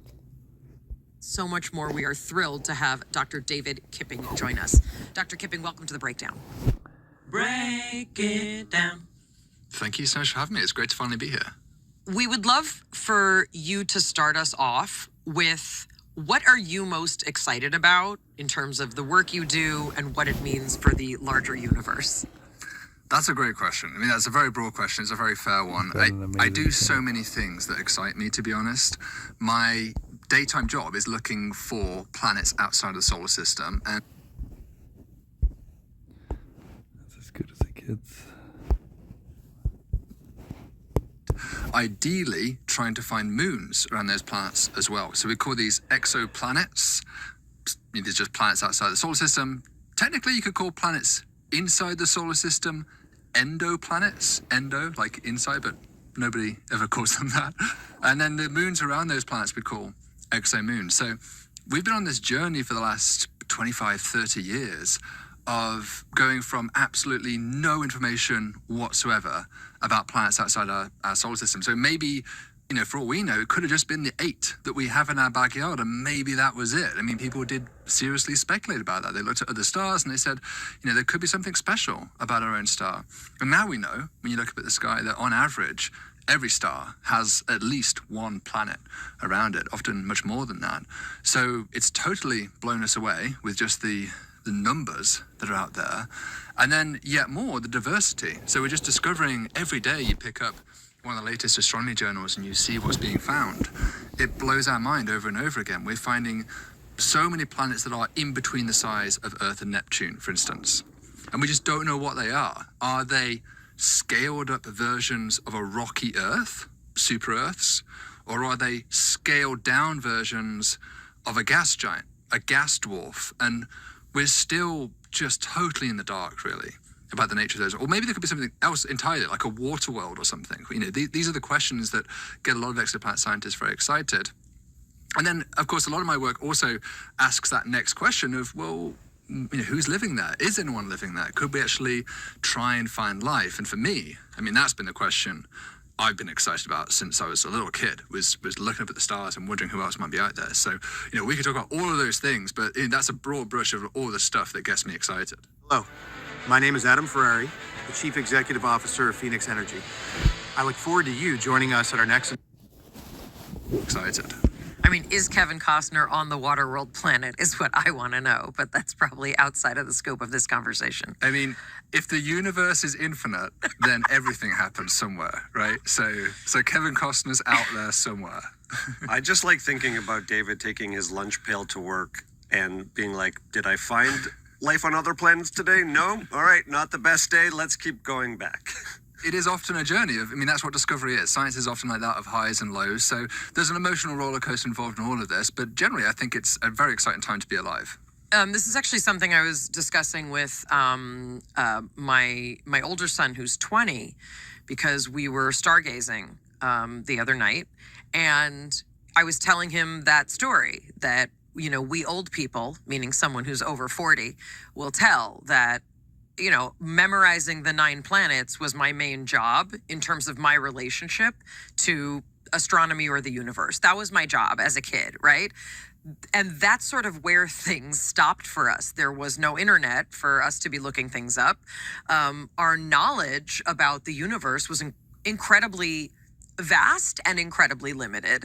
And in just this one generation, I have a child who very casually understands that, there's trillions and trillions of stars and planets and other galaxies, and like, we're not alone. That's just like a normal thing, right? For this next generation to be experiencing. Can you talk a little bit about sort of the bridge? What would you say is kind of like the most definitive breakthrough that we have seen that allows us to go from there are 9 planets to there's actually only 8, and also there is so much beyond that we can now actually search for biosignatures. We can search for what it looks like when other planets possibly had life. What's that bridge? What happened in this generation? Yeah, what? I think there's actually two. There's 2 bridges. One is conceptual, which is just purely in our own heads, really. We could have found exoplanets much sooner than we did. But it was us that got in the way. And another was technological, which is the obvious answer. So I'll give you the conceptual one first. So even in the 1970s, and even arguably in the 60s, we had the capability with our telescopes to measure the wobbles of stars at a level of precision which was enough to detect some existing known exoplanets that we've detected in the recent years. So to be able to do that, you have to be able to see a star move back and forth and see its speed change at order of hundreds of meters per second. And the very biggest planets, which are really close to the star, because obviously the closer the planet gets to the star and the heavier it is, the more it can tug that and make it move around and oscillate very fast. A good example is like, if you get a coin drop and you throw a coin down one of those charity wells and it speeds up as it gets closer and closer and closer and closer. And it's the same thing with planets. Like the closer in they get, the faster they orbit, and so the faster they tug the star that they go around. So some of those speeds were approaching thousands of meters per second, and we could have detected them back in the 60s and 70s. And actually in the 1950s, there was one astronomer, his name was Struve, Otto Struve, and he was completely forgotten about at the time, but now everybody cites him as kind of this genius who had this insight. But he pointed out that, hey, maybe sometimes Jupiter-mass planets don't live really far away from their star, like Jupiter does and Saturn does. Maybe sometimes they get really close. And of course, everybody thought he was crazy. It was like, how... No, that doesn't make any sense. Like, we think we understand how Jupiter forms. You need lots of ices to make these gas giants, and ice would not be stable that close to a star. So, it would be too hot. So you can't possibly make a Jupiter that close. So everybody just kind of dismissed him. But we now know of many, many, many hundreds of these so-called hot Jupiters that were lurking in our data for years, even decades, without anybody just looking for them. So I think there's just a conceptual barrier that we grow up, as you say, man, like we grow up reading this textbook. Here's the solar system. Here's what it looks like. And I think for a generation or more of astronomers, it became ingrained in our minds that that was the template. Like everything else would look like that, more or less. And then when we found it was totally different, we went back and we're like, oh, damn, we could have found this stuff a long time ago. And then the big technological breakthrough was just CCDs. So, the same camera technology that we use in our iPhones and in video photography, like my DSLR camera I'm talking to you right now, that chip technology enabled a much higher quantum efficiency of capture of photons.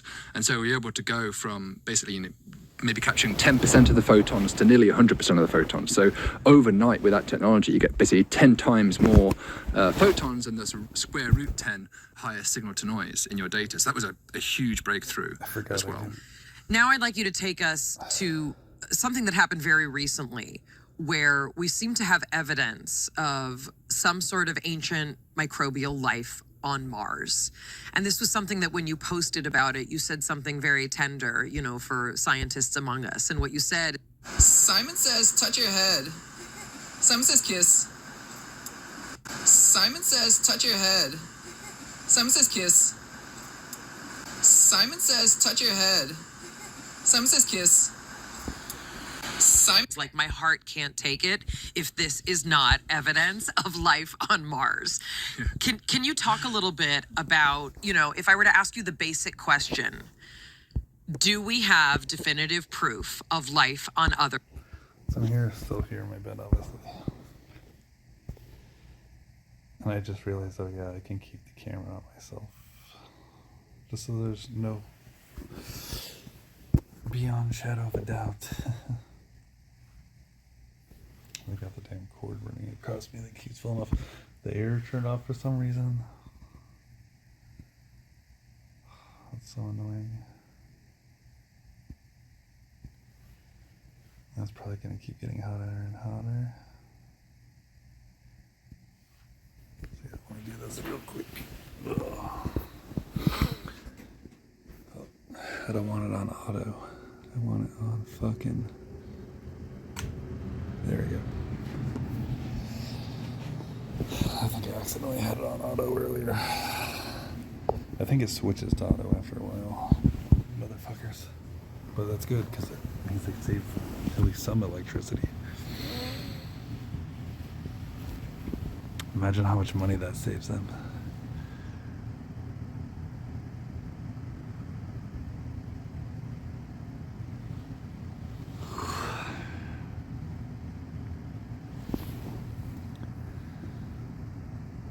I mean, if I turn the brightness down, yeah, it doesn't even fucking matter, dude. I mean, there. Planets.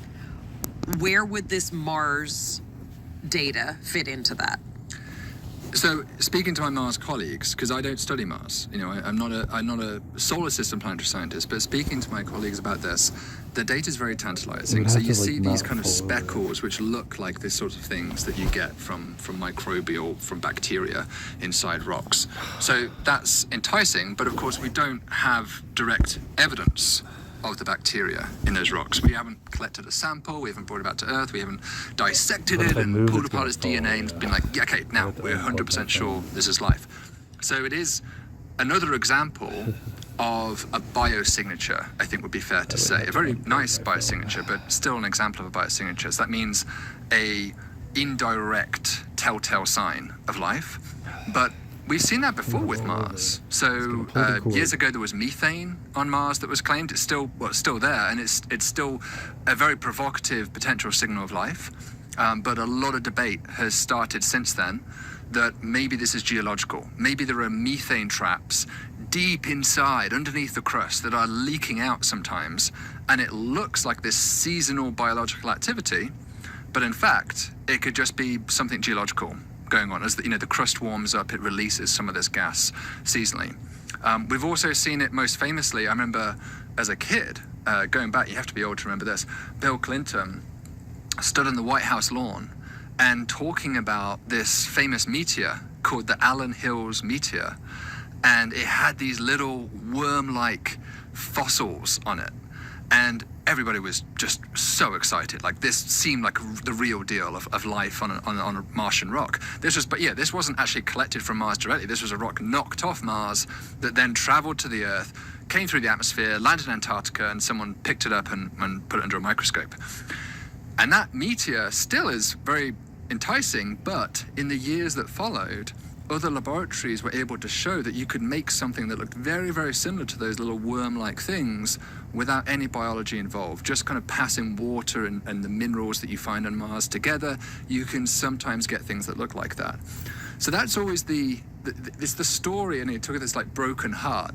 This is this recurring tale that we've had over and over again, where we see something that looks like something we see with life on Earth, and then years pass sometimes, and scientists do all of that due diligence, and they find out there is another way of producing that signature.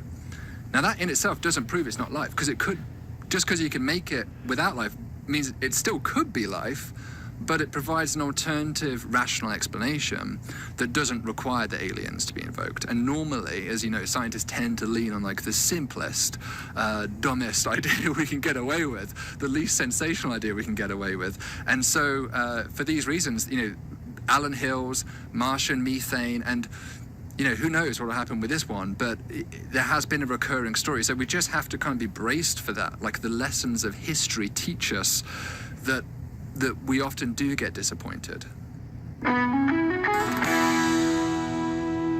Mayim Bialik's Breakdown is supported by IQ Bar, one of our absolute favorite snack, hydration, and coffee sponsors. IQ Bar protein bars, IQ Mix hydration mixes, and IQ Joe mushroom coffees are the delicious low-sugar brain and body fuel that you need to win your day.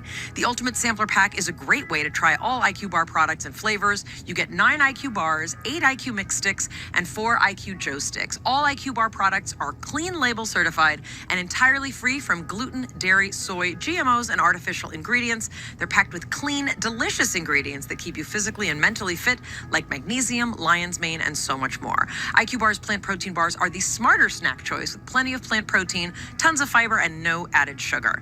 IQ Mix is a zero-sugar drink mix that hydrates with electrolytes, improves mood, and boosts clarity. IQ Joe is a mushroom coffee designed for mental clarity and packed with 200 milligrams of natural caffeine. Plus, it comes in 4 different flavors that will totally transform your morning routine. We look forward to the limited edition and seasonal flavors, too. When IQ Bar sent us their Ultimate Sampler Pack, I instantly was interested in the coconut chip. That's the first one that I reach for. The bars taste great, and Jonathan will attest to any flavor because he loves them all, and I often find wrappers right here before we start recording. Right now, IQ Bar is offering our special podcast listeners 20% off all IQ Bar products, including the Ultimate Sampler Pack, plus free shipping. To get your 20% off, text BREAKDOWN to 64,000. Text BREAKDOWN to 64,000. That's BREAKDOWN to 64,000. Message and data rates may apply. See terms for details. Mayim Bialik's Breakdown is supported by Shopify. Starting something new isn't just hard, it can be downright terrifying. So much time, so much effort goes into this thing in the pre-planning phase, you're not even entirely sure it will work out. It's hard to make that leap of faith. Trust us, we know. When we started this podcast, I wasn't really sure what Jonathan was even doing. What if... Imagine if I would have given Carla a key to my place. Just so she can come over and prove that she's crazy. Yep, nobody's here, Carla. Nobody's here. Look, I don't even bring anyone to a hotel room. You think I'm gonna bring someone to my apartment?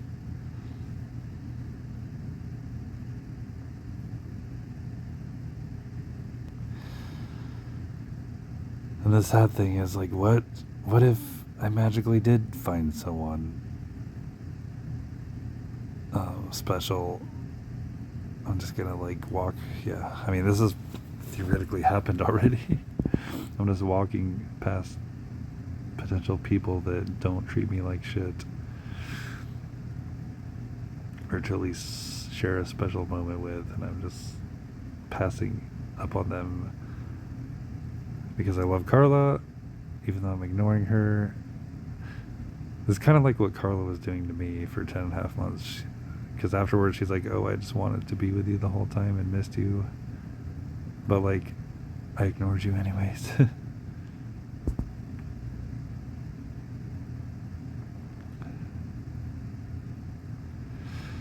In one way, it kind of feels like the Mandy situation where Mandy's ex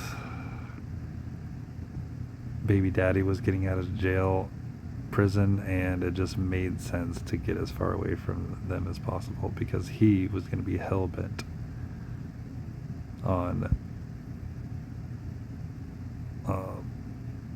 ending me, ruining my life. And sure enough, when he got out of prison, he's like, where the fuck is this Brockton I've been hearing about? Because she would write to him, and he would be like going nuts, like, I'm gonna fucking kill this guy when I get out of prison. Or he was dying to see me in person, like a special person she would literally write to her ex about. And he got out, and then all of a sudden I was across the fucking country.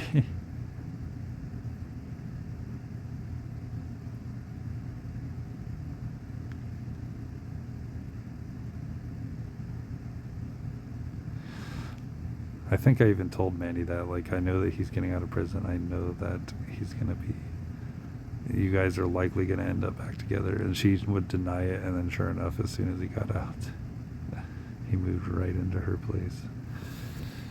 I saw that shit coming from a mile away.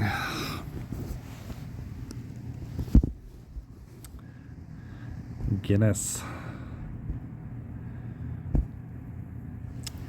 The Guinness. Carl's gonna be like, who's Miriam Bylum from The Big Bang Theory? You're sleeping with her. You're watching her podcast, so you must be involved.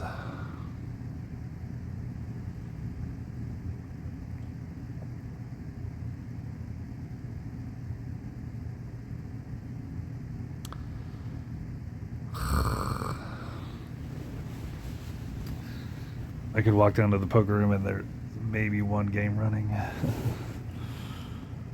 Maybe two.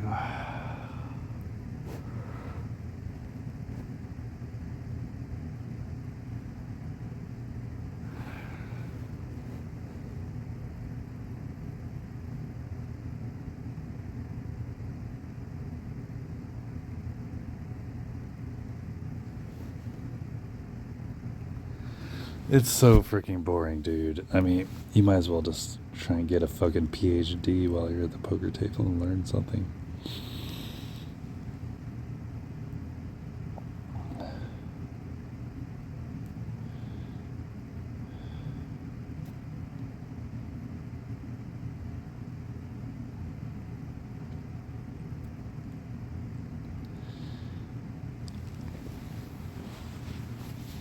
Yeah.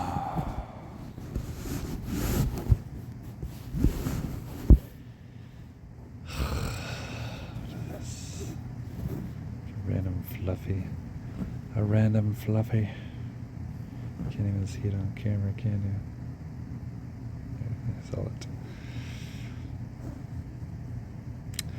I don't know, if I can't fall asleep, obviously I'm gonna eat. I brought some homemade food from the rice cooker. I mixed in tomato sauce, pumpkin, fucking quinoa, lentils, 2 different quinoas, split peas, brown rice, which sadly contains arsenic. And then I forgot to add my other good stuff, but that's still fucking packed with nutrition. Oh, and I added onions and oh, actually I only added onions to the bowl I ate last night. And same thing with the fucking garlic powder, but yeah, that'll hold me. That's plenty of nutrition for the next day.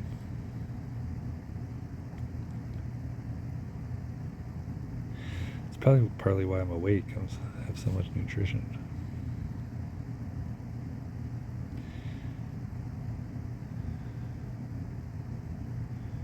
I wonder if I should limit a multivitamin to just a couple times per week.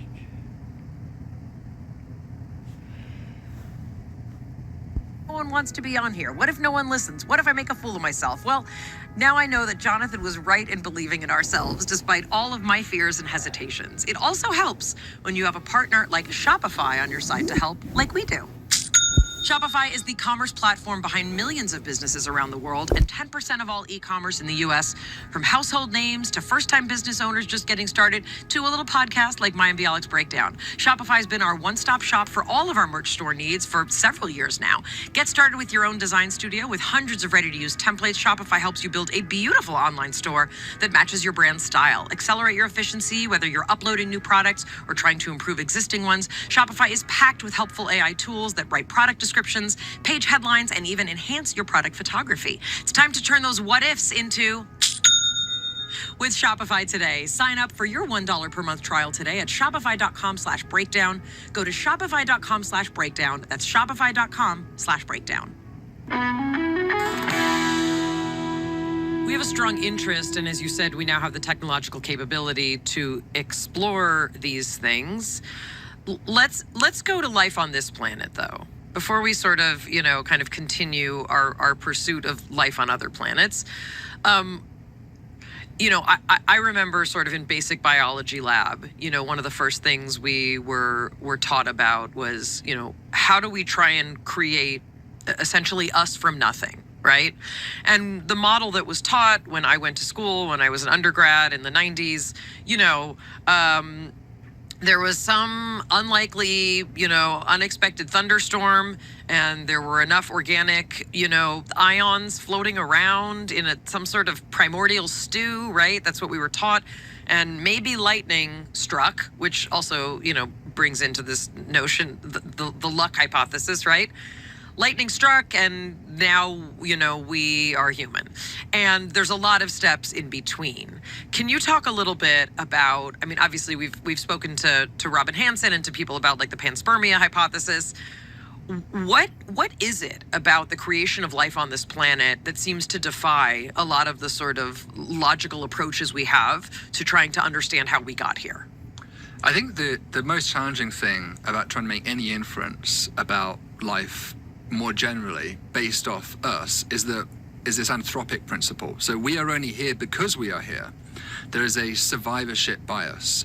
So it's kind of like, taking all the lottery winners and putting them in a room and asking them, how lucky do you feel about playing the lottery again? And they'll be like, oh yeah, it's easy. Like you just buy a ticket and after 100 tries, you win the lottery. But that's not representative of most people. Like most people will play the lottery the whole life and never win. So there's an enormous bias in just taking winners, and we are a winner in this game of biological evolution and even the start of life itself. This story of how life started, of course, is a big mystery because, frankly, we don't have a time machine and there's very little relics left over from that long ago. We're talking basically 4.4 billion years ago when the oceans first formed on the Earth. There are very, very, very few rocks left from that time. And of course, if we are really arguing for a very simple microbial life form, perhaps it was the first thing to emerge, that would not leave much of a fossilized imprint for us to detect. So this is why this detective story is so difficult. And there are many interesting ideas for how life could have begun. I think we desperately just need another sample in terms of that origin story. And I've looked at this myself in my own research. I've asked the question, it does seem like life started very quickly. That seems like a good thing we believe. Like within the first few 100 million years, it looks like life was on the Earth. And so it's tempting to lean on that and say, therefore, whenever you have Earth-like conditions, it must be easy, because otherwise how did it happen so quickly? But the thing you have to be careful with that is that it took 4 billion years to go from whatever that first creature was all the way to us. And if that's typical, if it typically takes 4 billion years, then actually, surprisingly, the Earth doesn't have that long left. You kind of have to start life quickly in order to get to us. So maybe on most other planets, life starts, but it takes 2 billion years, 3 billion years, 4 billion years. That's fine. But those creatures would never have time, at least for a sun-like star, to develop into a creature like us, because the Earth will become uninhabitable to complex life in probably less than 1 billion years. We are already in the last chapter of the Earth's biological history. I think that's kind of a striking fact that we don't talk about enough. It's shocking. We're at the end of the story, not the beginning of Earth's history. It is, even on geological timescales, it is kind of a shocking thing to note. And so perhaps that explains why life started early, is that it was necessity to our existence. And in most places, that doesn't happen. So this anthropic effect makes it very difficult for us to say anything with firm confidence, except for the fact we know for sure it did happen. That leads us back to this question about life elsewhere. Obviously, the Fermi paradox is one of the easiest hard ways to think about this. But, you know, there's something that is so precious and also, you know, in a culture of this planet, right, that has, you know, kind of created religious organization in order to explain the things that we can't explain. Many people turn to something divine, something, you know, for lack of a better word, alien, that must have had a hand in our evolution. How else would you explain it, right? And a lot of, you know, sort of people from the religious perspective will say, well, if you can't recreate it in a lab, it's because you can't, because it needed God, right? So I wonder also, is there something special about us? And, you know, how big is your God? Is your God big enough to extend outside of this galaxy, right? That's sort of the question. Do we need that specialness to create life elsewhere, or can life exist, right, outside of our, you know, sort of conscious perception of how things are created? Can you speak a little bit to that complexity, you know, that we create? Yeah, there's certainly a lot of things about even our solar system that we can say, because of the work we're doing with exoplanets, that is unusual. And the question is, to how much does that extend? How far does that rabbit hole go of uniqueness, of specialty? The Earth has a large moon, so that's already pretty weird. No other planet in the solar system out of the 8 planets. If you count Pluto, maybe this goes out the window because Pluto has a very big moon comparatively as well. But out of the main 8 planets, no other planet has such a large moon. And it's thought to influence the tides, it's thought to influence the obliquity of the Earth. So that seems positive. Jupiter's influence has often been invoked as something that appears unusual. Less than 10% of sun-like stars have a Jupiter. And we can tell that from the exoplanet work we're doing.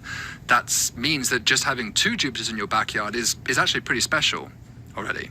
Having nice circular orbits, coplanar orbits, is unusual. Having 8 planets is pretty unusual. Having a star which is as quiet as our star is unusual. If there was aliens looking for us, we'd be really easy to find. Our star is bizarrely quiet. It's like, that's what gets in the way most of the time of us finding other planets, is the star misbehaving. Our star is almost like a light bulb. It's very easy to find us for an alien. So, you know, all these things are interesting, and they raise questions about uniqueness. And I love this connection that you bring up to religion and to theocracy, because you know, we have this tendency in science, and it's one of the things I complain about sometimes amongst my colleagues, is that we see anomalies. We see something strange that looks special, like the Earth does. Maybe it's an interstellar asteroid. Maybe it's a star that's doing something strange. And we see it, and it's an anomaly. And so we, like a burning bush, we inject a miracle to explain it, which is aliens. We say, you know, there's this creature which can do anything. And that's kind of the problem with aliens. Like a god, they can explain any observation I give you. I can't, you know, why did your alarm not go off this morning on time? Oh, aliens did that. You know, why did you not feel well last night? Was it the alcohol? No, it was aliens that did that. You can explain everything with aliens, and that's a problem for aliens as a hypothesis, because it shares that ability with a god. And so time and time again, we talked about Mars earlier on with these anomalies, these like methane or these worm-like fossils that were detected. But those were all anomalies that were later explained or explainable with other scientific rational explanations. And that has been this recurring theme in alien hunting for so long. There have been over a dozen claims in science of aliens out there, and every time it's taken a few years, but other people have come along and said, hey, I think we just don't understand the astrophysics well enough. Here's a way you can do that. So that is a weakness a little bit of the alien hypothesis that we don't talk about enough, that it's too malleable as a theory. But it is very rational to think that there could be someone out there doing this stuff. It's just that it's almost intellectually lazy to invoke it, because you can get away with murder when you invoke aliens. It's just like, oh, aliens did that, and you're done. You don't have to think anymore.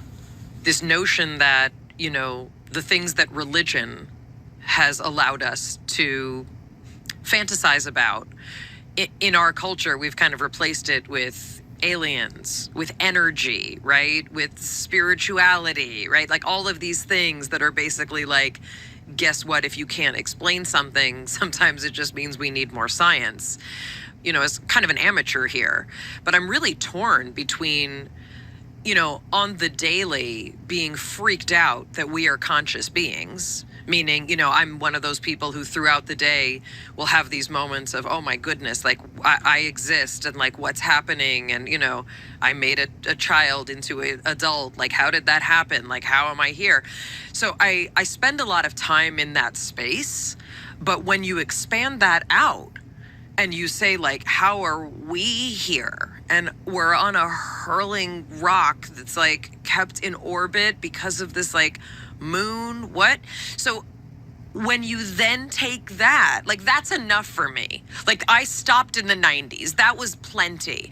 But now we're living in this world again where we get to say, why would we be the only ones? What would give us the idea that we would be the only intelligent beings in this universe? Or why do I have to assume that life is carbon-based?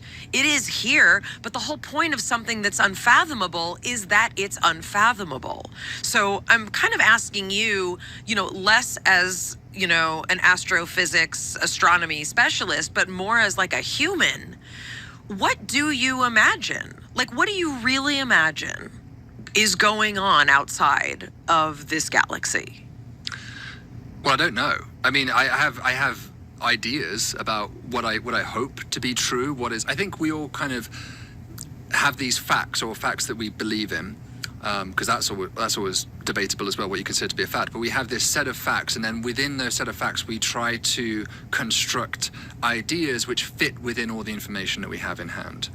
So when I look at the information I have in hand, it's that, okay, we've been listening for aliens with radio waves for 70 years now, and we haven't seen anything. But that's okay, because maybe they're not using radio. Maybe, this is an antiquated technology for them. Who knows? So you can maybe just exclude that very narrow idea. There's probably not a lot of aliens out there who are screaming into the dark with radio waves. Otherwise, we probably would have detected something by now. They're not like listening to Elvis Costello, like, why am I alive? Why can no one hear me? My life is so miserable.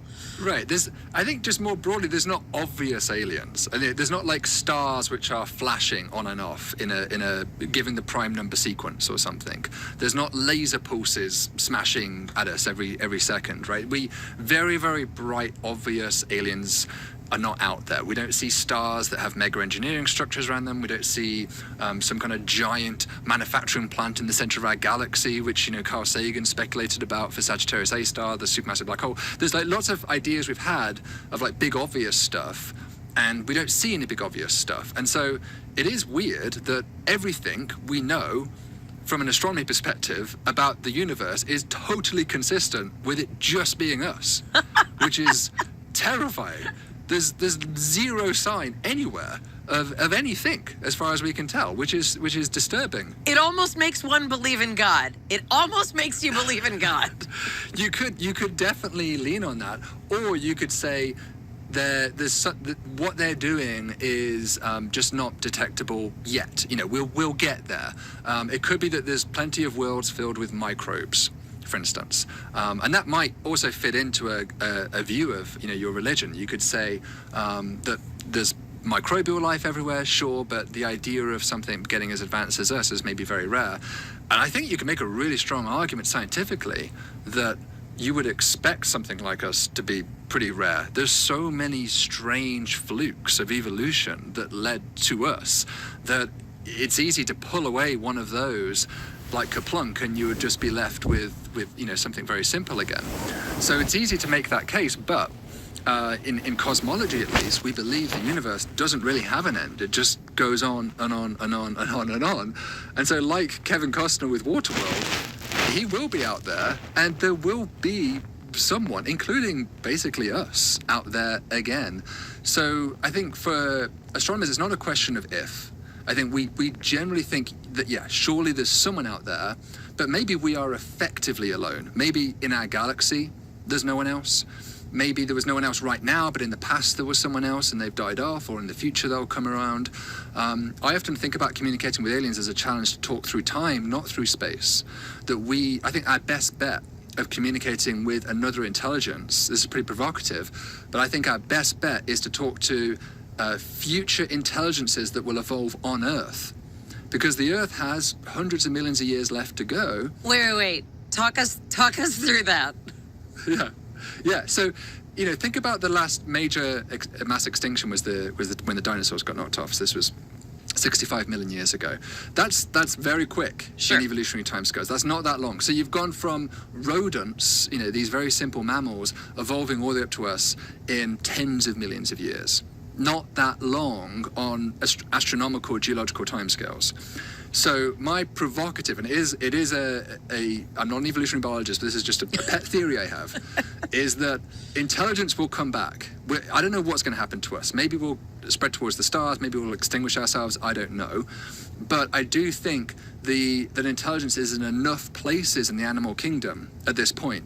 It's in dolphins, it's in octopi, it's in birds, it's in mammals, that I think intelligence has an evolutionary advantage that will in somehow persist. And so I would bet it's much more likely than us hearing from an alien from the other side of the galaxy, that we could build a time capsule, place it on the moon, that maybe some advanced future descendant on the Earth would detect that and pick it up and learn about us. I think my bet is that that's a more likely way of us having a one-way communication with an alien species, effectively, even though it's still descended from Earth, than actually getting a two-way communication through a radio pulse or something with Alpha Centauri. That's just a pet theory, but that's what I tend to lead on. I think you would have made a terrific evolutionary biologist. I'm really digging this. Well, I'm also thinking I've never used AI, which is something I'm still proud to say. But if I were to create an image or ask AI to help me, I would want them to show me an image of a dolphin and octopus, in a time capsule that I'm placing on another planet. That's like a visual that I want. I want all those creatures together. AI can do it. The AI can do that, but I'm not going to try it out. The other thing that I was hoping maybe you could help us understand, because I think that's helpful for what might be brewing. But, we've spoken to Adam Frank, we've spoken to, all these people who have helped us sort of entertain the what could have been. And obviously people like Robin Hanson who are a little more out there. But what about the notion that if we assume that there could be other intelligent life, it likely has been around for a much longer time than us, and may have even advanced to a level of, I'm thinking like, I'm kind of like a Jetsons, I was raised on the Jetsons, right? So I'm thinking like, yeah, me it's too. like, right. So I'm thinking like, it's like a computer with legs, that's what I'm thinking. But whatever version of advanced artificial intelligence, that something that has been alive for, I don't know, pick a number, hundreds of millions of years, is it possible that we are the most primitive life form and that there's something that has already existed and we're just at the tail end and the beginning of our exploration? For sure. Carl Sagan would often comment on that it's very unlikely, if there is another intelligence out there, that it would be in technological lockstep with us, right? It's either going to be far behind us, in which case there's not really much prospect of communication, or far ahead of us. And in fact, me and Adam Frank actually wrote a paper about that together, saying that, if you look at the neighborhood of stars around us and assume there is someone else out there, they're almost certainly going to be far ahead of us. And so we should just sort of brace for that in communication. But it does raise the question, maybe that's the explanation to the Fermi paradox. Why would they have any interest in communicating with us, right? Because we'd be so simple and primitive to them that would be maybe interesting in the sense of putting us in a test tube and seeing what happens, but not for like an actual sentient communication. Maybe there's some higher plane of consciousness we've not achieved yet, so they just don't even consider us like worthy of empathy and all of these things. Maybe that's even an alien concept to them. So, you know, that's very worrying. The case I worry most about is that you can imagine a planet that has a single-celled life form that forms a colony on that planet, like a fungus that just kind of spreads over the whole planet.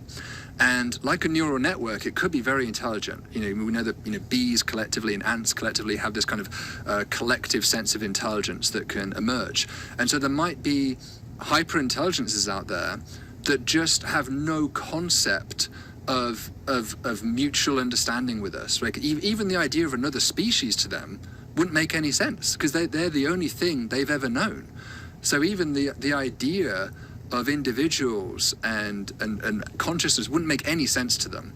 And so there might be lots of aliens out there, but they're just so alien that this science fiction dream we have of like shaking hands and talking to each other over a dinner table, that's all BS.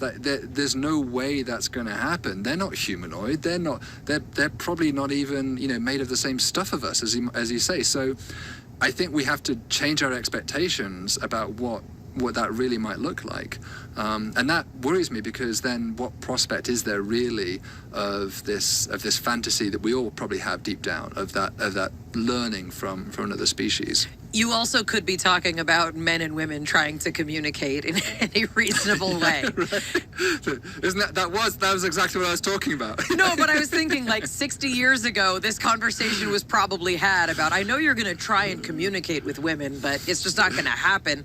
They're like made of different stuff. But I was thinking of like, you know, what are those differences and how much can we magnify them? Many people are talking about the age of disclosure, and not just the documentary, but the sort of era that we are in. And, you know, when I was a kid, when we were all kids, there was always like a lone person who was featured in, let's say, the National Enquirer, or maybe they made it onto, you know, the evening news on some special, and they claimed that they had contact or information or evidence. And, you know, these things were fairly sporadic. And I'd say over the last, you know, fill in the number of decades you'd like, and also with the proliferation of information and the ability to distribute that information, we've had a huge explosion in people talking about not only experiences, abductions, you know, evidence, all these things. There's been a huge emphasis on what the government knows, what the government doesn't know. You know, as far as I'm concerned, I've stopped being alarmed when I hear that the CIA or FBI has looked into something. Apparently they look into everything, like the local 7-Eleven and also, you know, biosignatures. So it's not so much like, oh, the government has a department, but what we're learning is that there are larger networks, both of conspiracies and also truths about things that our government has placed tax dollars to fund and to support. You know, we've spoken to the vast variety of people you can imagine who talk about this.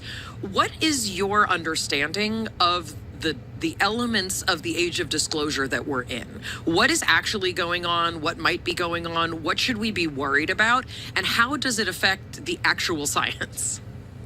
Yeah, I mean, I get asked this all the time. And the thing I've been thinking a lot about with this growing era of UFO stories and age of disclosure is how do we pass that as scientists? And I think for a long time, the public has been frustrated with scientists because we just kind of dodge the question. And we say, well, that's silly, that's ridiculous, you know, I'm not going to even talk about that. And that, I don't think that's the right approach. But at the same time, I think a lot of scientists do have this kind of spider sense that something doesn't make sense about this. I mean, as astronomers, for instance, it's hard to find people that look up at the sky more than astronomers, professional astronomers, and yet none of us, very few of us, seem to see this compared to the bulk population. So what's going on? Why is it that trained professionals see UFOs less often than members of the public who are untrained at looking at things? So that already might raise some like red flags, like what's going on here? But I don't want to discount it. I think there is, obviously when you see these videos and you see like the Pentagon videos and you hear these reports of like the radar operators and the pilots, these are very well trained people as well, right? And so they're seeing stuff in US airspace or just off the coast of US airspace that clearly something is going on, and it's totally reasonable, and I support the government trying to figure out what that is, because at a minimum it poses a potential threat to US defense, right? If there's vehicles traveling through our airspace without us knowing about it, we probably should find out what they are, whether they're drones or some alien spacecraft. We probably want to know what they are. So we certainly want to pursue it. I wouldn't be one of those scientists that said this is so ridiculous, let's just close that case and forget about it. But I've also been trying to ask myself the question, why is it that when we talk about biosignatures like the Martian rocks, or looking for gases in alien atmospheres, right? We do that with exoplanets. We look for gases that are signatures of life as well. Why do scientists feel comfortable calling that legitimate science, but we feel uncomfortable talking about UFOs as legitimate ways of looking for aliens? It's not like suddenly as soon as you cross the Earth's atmosphere, something stops being science. That doesn't make any sense. Like there's no boundary like that. And for me, I've been thinking about this really hard. I think what it comes down to is there's a little bit of a technical explanation, but I think it comes down to knowing how often you're wrong and how often you're right. What in science we would call the true positive rate and your false positive rate. And in any experiment, you have to know those two numbers. If I'm going to do a search for life on exoplanet atmospheres using whatever method I want, I need to know how often do I expect this method to be successful if all of those planets had life on it. Is it 50%, is it 100%, or is it 1%? So that's the true positive rate, how often you're going to be right, assuming life is there. And you also have to know how often you're going to be wrong.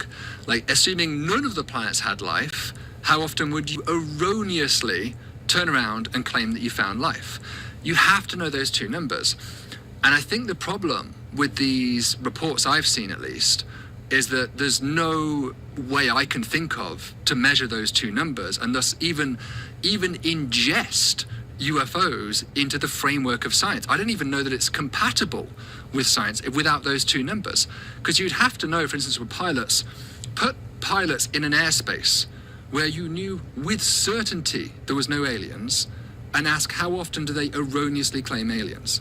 And you can't do that. It's not possible. You can put them in a simulator or something, but even that wouldn't be realistic compared to actually flying the vehicle in an atmosphere, in a real physical atmosphere.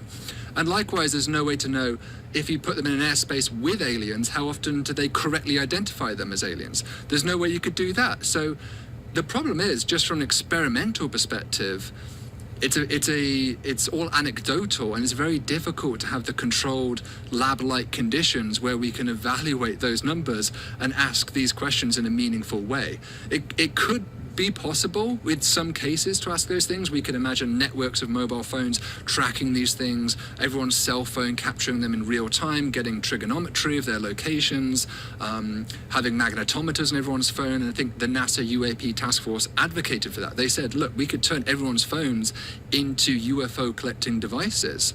And there's even some apps that on the App Store now that you can sort of use to try and do this. But that's the kind of level of fidelity you need. You need like lots of data from independent sources, and then you'll be able to measure some of these rates in a more controlled set of conditions. But at the moment, just with these kind of one-off anecdotes, I just don't know what to make of them. Well, there are two sides to this, right? It's like the scientific evidence, and then how do you make sense of these group of professionals, seemingly all credible in their own way. Like, it's a big conspiracy that they've all had these unbelievable experiences and they're just doing it to go on talking tours of podcasts, and they're sitting in front of congressional hearings claiming that there's undisputed evidence that is being withheld. Like, how do we reconcile those two things? I don't know. Yeah, I really don't know. I mean, I wouldn't accept personal testimony as evidence for aliens, personally. I think my bar of evidence is higher than Dave said so. Even if Dave, I really believe Dave. Even if Dave's my best friend and he's got a PhD in whatever, that's still not enough, just because someone said so. So it's like Jerry Maguire, show me the money. Like then I'll believe it. Like if there are alien vehicles in some warehouse, some government warehouse, then just present them, and we'll all be convinced. And I think that's the point of not just science, but in society more generally.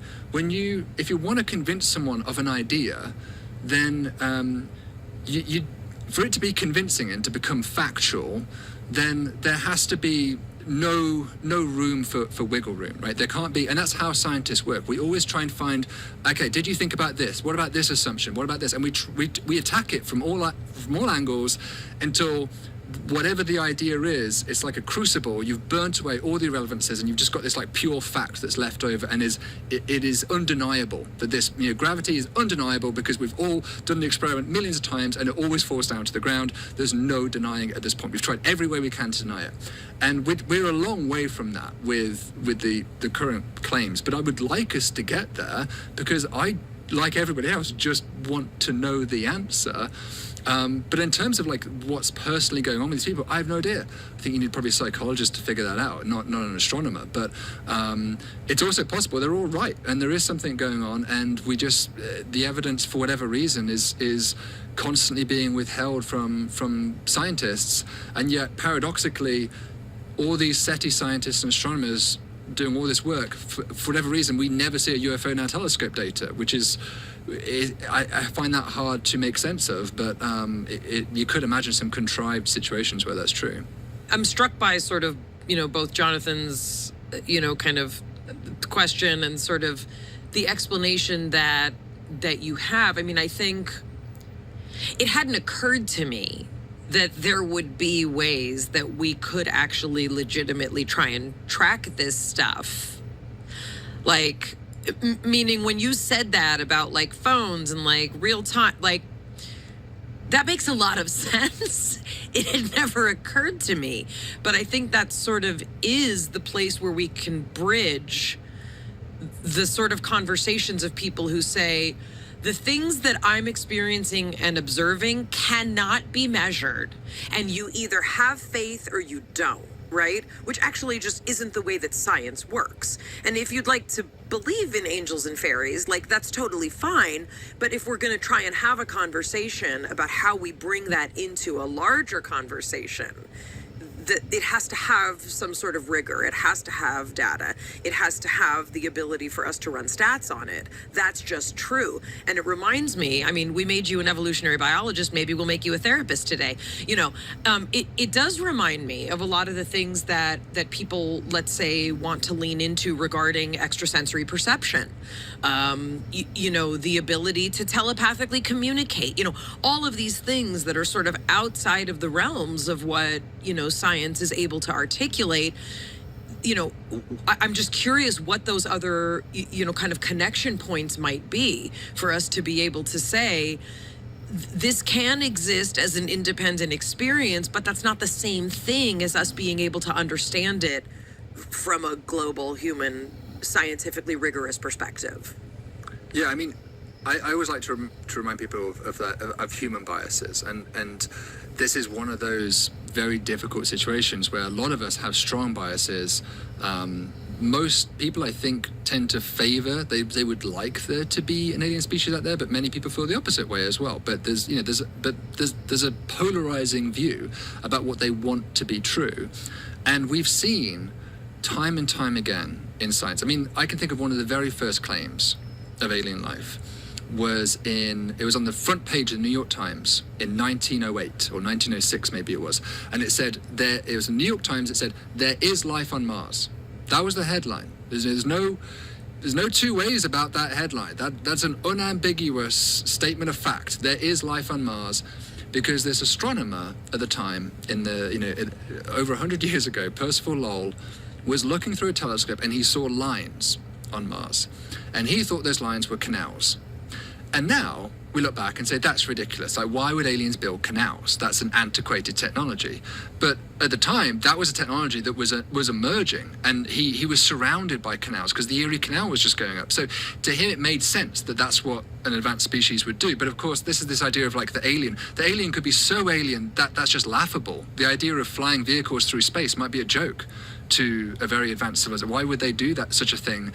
When you could just learn everything from a neutron probing telescope from the other side of the universe? Why do you even need to visit them? Like we have to kind of open our mind a little bit about how advanced they really could be. And of course, he was wrong. Percival Lowell was wrong, but he just didn't know what he didn't know. And what he didn't know was that there's these psychological effects. It's called gestalt reconfiguration, where if you see like three dots in a row, you kind of connect a line between them. And his brain just filled in the gaps. And that just wasn't understood at the time, that this was an effect. And so time after time, it's the stuff we don't yet know about. And even in our own atmosphere, there's stuff we don't know about. During the NASA UAP task force, led by Dave Spergel, who's an astronomer, they talked about this upside down lightning effect. I think it's called jellyfish or red lightning, and it shoots up, and it's only in the upper, very upper atmosphere. And pilots have been reporting it for years. Commercial pilots, they've been saying there's this weird lightning, but it was never recorded. No one had ever had a camera fast enough to capture this inverted red lightning. And then once cameras got fast enough, they finally proved that it was real. But nobody thought it was real until it was done. And so that's both a case of maybe the aliens are real because we don't have the quality of cameras yet, but it's also a case of that there's natural phenomena in our own atmosphere that we're still learning about, that we don't understand. So we have to be humble and admit that our understanding of even our atmosphere is probably going to advance a lot more in the next century, and there may be stuff going on we just don't understand that we will come to understand, because that's how science works. Or it could be aliens, but I do think we should just be a little bit humble that time and time again through history we've got overexcited because we want it to be true. We want it to be aliens. And very often, at least so far in history, it has not been that case. It's just a lack of our current understanding of what's going on. I mean, you could also make that argument for, everything we've ascribed to God, everything, again, that we're ascribing to energetic fields that we just can't measure yet. You could ascribe it to telepathy or what seems like telepathic communication.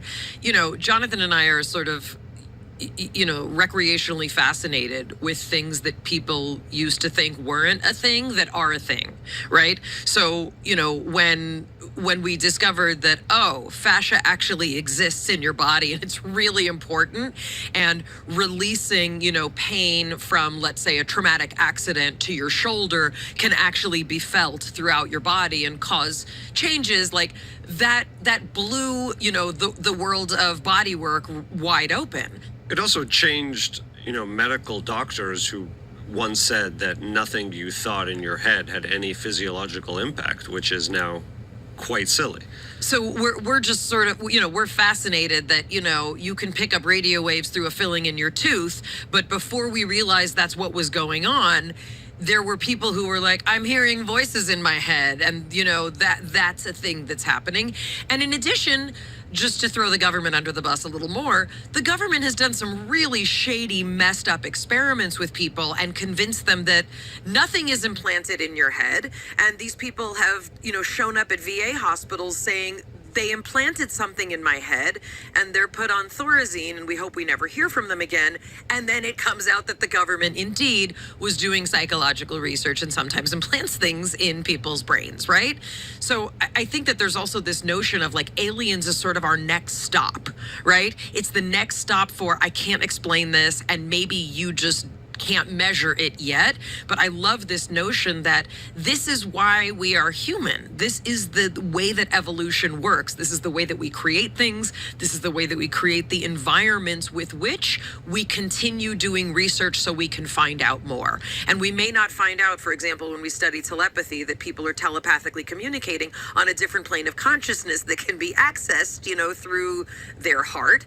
But we may learn other things about human communication, about nonverbal communication, and about so many other things that will add, to sort of the stew that is our scientific knowledge. Yeah, trees communicating through the fungal network. That's an example of it. That just seemed crazy when you first hear about it. But an example in my world I think of is meteors, actually. The idea of, in the 18th century, of rocks raining from the sky is such a weird thing. It's like pigs flying, and nobody believed it. They were like, come on, how could a rock fall out of the sky into your backyard? That doesn't make any sense, right? And then of course now we accept it as common fact, because in northern France think it was near Normandy, there was like thousands of them in one meteor shower. And it was just like, at that point, there was no escaping the conclusion. It was a bunch of farmers, and everyone was like, those crazy farmers, they're so dumb. That's literally what people said. Right, but the evidence got to I think this is what we always want in science, is the evidence got so overwhelming that the naysayers had no route of escape, right? The evidence in that crucible, it became undeniable. And that's always what we're chasing, I think, in science, is we want to remove all of that uncertainty until we're left with something that really looks like a factual point.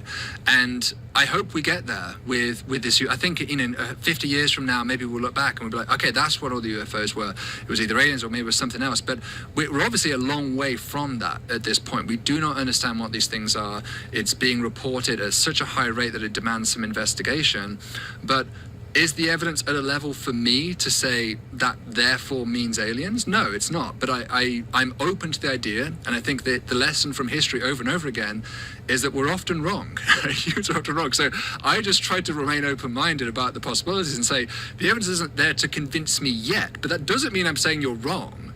I'm trying to keep everything on the table and just collect data until we get to the point where it's overwhelming. And that's what we want to achieve. And for some people that's frustrating because they just want to make the call now. Just make the shot. Just say, I want the certainty. But science isn't like that. Science builds confidence progressively through many, many experiments, and it takes those kind of windfall detections sometimes, like those 1,000 meteors in northern France, to truly convince everyone that is real. I'm wearing this t-shirt that Jonathan got me, which I like very much because I like, anthropomorphizing aliens. But, there's a lot of conversation. And we recently had on a man who claims to be channeling an alien hybrid. Different story. His name is Bashar, and people all over the world listen to the channeling of Bashar. But one of the things that Bashar talks about, and one of the things a lot of people talk about, is that aliens are wanting our DNA. And they are, performing abductions, and they are, placing probes, and, all these things. And it's been the subject of many incredible movies, right? Trying to understand what an interface, right, with aliens might look like. Can you imagine a world or a galaxy or a universe where aliens would be at the level of sophistication where they could, for example, fly about undetected, but then selectively drop in? If they were at that level of sophistication, why would they want our DNA that they have to suck through our nose with a probe? I'm asking for a friend, but I'm asking for, for sort of I'm not just trying to be, cheeky here. I'm saying that, like, where is that level of interface, and how do we have conversations? Do we just shut that down and say, guess what? Anything that can fly undetected doesn't need to then suck you into a UFO? Or do we say, all bets are off, and maybe there are beings that are operating on a level that we literally can't understand? Yeah, I mean, I've heard that argument by some of my colleagues that it doesn't make any sense why UFOs, if they're so advanced, would be undetectable in some data and then trivially detectable by eye, with a human eye, in other data, or with a simple camera in other data. I mean, it is often, by the way, with cameras, I always find it amazing that the best image of a UFO hasn't improved since 1950, right? Camera technology has exploded, and yet we still have this grainy, crappy photo every time. That's maybe a red flag, right, to some degree. But in terms of the motives, it's impossible to debunk it. I think it's a waste of time to try to debunk motivation, because we have no idea what the motives of an alien would be. Maybe it's a teenager who's drunk and he's just flying around, messing with us. I don't know. Like, you can't, whatever you say to someone who really is a believer about that, they're not going to accept that as a counter argument. I think when I hear these stories, and I would never tell someone, well, you're wrong, that didn't happen, because I don't know, I wasn't there. There must be some bare minimum who are even fantasizing this or having a waking dream or something. That would be it'd be weird if that wasn't true, because we have such vivid imaginations. You'd expect some fraction of the time that would be true. And Jill Tarter, who's often, the movie Contact was about her. And Carl Sagan wrote the book Contact with her in mind. She's sort of seen as the mother of SETI, the Search for Extraterrestrial Intelligence. She has this beautiful quote where she says that, when we look for aliens, it's like a cosmic mirror. And what we're really looking for is a reflection of our own fears and our own dreams and aspirations. And so when we look for a planet that we think is undergoing nuclear war, that is a reflection of our own fear of nuclear war. And when we look for a planet that has achieved, solar panels covering the planet, that's a reflection of our own dream of achieving this kind of eco-utopia. And, maybe with some of these stories of, medical experiments or whatever, those are, again, reflections of our own internal fears that are just manifesting in these different ways. And I do think that's very true, that everything we think about aliens is pretty much just, it's coming from us. It's a manifestation of our own aspirations and dreams. And so I think that is there's a lot of us in these stories more than there is aliens in these stories. I mean, all of our narratives have that aspect to them, whether it's extrasensory abilities, God, aliens as well. We're all trying to find our place, right? And how we fit and how the world around us works. What I'm about to say, I don't think contrasts that, but in the same regard, it does shed more light and intrigue on the things that we used to think are ridiculous. And recently, the Havana Syndrome has come up again as one of the topics that was dismissed over and over again, where these people are experiencing very intense medical issues, headaches, nausea, impacts on their vision. And it was totally dismissed like they're absolutely crazy. And now 60 Minutes, through 9 years of research, has been releasing episodes on the fact that there are some crazy, previously unknown weapons that could shoot wavelengths that impact people in a way that we could never have imagined. So I think people hear that and then get to thinking, they're like, well, what else really can't we to extrapolate from that? Yeah exactly. And again, I agree with you that we need evidence, but it's like sometimes in the absence of enough evidence, people are trying to put those pieces together and say, what else haven't we just figured out yet? Yeah, I mean, I was reading recently about a story that reminds me of is alchemy and Isaac Newton with gold. So people were convinced at the time you could probably turn base metals into gold, especially lead. It was thought you could turn to gold. And it seems strange to us, but at the time it was thought, well, if this was true, this would be great and we could become rich, and we really wanted it to be true. And so that's that's kind of an important bias. And I always think it's amazing that Isaac Newton, we didn't know this until we discovered his writings in the 20th century, but he spent as much time doing inventing calculus and physics as he did trying to turn lead into gold.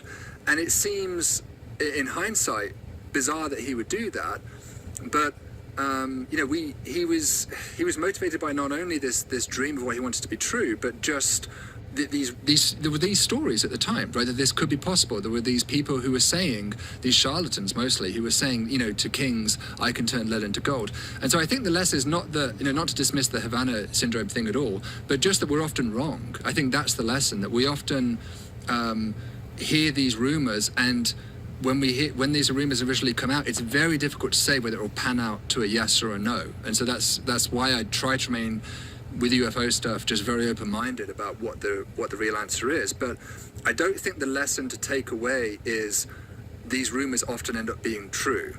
I think because we've seen time and time again, it goes the complete opposite direction as well. There are many cases where it ends up being true, but there's also a lot of cases where it was complete BS, and we forget about those cases. And we have that problem in medical journals and nutritional science a lot, where you hear about the positive cases. Oh, eating tomatoes, increased your libido by 10% or something like this. But you never hear about the negatives, where they did that experiment 10 times, it made no difference, but they couldn't get it published because no one wanted to publish that stupid no result. And so we often don't give as much emphasis as probably we should to all the times that we were wrong. And when you put that all together, you get this balanced picture that we just often make mistakes and we often mess up, and that's the nature of how science works. Well, and I think also, one of the things that, persnickety people like me get very frustrated about is, yes, it's important and amazing that we can disseminate information and people can look things up about their health and learn things about the world in ways that they previously could not. But many people sort of don't know what to look for or how to read data. And, I think we've all learned bits and pieces about how, for example, pharmaceutical companies can selectively publish the data that supports the mass dissemination of medication that actually may not be doing what they say that it does, right? That's astounding and makes me lose faith in humanity, but that's for a different episode. But I think that this is one of those things that when you have, also a political climate for us where we're told not to trust, it sort of grows this sort of notion that my experience is the entire experience. And what I think when I read an article is true, as opposed to what is the data. And, I go over this with my mother, God bless her, who will see something on Instagram and say, oh my gosh, I didn't know that, insert the food, the treatment, the celebrity, like whatever it is. And I think that's sort of something that, for people who are kind of trained in the ivory tower of academia, there is a different set of standards, right? And that doesn't necessarily translate well to kind of popular media. Yeah, for sure.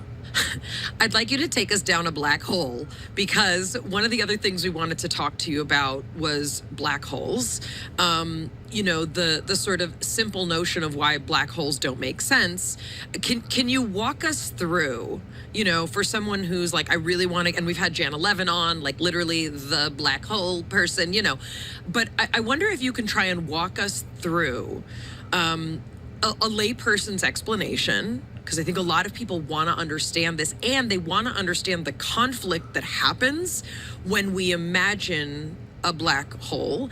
And it opens up the possibility, obviously, for conversations about wormholes. But if you can talk a little bit about sort of like energy conservation and, mass conservation and things like that, help us understand what we should know about black holes, why they should delight us and confound us, and also what some possible explanations are for the paradox that they present. Yeah, so I think probably the biggest paradox you're alluding to there is this thing known as the black hole information paradox. Black holes are just incredible. It's actually wild to think they're really out there. And sometimes you just have to take a step back and think, this is not just an idea, we know those actually exist, and it's terrifying. There's these things out there which nothing can escape from. I think it's such a bizarre idea. But I guess the paradox here is that we know that there's plenty of black holes. There's probably of order of 1 million or so in our own Milky Way. We only know of maybe dozens in our own Milky Way that have these accretion disks. That's when stuff is falling in, it rubs together, a lot of friction, it gets very hot, and we can see it. But there's probably lots of black holes which are almost naked. They're just floating through space. There's nothing really falling into them at the moment, and so we just can't see anything. They are black, of course. That's why you can't see them. The paradox of them is really about what happens to the stuff that falls in. I'm sorry, wait a second. Did you just say they're floating around? Well, maybe not floating is the right word, but they are moving through space, with some peculiar velocity, Okay, this is something I've never thought about. I've always studied black holes or thought about black holes as sort of like static. They have the ability to move, though. This is a new piece of information for me. Well, it's not by their own power per se, Sure. but everything in the galaxy is moving. Right. So I mean, the solar system is orbiting around the center of the galaxy, right, and has a fairly circular orbit. But there are some objects which are orbiting on highly elliptical orbits, and they're not stable. They will move around. We had an interstellar asteroid, 3 of them, passed through the solar system quite recently. So stuff can hit each other, can go through solar systems. It's a messy, busy place out there. Okay, got it. It's just like it changes a little bit of the computation that I'm doing about them to picture them as a receptacle for potentially everything that never comes back, and we don't know what's happening in there. But also it moves about, because then it asks the question, like, what vector are things moving on if it's... Anyway, okay, keep going. Yeah, I mean, there is a chance a black hole could pass through the solar system. It'd be a very bad day for us, right? It's possible. It's not very likely, but it is possible.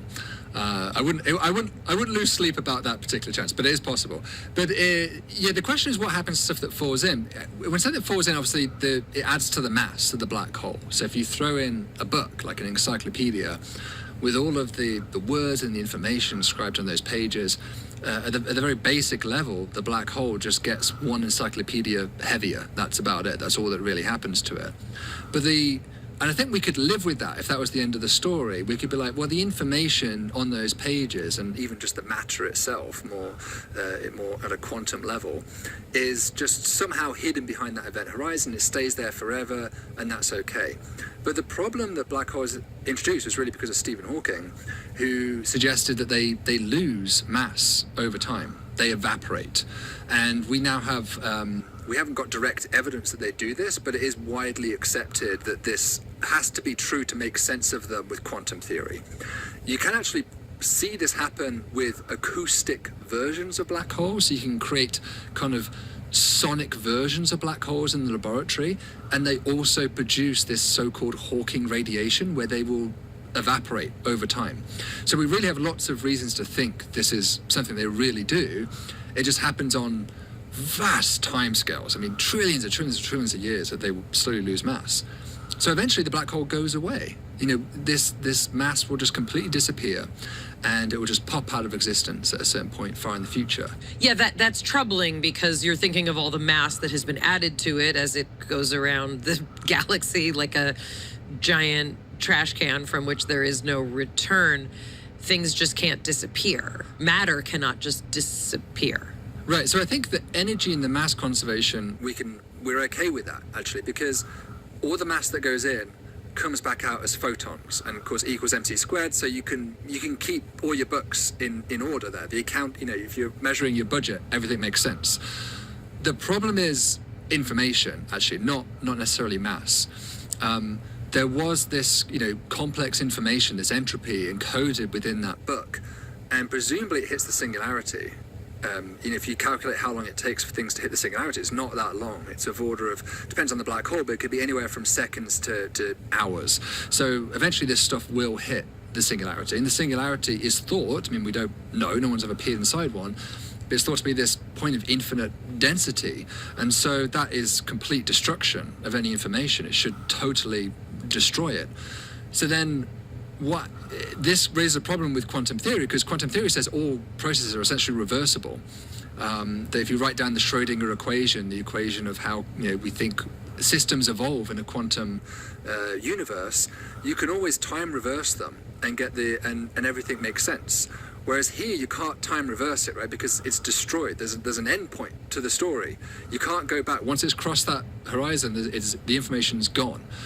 And so this kind of violates, a simpler way to think about it is just that quantum theory demands information conservation. There's the conservation of energy, the conservation of mass, and quantum theory says there should be a conservation of information. And black holes seem to just ruin that story for quantum theorists. And so this is where there's a fascinating intersection of general relativity, which is a theory of how space-time folds and moves and bends, of which one of the consequences is a black hole, and quantum theory, which is the theory of the very, very small. And its black holes seem to be the keyhole where both of those two worlds talk to each other in a way that we don't see with almost any other system.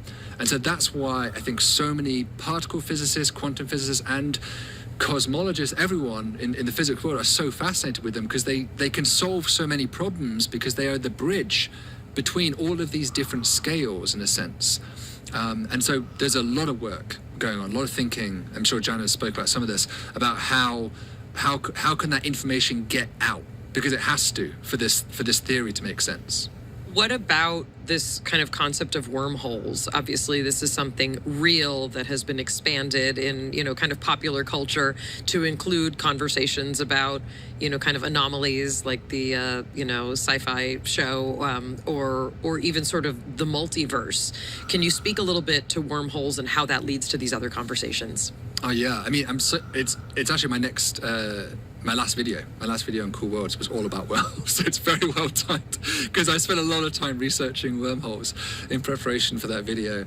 People originally thought black holes could be connected to wormholes in a sense, and Einstein actually wrote about that with this idea called the Einstein-Rosen bridge. But the version he imagined was not a wormhole a human being or even a particle could ever take. It was a slice through space, but particles always have to go forwards through time. And because of the very fact we have to go forwards through time prevents you from ever tunneling through the black hole and coming out of the other end of what would be some kind of hypothetical wormhole or hypothetical extra universe. So if you look at the math, you can kind of reflect the math and predict, oh, there should be another universe, there should be the inverse of the black hole, the white hole on the other side. And in principle, if you could travel infinite speed, you could kind of work your way through that, but in real physics, it's doesn't seem possible. So then Kip Thorne, who of course famous for Interstellar, because he was the science advisor on the movie Interstellar, he was actually prodded by Carl Sagan to start thinking about this. And Carl Sagan, when he was writing Contact that we've already mentioned, was asking Kip Thorne, is there a way, I know the Einstein-Rosen bridge doesn't work, but could you imagine a way of making this work?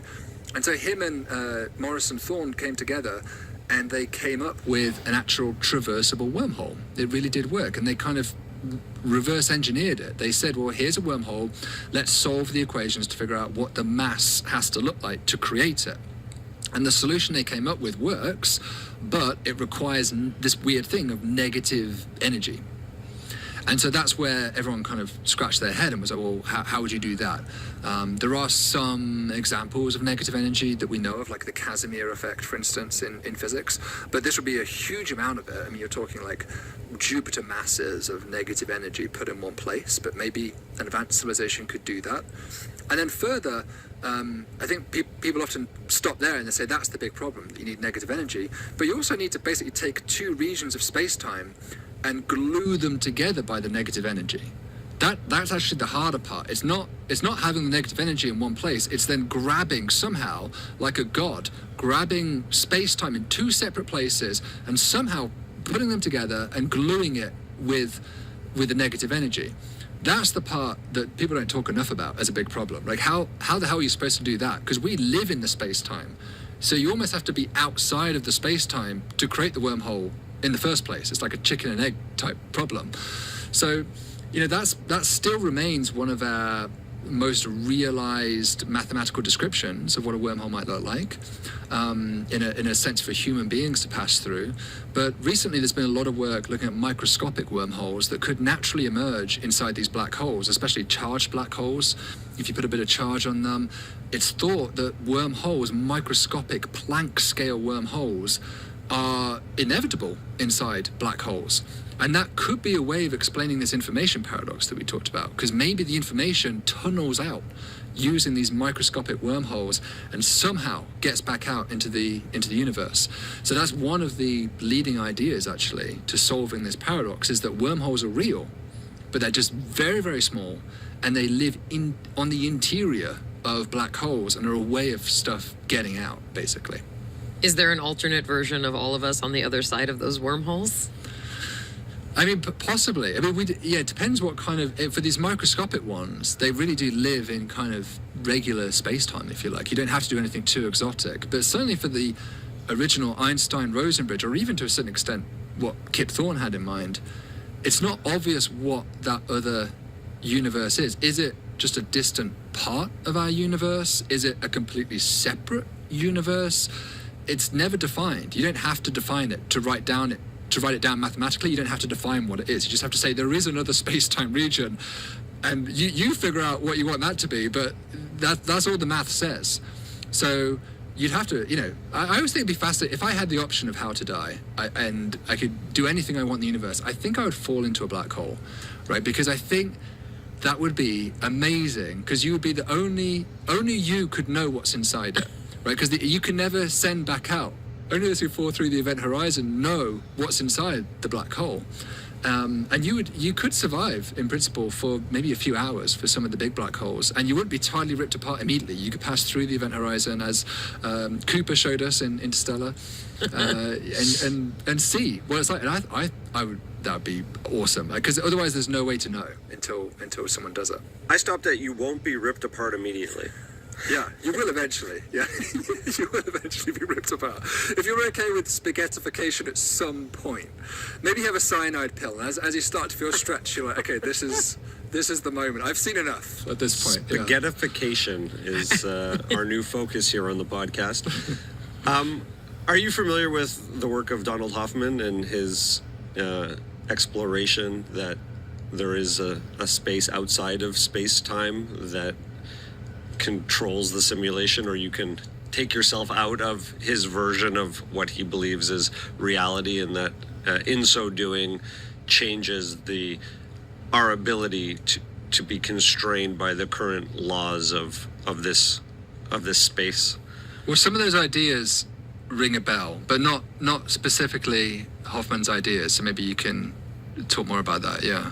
I don't know if I can summarize properly, honestly, but basically, his belief that this is a simulation and we're not living in a computer game, but that the world is simulated and our brain is constructing the reality around us. And also at a very basic level, when we spoke to him, we titled the episode "Everything You See Is a Lie," because he took even the basic explanation of, how we perceive visual information. And, at the most basic level, we think that we are seeing the world, right? Like, this is how we're raised to see the world. But there is an alternate reality, right? Which is all the wavelengths that are not absorbed, right, by all the things that we are, again, saying this is a table and this is a computer and I know what red is, right? So his sort of framework, comes from that everything you're seeing is filtered. It's filtered not just through, kind of brain structures, but it's filtered through, a construct. Very helpful. And his belief is that, the thing next behind me isn't actually there until I turn to render it, and then it exists again. He is working with mathematicians and experts on the hard science that can create the ability to control our version of reality, basically manipulate the headset in his analogy. And so in so doing, that breaks open the limits of our physical limitations, and it could mean moving about the world outside of the current limitations, and it could be changing our ability to repair physically, and so on and so on. But was just curious if there's elements of the wormhole math that seem to overlap here. Yeah, and also the holographic principle, it reminds me of. So, with one of the discoveries of studying the mathematics of black holes is that it is possible to actually equate wormholes with quantum entanglement in certain descriptions of the universe. So this thing called anti-de Sitter space. If you write down the equations of what happens in anti-de Sitter space, you can basically have quantum entanglement on the boundary of this anti-de Sitter space look like wormholes on the interior, but the wormholes are just holograms. They're not really there. They're just projections of the quantum entanglement. And so you can kind of unify these two apparently disparate ideas, which both seem to allow for instant communication, as being just mirrors of the same thing, just different ways of thinking about them. And the holographic principle is got a lot of interest right now in physics, that if you extend this, then all 3D objects in the universe are actually just really projections of this 2D surface out into 3D universe. And I think it's amazing that seems to work. Like if you take the whole universe, the observable, the Hubble volume, and you just take that surface, you could take all the information that's inside that 3D volume and put it on the surface, and it would fit on there exactly, which seems like really compelling argument for this holographic principle, which is obviously very disturbing for our own sense of who we are and what we see. Like nothing's really there. One of the things that I wonder if you can speak to, and we've spoken a little bit about, sort of what popular technology has done to science in terms of information coming in many cases, anecdotal information.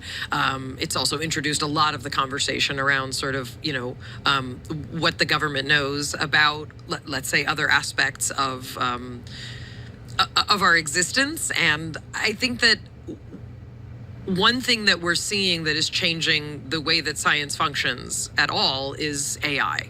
And I wonder if you can speak a little bit to some of the exciting things that AI is doing that impact science, and also some of the dangers of the entry of AI into sort of scientific rigor, reliability, and consistency. Yeah, it's a very fast-moving train, and so my thoughts on this, like many people, are evolving almost daily as we see the capabilities change and the use cases change, and people try different things and make different mistakes and different successes. I have to say, up to about a month ago, personally, I wasn't really using AI very much. I know you said you don't use it at all. I was using it a little bit with ChatGPT for just sort of proofing things, maybe rewording some stuff, things like that. And then when I started using the more coding versions of it, like Claude Code, for instance, I was really kind of blown away, because I did a podcast about this, a solo episode where I went to Princeton, and they were all basically singing praises about how great this coding framework is, and that it was a better coder than they were. And these were very reputable software developers in terms of making astrophysics simulations and things. So I was really surprised by that. So I thought I'd try it out for myself. And I would say it's not such a question of it being better, but just way faster. I mean, it can just do stuff. You have the idea, and it would maybe take you a couple of days to put it together. It will just do it in an hour or two, but it will make mistakes, and then you spend another hour or two fixing those mistakes with it and identifying them. But even then, it's still 4 hours. It's still a much more efficient use of your time than spending 2 solid days banging your head against the wall trying to get it to work. So it's like many tools. Like when the internet first came around, or Wikipedia, or when Python exploded in terms of its use among scientists.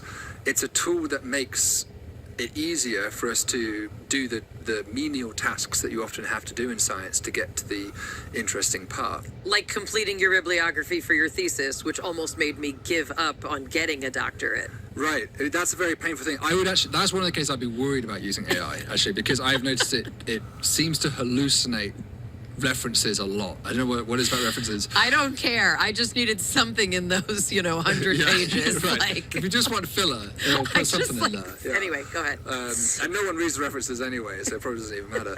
But one note, I had a story recently because I was in Denver for an Exoplanet conference meeting, and a colleague spoke to me, and she said about AI that her student had written this really beautiful first draft of a paper, had really nice figures, the explanations were clear, and they submitted it to a journal and got the referee report back. And then the student she didn't admit this, but after much digging it was found out this is what she did. She'd taken the referee report and the paper and put it into ChatGPT or whatever it was, and got back the next version of the paper. The whole thing, I mean, this is I think what you shouldn't do with AI. You shouldn't give it the entire damn thing and just say solve that. You need to really break it down. And so what she got out was absolute garbage. The paper was twice as long, all the figures were ruined, made no sense. And the advisor really had to prod her and be like, what tools did you use to do this? And eventually got it out of her that she had just literally copied and pasted the damn thing and ruined the project. And so they had to go all the way back and and undo that damage. So I'm hearing both cases. I do think people who are more senior, like myself as scientists, know how to advise graduate students, know how to advise undergraduate students in research. We break down the problem into small bite-sized pieces for them, and then we let them do it, we test it, and we know the checks to do. We know these order of magnitude calculations. We get a piece of paper and we check, does that make sense? Yeah, that's in the right ballpark. That seems to make the right sense. We know how to do those checks. Whereas I think students coming in often aren't familiar with how to break down problems like that, and they have this overwhelming faith that it'll work, and it can be ruinous in those cases. So it is a tool that's very powerful, but can, in the wrong hands, can just lead to absolute nonsense. And of course, there's lots of journal papers which are being submitted right now which are complete nonsense, which appear to be AI generated. So it's a big problem. I mean, I've also heard of, you know, students who are not using AI who also have to run things through an AI checker, so it doesn't seem like you're using AI when you're not, which is incredibly maddening, because imagine being accused, right, of using AI when you've done the research and did not. I mean, that level, you know, of kind of fear it's raising a very interesting generation of students, to say the least. Yeah, and I think also you see it with sometimes with my videos, and maybe you've encountered this as well with YouTube. I think the YouTube audience is getting very frustrated with AI content, AI generated content, and the AI slop is like the slogan, right, that goes around. And sometimes you work really hard on a video, there's no AI involved whatsoever. You put it out, they'll watch the first 10 seconds and say AI slop, because they're so hit with so much of it, this avalanche of AI stuff, that their barometer has been almost desensitized a little bit to it, and so they just kind of call everything that surprises them. You make any kind of surprising statement and think, well, that must be AI. And so we're in this era of people just not trusting what they're seeing. And some people are probably watching this podcast thinking this whole thing's AI, but no, we're really talking to each other. Right? We're all part of the simulation anyway, as we're hurtling towards a black hole. Right. So it is. It's having a big impact in public trust in science, in the use case of science, and of course, I think the greatest danger really is probably, as we've heard about many often in businesses as well as interns, and those sort of training of junior scientists, because it is so much cheaper and easier often to be lazy and just get the AI to do it rather than a graduate student.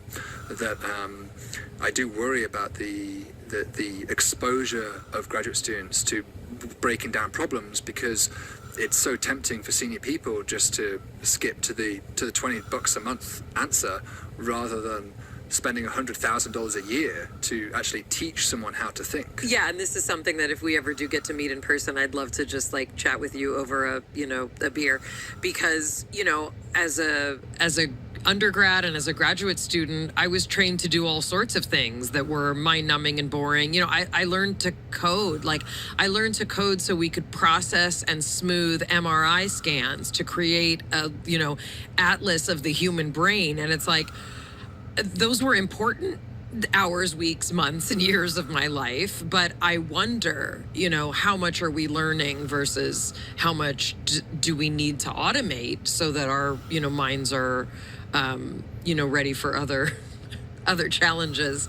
Our producer Valerie and I both like cute things, and we'd like you to explain what a baby universe is, because A, it sounds cute, and B, I just think we need the explanation from you.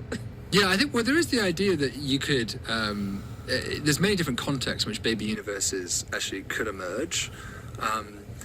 There is this idea that our universe is not the only universe, called the multiverse. And it's often spoken about in terms of explaining, kind of come back to God almost, and creation. Why is it that all the constants of nature seem to be perfectly balanced to allow for life? Because any kind of small perturbation to them would generally make atoms even impossible. So it's kind of wild that even anything is possible, structure is possible at all. So some people might lean on a creator to explain that, but a lot of scientists lean on this idea of a multiverse, that there's millions and millions, billions of universes out there, and they're in this higher hyperspace domain, maybe you call it the brain or the bulk or something, and they'll all be different sizes, and those sizes will ultimately be set by how fast they expand. So we have a cosmological constant which causes the universe to expand, and it's tuned at just the right rate, actually, coincidentally or not, that galaxies are possible. Because if you made the universe expand too quickly, everything would just fly apart and you'd never have anything. We'd all just be dust, spread out. But if you made the cosmological constant really small, then actually the universe would barely expand and then it would come back down and crush. And so that might be a baby universe in that instance, like a very small universe that pops up, but it wouldn't live very long. It would just collapse back down into itself. And of course, we couldn't live in those baby universes because they wouldn't last long enough for galaxies or people to ever emerge. And similarly, we wouldn't emerge in the gigantic universes because they just spread apart too fast. And so this is kind of this anthropic reasoning to explain why does everything seem the way it is? Let's invent other universes. I think a lot of scientists are a bit uncomfortable with it. It's weird to say there's just loads of universes out there. That's how we get around of it. But it does avoid the God situation, which a lot of scientists are desperate to avoid that at all costs. To speak to the sort of multiverse, concept, we've had it explained to us, in many ways that are elegant and beautiful and, I think scientifically appropriate. But practically speaking, what is your take? Like, if every electron has, options for spin and there are infinite numbers of ways, my favorite example, for me to get from here to this door, there's an infinite number of possibilities, one of which includes me jumping out the window, flying to the Bahamas, getting married and coming back and then, exiting the door, right? What does that mean for the possibility of other versions of us, other opportunities, as Jonathan often describes it, sort of the sliding doors of our existence? Yeah, it might be the last great demotion, or one of the last great demotions. I mean, we've had this sequence in history, Carl Sagan used to talk about this, of, we used to think Earth was the center of the solar system, and then we realized actually the sun is the center of the solar system. We're just a planet that goes around it. And then we realized there isn't just the solar system. Each star is also another sun, which also, and they have other planets, and that changed our view. We had to get demoted again. The solar system is not special. And then we thought the galaxy, the Milky Way, was all there was. And then we realized these other nebulae in the sky were actually other galaxies. And again, we got demoted. And so maybe in that sense, it's just natural that this will continue. And the idea that the universe is all there is again eventually going to slip away from us. And even the sense of self-identity that we are all there is, I am the only version of me, will also have to evaporate. Because if science has taught us anything, it's that every time we think we have the audacity to believe there's something special or unique about us, it will pull that away. It's the ultimate humility machine in that sense. So it would be very in keeping with the history of all of our advancements of understanding. This was really fantastic. We're really so grateful for you to help walk us through some of the most basic and most complicated concepts in the universe and galaxy. Oh, it's my pleasure. Yeah, and you know what? My wife is such a big fan of your podcast. Thank you. She was like, you've got to do this one. Yeah, make sure. And I was like, yeah, we're doing it. Yeah, no, whatever. Amazing. Well, thank you so much. Jonathan, I think that Dr. Kipping is delightful. I think that his pronunciation of words is very elegant. He also used some super big words like perturbation, which is like perturbation. Also, shout out to the word obliquity, like obliqueness. Also, spaghettification. Spaghettification? You know what I'm going to say, actually? Anytime something feels uncomfortable, I'm going to say, this is starting to feel a lot like spaghettification. This conversation is spaghettifying me. This felt like, honestly, a fantastic SAT list of words. Like, whatever happens at Cambridge that created this guy, it's working. Next date night, let's jump into a black hole together and see what happens. I do want to actually mention this. And, a lot of what Dr. Kipping's lab, explores is a lot of statistics. It's a lot of modeling. It's a lot of mathematics. I can't focus on what you're saying because Valerie just sent us a GIF of Will Smith being buried in a bowl of spaghetti and meatballs, which is the greatest thing I've ever seen. We're trying to do an outro, and Valerie is showing us spaghettification. The conversation about black holes, the fact that we're having conversations that are literally based on equations is just, It's unbelievable to me. Like when Einstein was studying this, when we're talking about Carl Sagan's interpretations of these things, these are conversations about things that exist. We only know they exist because we have the mathematical explanation for why they can't exist. And that's why some people study physics. I don't know. There's something about like trying to understand some of the firsthand accounts that like I want to sit down with the analysis of the craft that pilots have seen and recorded that are moving in ways that can't be explained. I want like a full review, and like I want the physics. I want to understand the movement patterns. Like, has he reviewed all of that information? And yes, there is an overwhelming data that has been released by the government, and I understand the approach. And at the same time, like, I really want more of a reconciliation. He was hedging. Obviously, he doesn't want, you have to, I get it. You can't take a firsthand account. I get that. The reason is that one of the only explanations is that there is a conspiracy, there is a government cover-up that is protecting us from having access to information about aliens. That is the explanation. And he was like really open-minded, right? Like he wants to believe and needs the burden of proof. And also like we can't think that everything that's being shared is delusional. You know, like I can't imagine that these people are going in front of Congress and saying, this exists, this happened to me, and it's a mass shared delusion. Like that doesn't track for me.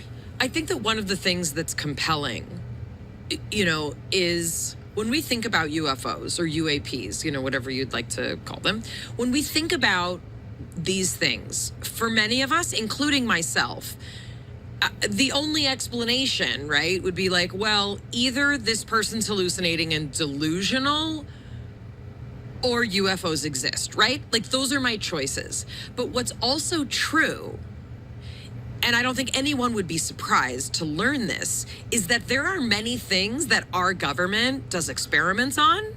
There are many things that our government is researching that they do not want the general public to know.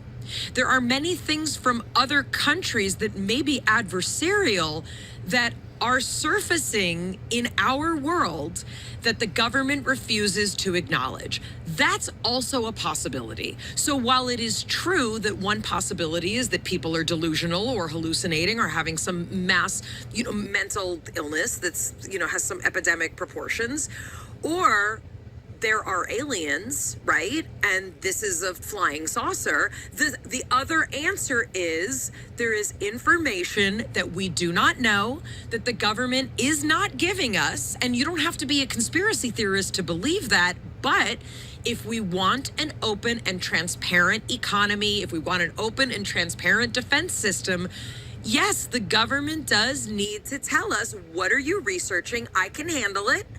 I'm a big girl. I can handle whatever you're looking at. I can handle the truth. Can you? Can you really handle it though? That's what Lou Elizondo is saying. Like, whatever fears the government pretends to be having, that, oh, if we tell people that aliens exist, it's going to be mass hysteria, and it's going to be like The Purge, or like everybody could be like drinking Coca-Cola in the morning. Like, people will go crazy. That's the example of people going crazy, just starting the day with a Coke. I just mean whatever people might be trying to forgive the government. Oh, they're protecting you, like they're your daddy, and they're going to protect you from all this information. I don't need that kind of protecting. I want to know what's happening. If you have evidence of a spaceship that is made of a material and you don't know how to make it, someone's making it. It's either Russia, China, like name the country, or it's from some place other than this place. Let's all talk about it. I want Dr. Kipping on it. I don't want all these people on the internet trying to explain it. I want scientists like Dr. Kipping and Adam Frank having access to this information and being able to say, guess what? This is carbon-based, this is silica-based. Like, I don't know, let's do it. I'm ready for that revolution. Yes, and it also goes to the Havana Syndrome energy weapon of it all, where it isn't extraterrestrial technology. It's actually technology that we didn't understand previously, but it was being deployed, and it was being deployed against us. So who has it? Where did it get developed? How is it being used? How do we know how to protect ourselves from it or treat people who it's been used on? And without more information, then we're at risk. So if there is technology and materials that we don't understand, it's true that it could be extraterrestrial, it could be something else, or it could be that there are advancements in science that we need to understand in order to keep pace with adversaries. Keep pace with adversaries, a number one objective right now. Seriously. It's important.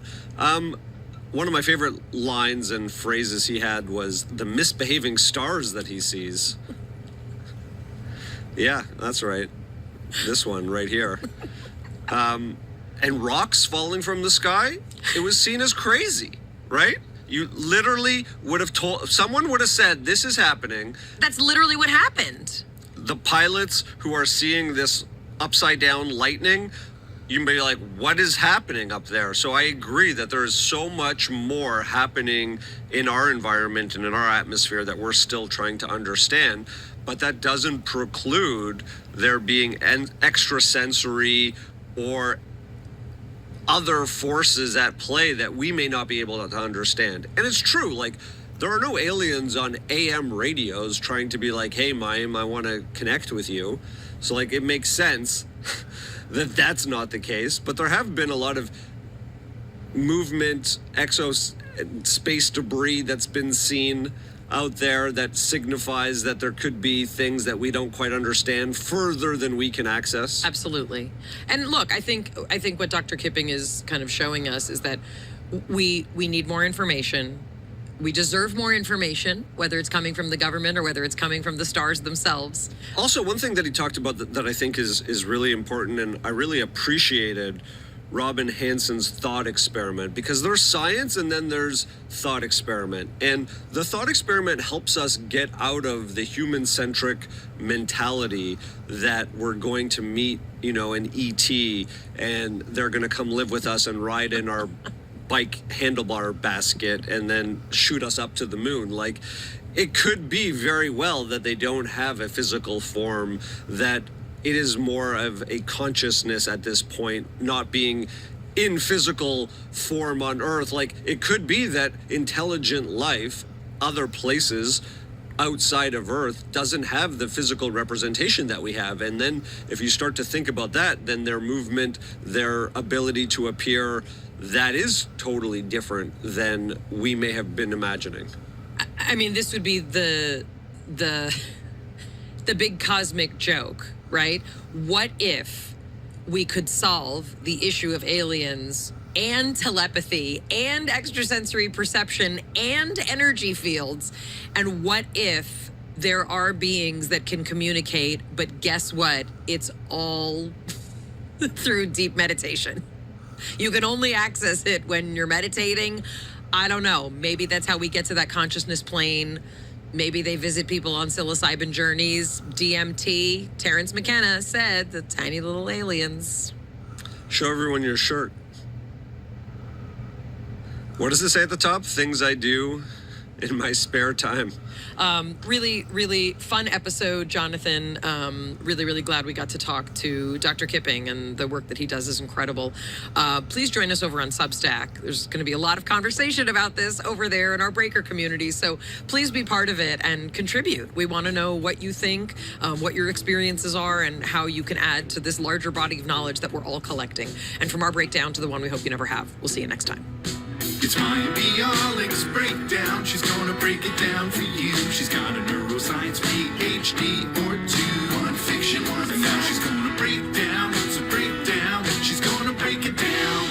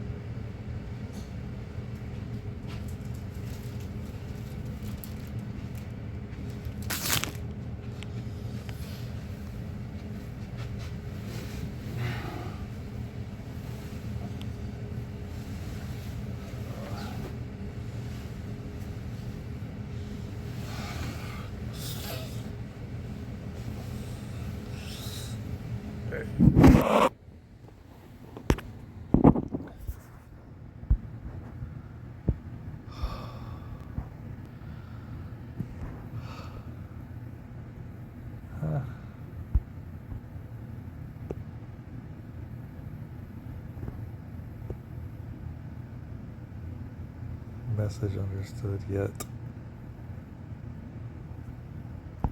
She can't just call me or anything. Yep, this is what I'm busy with, Carla. Waking up to imaginary Asian girlfriend.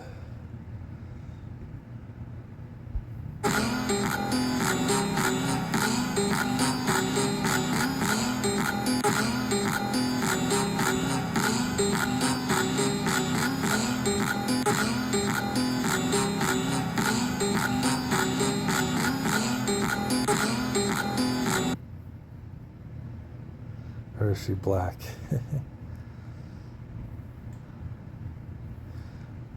She's probably not even real, is she?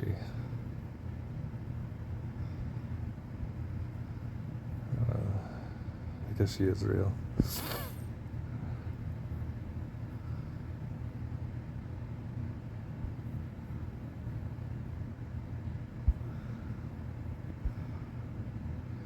See, Carla, 900,000 followers. I'm like, her profile's probably not even that old. I always told Carla she could have gotten tons of followers, and she just never believed me.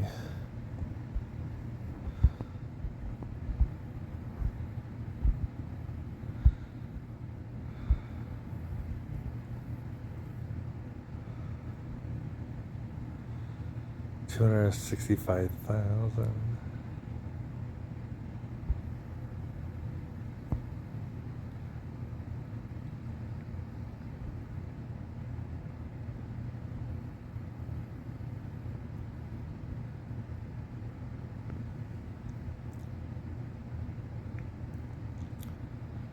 Look at that, 950 posts.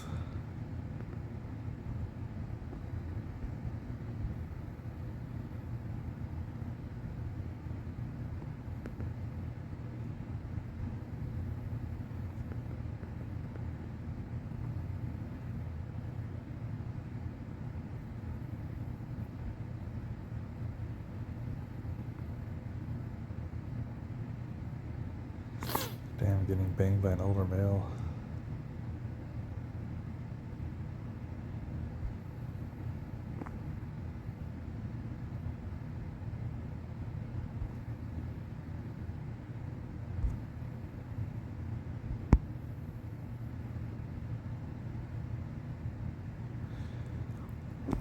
And this is when she was skinnier.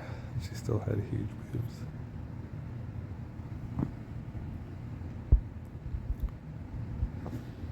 And now she's fucking thick as hell.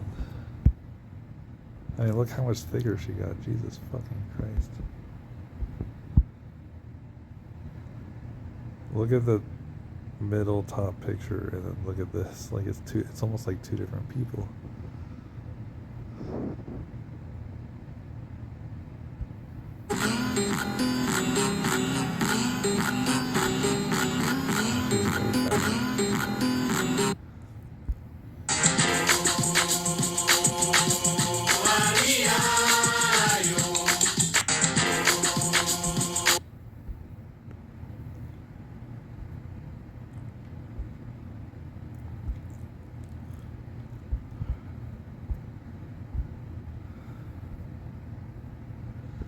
I guess it goes in order. And then people were saying she was thick back then. Well, Crazy, pose that scandalous. Yeah, these supermodel bitches be fans. Drop the pack off to a man and then I go hold hands with it. Sandals.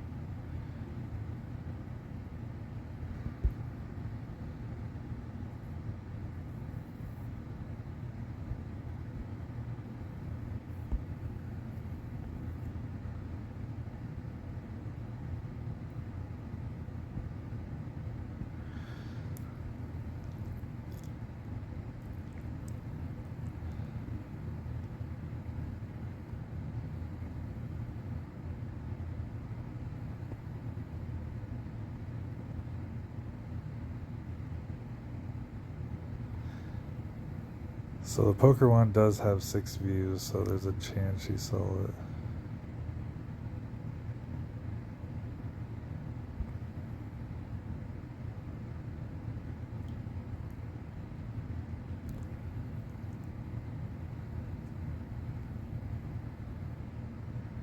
Twelve views.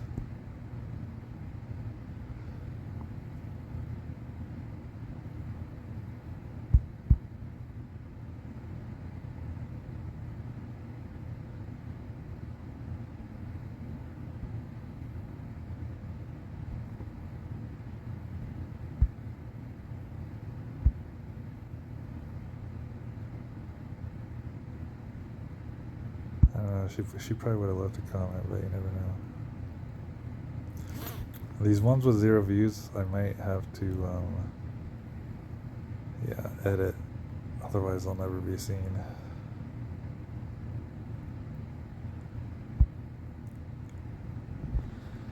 And I just played that fucking Instagram clip, and that's literally copyrighted music. Ugh. God damn it, Brock.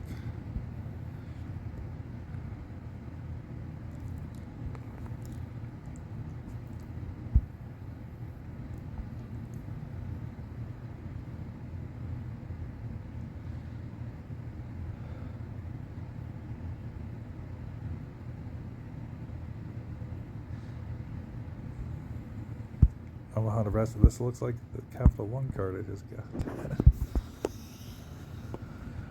I don't even know anymore.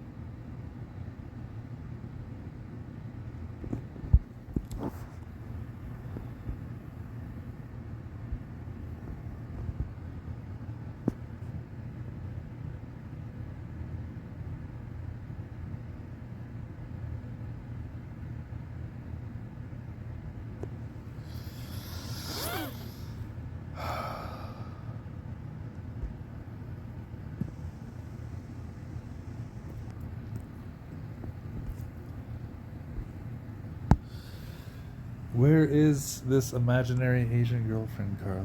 Where is it? Where are they?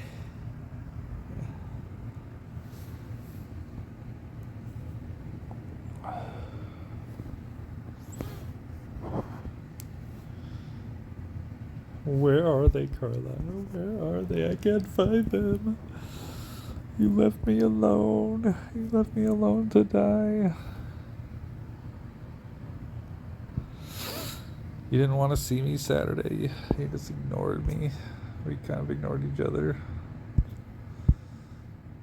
Yeah, I know I have to accept the part that I played too. At least I can admit my faults. Can you admit yours? No, you definitely don't apologize for them.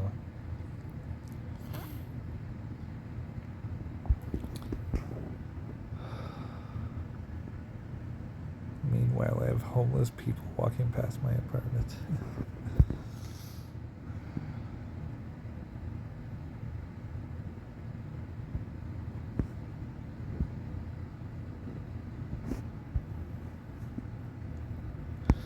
She literally, I mean, I know that she assumes that I'm not dead, but like Nathan literally took his life. And she just doesn't even consider that an option at this point.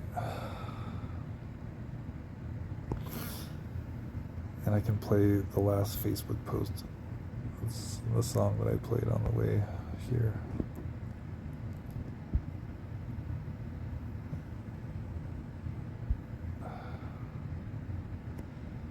$3.12.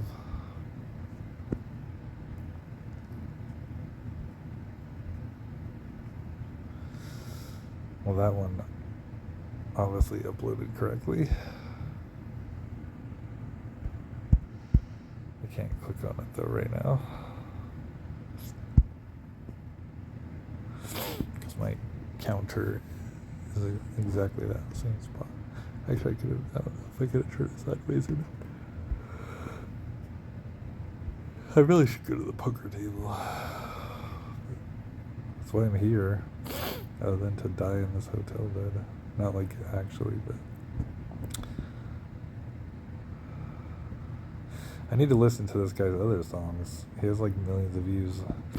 And then people are like, "Oh, finally your breakout song." But like, what do you mean? This guy's had breakout six breakout songs. What do you mean?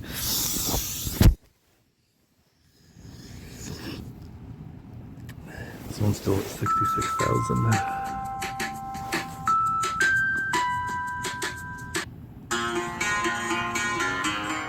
This was my last Facebook post. The way that you call out quietly. What did you learn?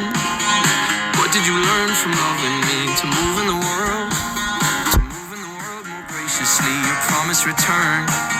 Your promise return ain't much to me, but letting you down was hell to me. The colors of love, the color of us was gold and green. The peace and the birds don't visit me. I was winning once, but that's been and gone. I was playing with the fire that you made for me. What we running from? I couldn't hold you for the last time and then let you go. Standing at the turnstile, you look so alone. To be someone you rely on, a hill that we can die on. Wait up with the light on. Don't wanna know this life without you. I'm not strong enough. You turn and close your eyes, 'cause you can't even look. Losing someone to rely on, a hill that we could die on. Wait up with the light on.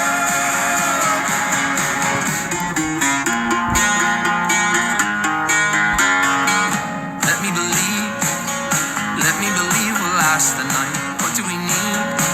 'Cause there ain't much left to sacrifice, but I gotta breathe. I better breathe to save my mind. I was winning once, but that's been and gone. I was playing with the fire that you made for me. What we running from? I couldn't hold you for the last time and then let you go. Standing at the turnstile, you look so alone. To be someone you rely on, a hill that we can die on. Wait up with the light on. Don't wanna know this life without you. I'm not strong enough. You turn and close your eyes, 'cause you can't even look. Losing someone to rely on, a hill that we could die on. Wait up with the light on. I'll admit it once, then I'll hold my tongue. I was clutching at the dream that you'd stay with me. And the truth, beloved, is you'll always run back and forth in my mind every day you breathe. I was winning once, but that's been and gone. I was playing with the fire that you made for me. What we running from? I couldn't hold you for the last time and then let you go. Standing at the turnstile, you look so alone. To be someone you rely on, a hill that we can die on. Wait up with the light on. Don't wanna know this life without you. I'm not strong enough. You turn and close your eyes, 'cause you can't even look. Losing someone to rely on, a hill that we could die on. Wait up with the light on. Someone to rely on, a hill that we could die on. Wait up with the light on.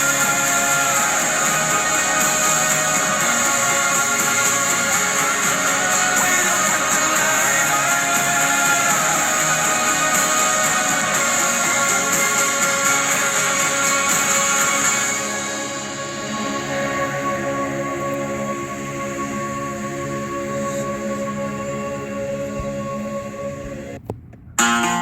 I could easily make a music video from this. It's gonna be copyrighted, but anyways. It's obviously clips from Carla and I kind of wish I would have like hid like a just a camera. Like, it would have been perfect, like, up in, like, her, between her purses and stuff. She would have probably never noticed.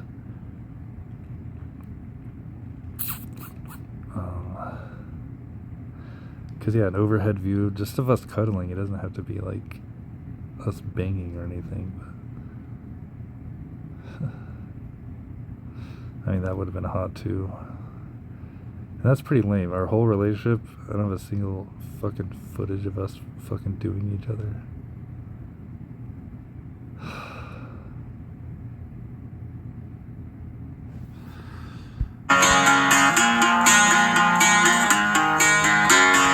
The way that you call out quietly. What did you learn?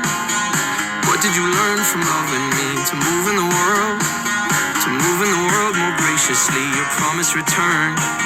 Your promise return ain't much to me, but letting you down was hell to me. The colors of love, the color of us was gold and green. The peace and the birds don't visit me.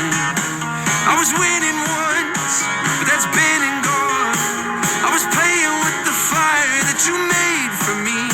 What we running from? I couldn't hold you for the last time and then let you go. Standing at the turnstile, you look so alone. To be someone you rely on, a hill that we can die on. Wait up with the light on. Don't wanna know this life without you. I'm not strong enough. You turn and close your eyes, 'cause you can't even look. Losing someone to rely on, a hill that we could die on. Wait up with the light on.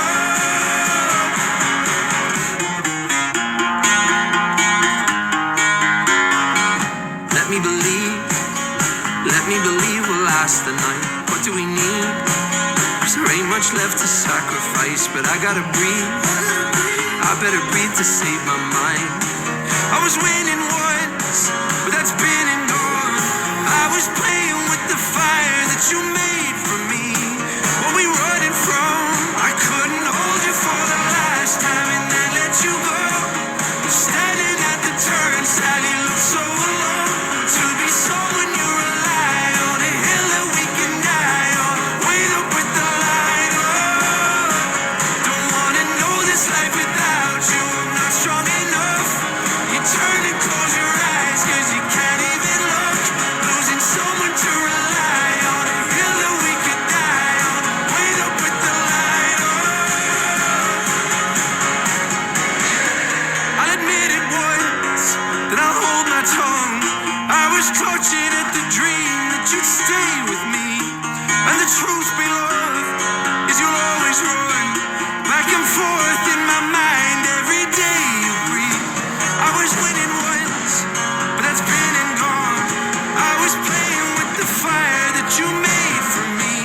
What we running from? I couldn't hold you for the last time and then let you go. Standing at the turnstile, you look so alone. To be someone you rely on, a hill that we can die on. Wait up with the light on. Don't wanna know this life without you. I'm not strong enough. You turn and close your eyes, 'cause you can't even look. Losing someone to rely on, a hill that we could die on. Wait up with the light on. Someone to rely on, a hill that we could die on. Wait up with the light on. So sadly, playing this just ruined fucking 11 hours of fucking recording.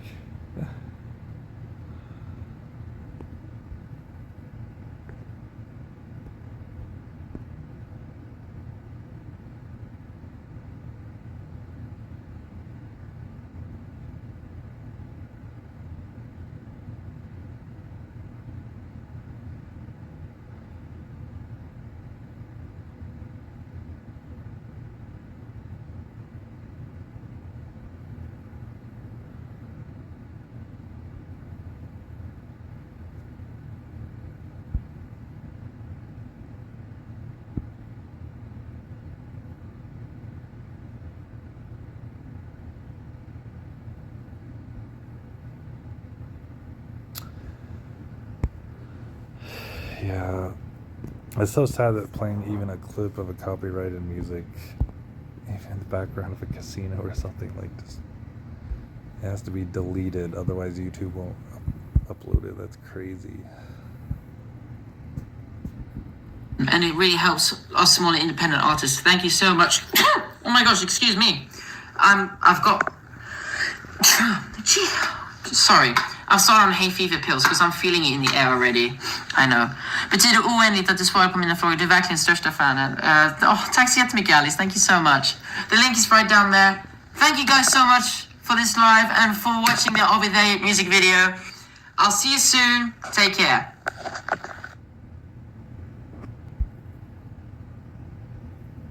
Don't let you.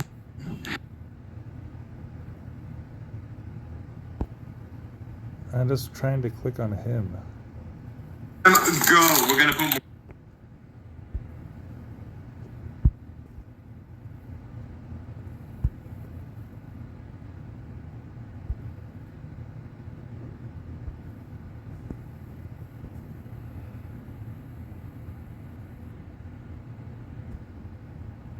If you plug in your business information, it'll identify what stage you're at and what steps are.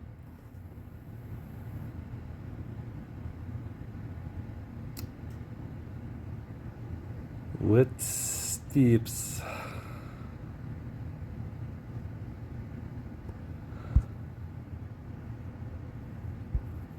I see your face. Up until then, it's just a normal day. Now I gotta look away to stay sane. You know I'm always late. I don't wanna miss a single breath you take. I say something fun, you smile, but are we there yet? Are we in love yet? And are you ready for this fool? I scream, I shout, I say do anywhere. I drink too much, but you got me on my knees. I'm out, I do anything to be with you. I scream, I shout, there's something, baby, that I drink too much, but you got me on my knees. I'm out, I do anything to be with you. And when I see your face, like hot liquor on a chilly day. Yeah, and when I look away, only to stay sane. I like your style, your boots, your curly hair. You got those Kendrick jeans and your own man shirt, yeah. You got me thinking, are we there yet? Are we in love yet? I scream, I shout, I say do anywhere. I drink too much, but you got me on my knees. I'm out, I do anything to be with you. I scream, I shout, there's something, baby, that I drink too much, but you got me on my knees. I'm out, I do anything to be with you. Are we in love yet? Are we in love yet? Are we in love yet? Are we in love yet? Are we in love yet? Are we in love yet? Are we in love yet? Are we in love yet? Are you ready for this fool? I scream, I shout, I'll take you anywhere. I drink too much, fuck me, you got me on my knees. I'm out, I'll do anything to be with you. I scream, I shout, there's something, baby, that I drink too much, but you got me on my knees. I'm out, I'll do anything to be with you. Are we in love yet? Are we in love yet? Are we in love yet? Are we in love yet? Are we in love yet? Are we in love yet? Are we in love yet? Are we in love yet? It's fucking amazing.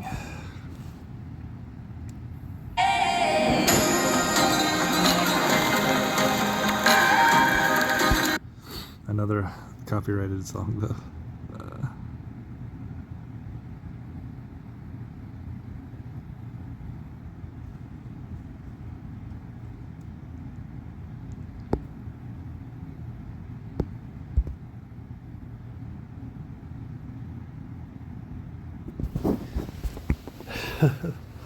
Just to fuck with him, I'm gonna type this.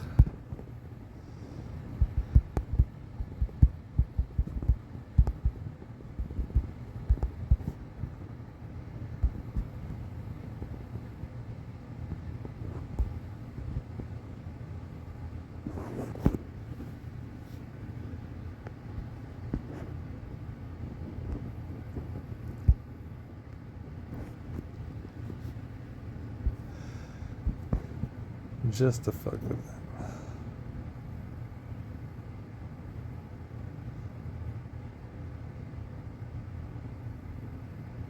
Man, he just needs this music to fucking break through.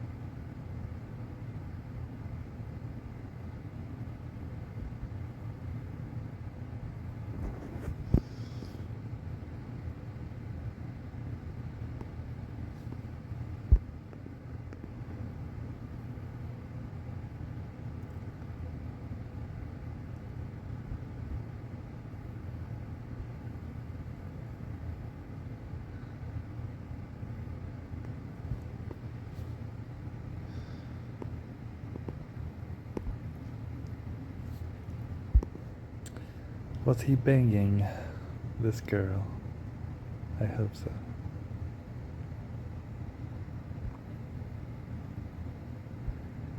But then they broke up or his visa expired. He really performed with himself. That's so cool.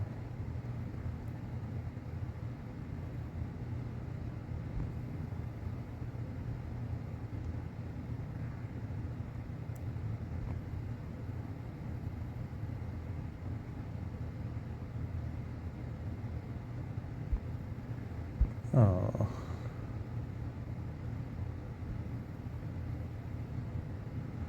Oh, and he was performing with her again.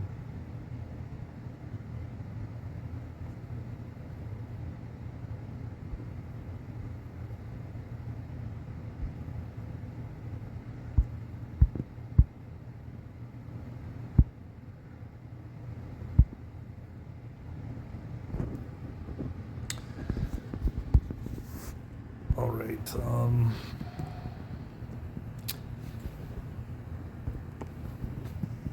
it's been 11 and a half hours. No imaginary girlfriend is in my hotel room. I'm gonna start a new recording because otherwise it's gonna take fucking forever to upload this. So yeah, right here, live on camera, 11:37 a.m. Just gonna restart.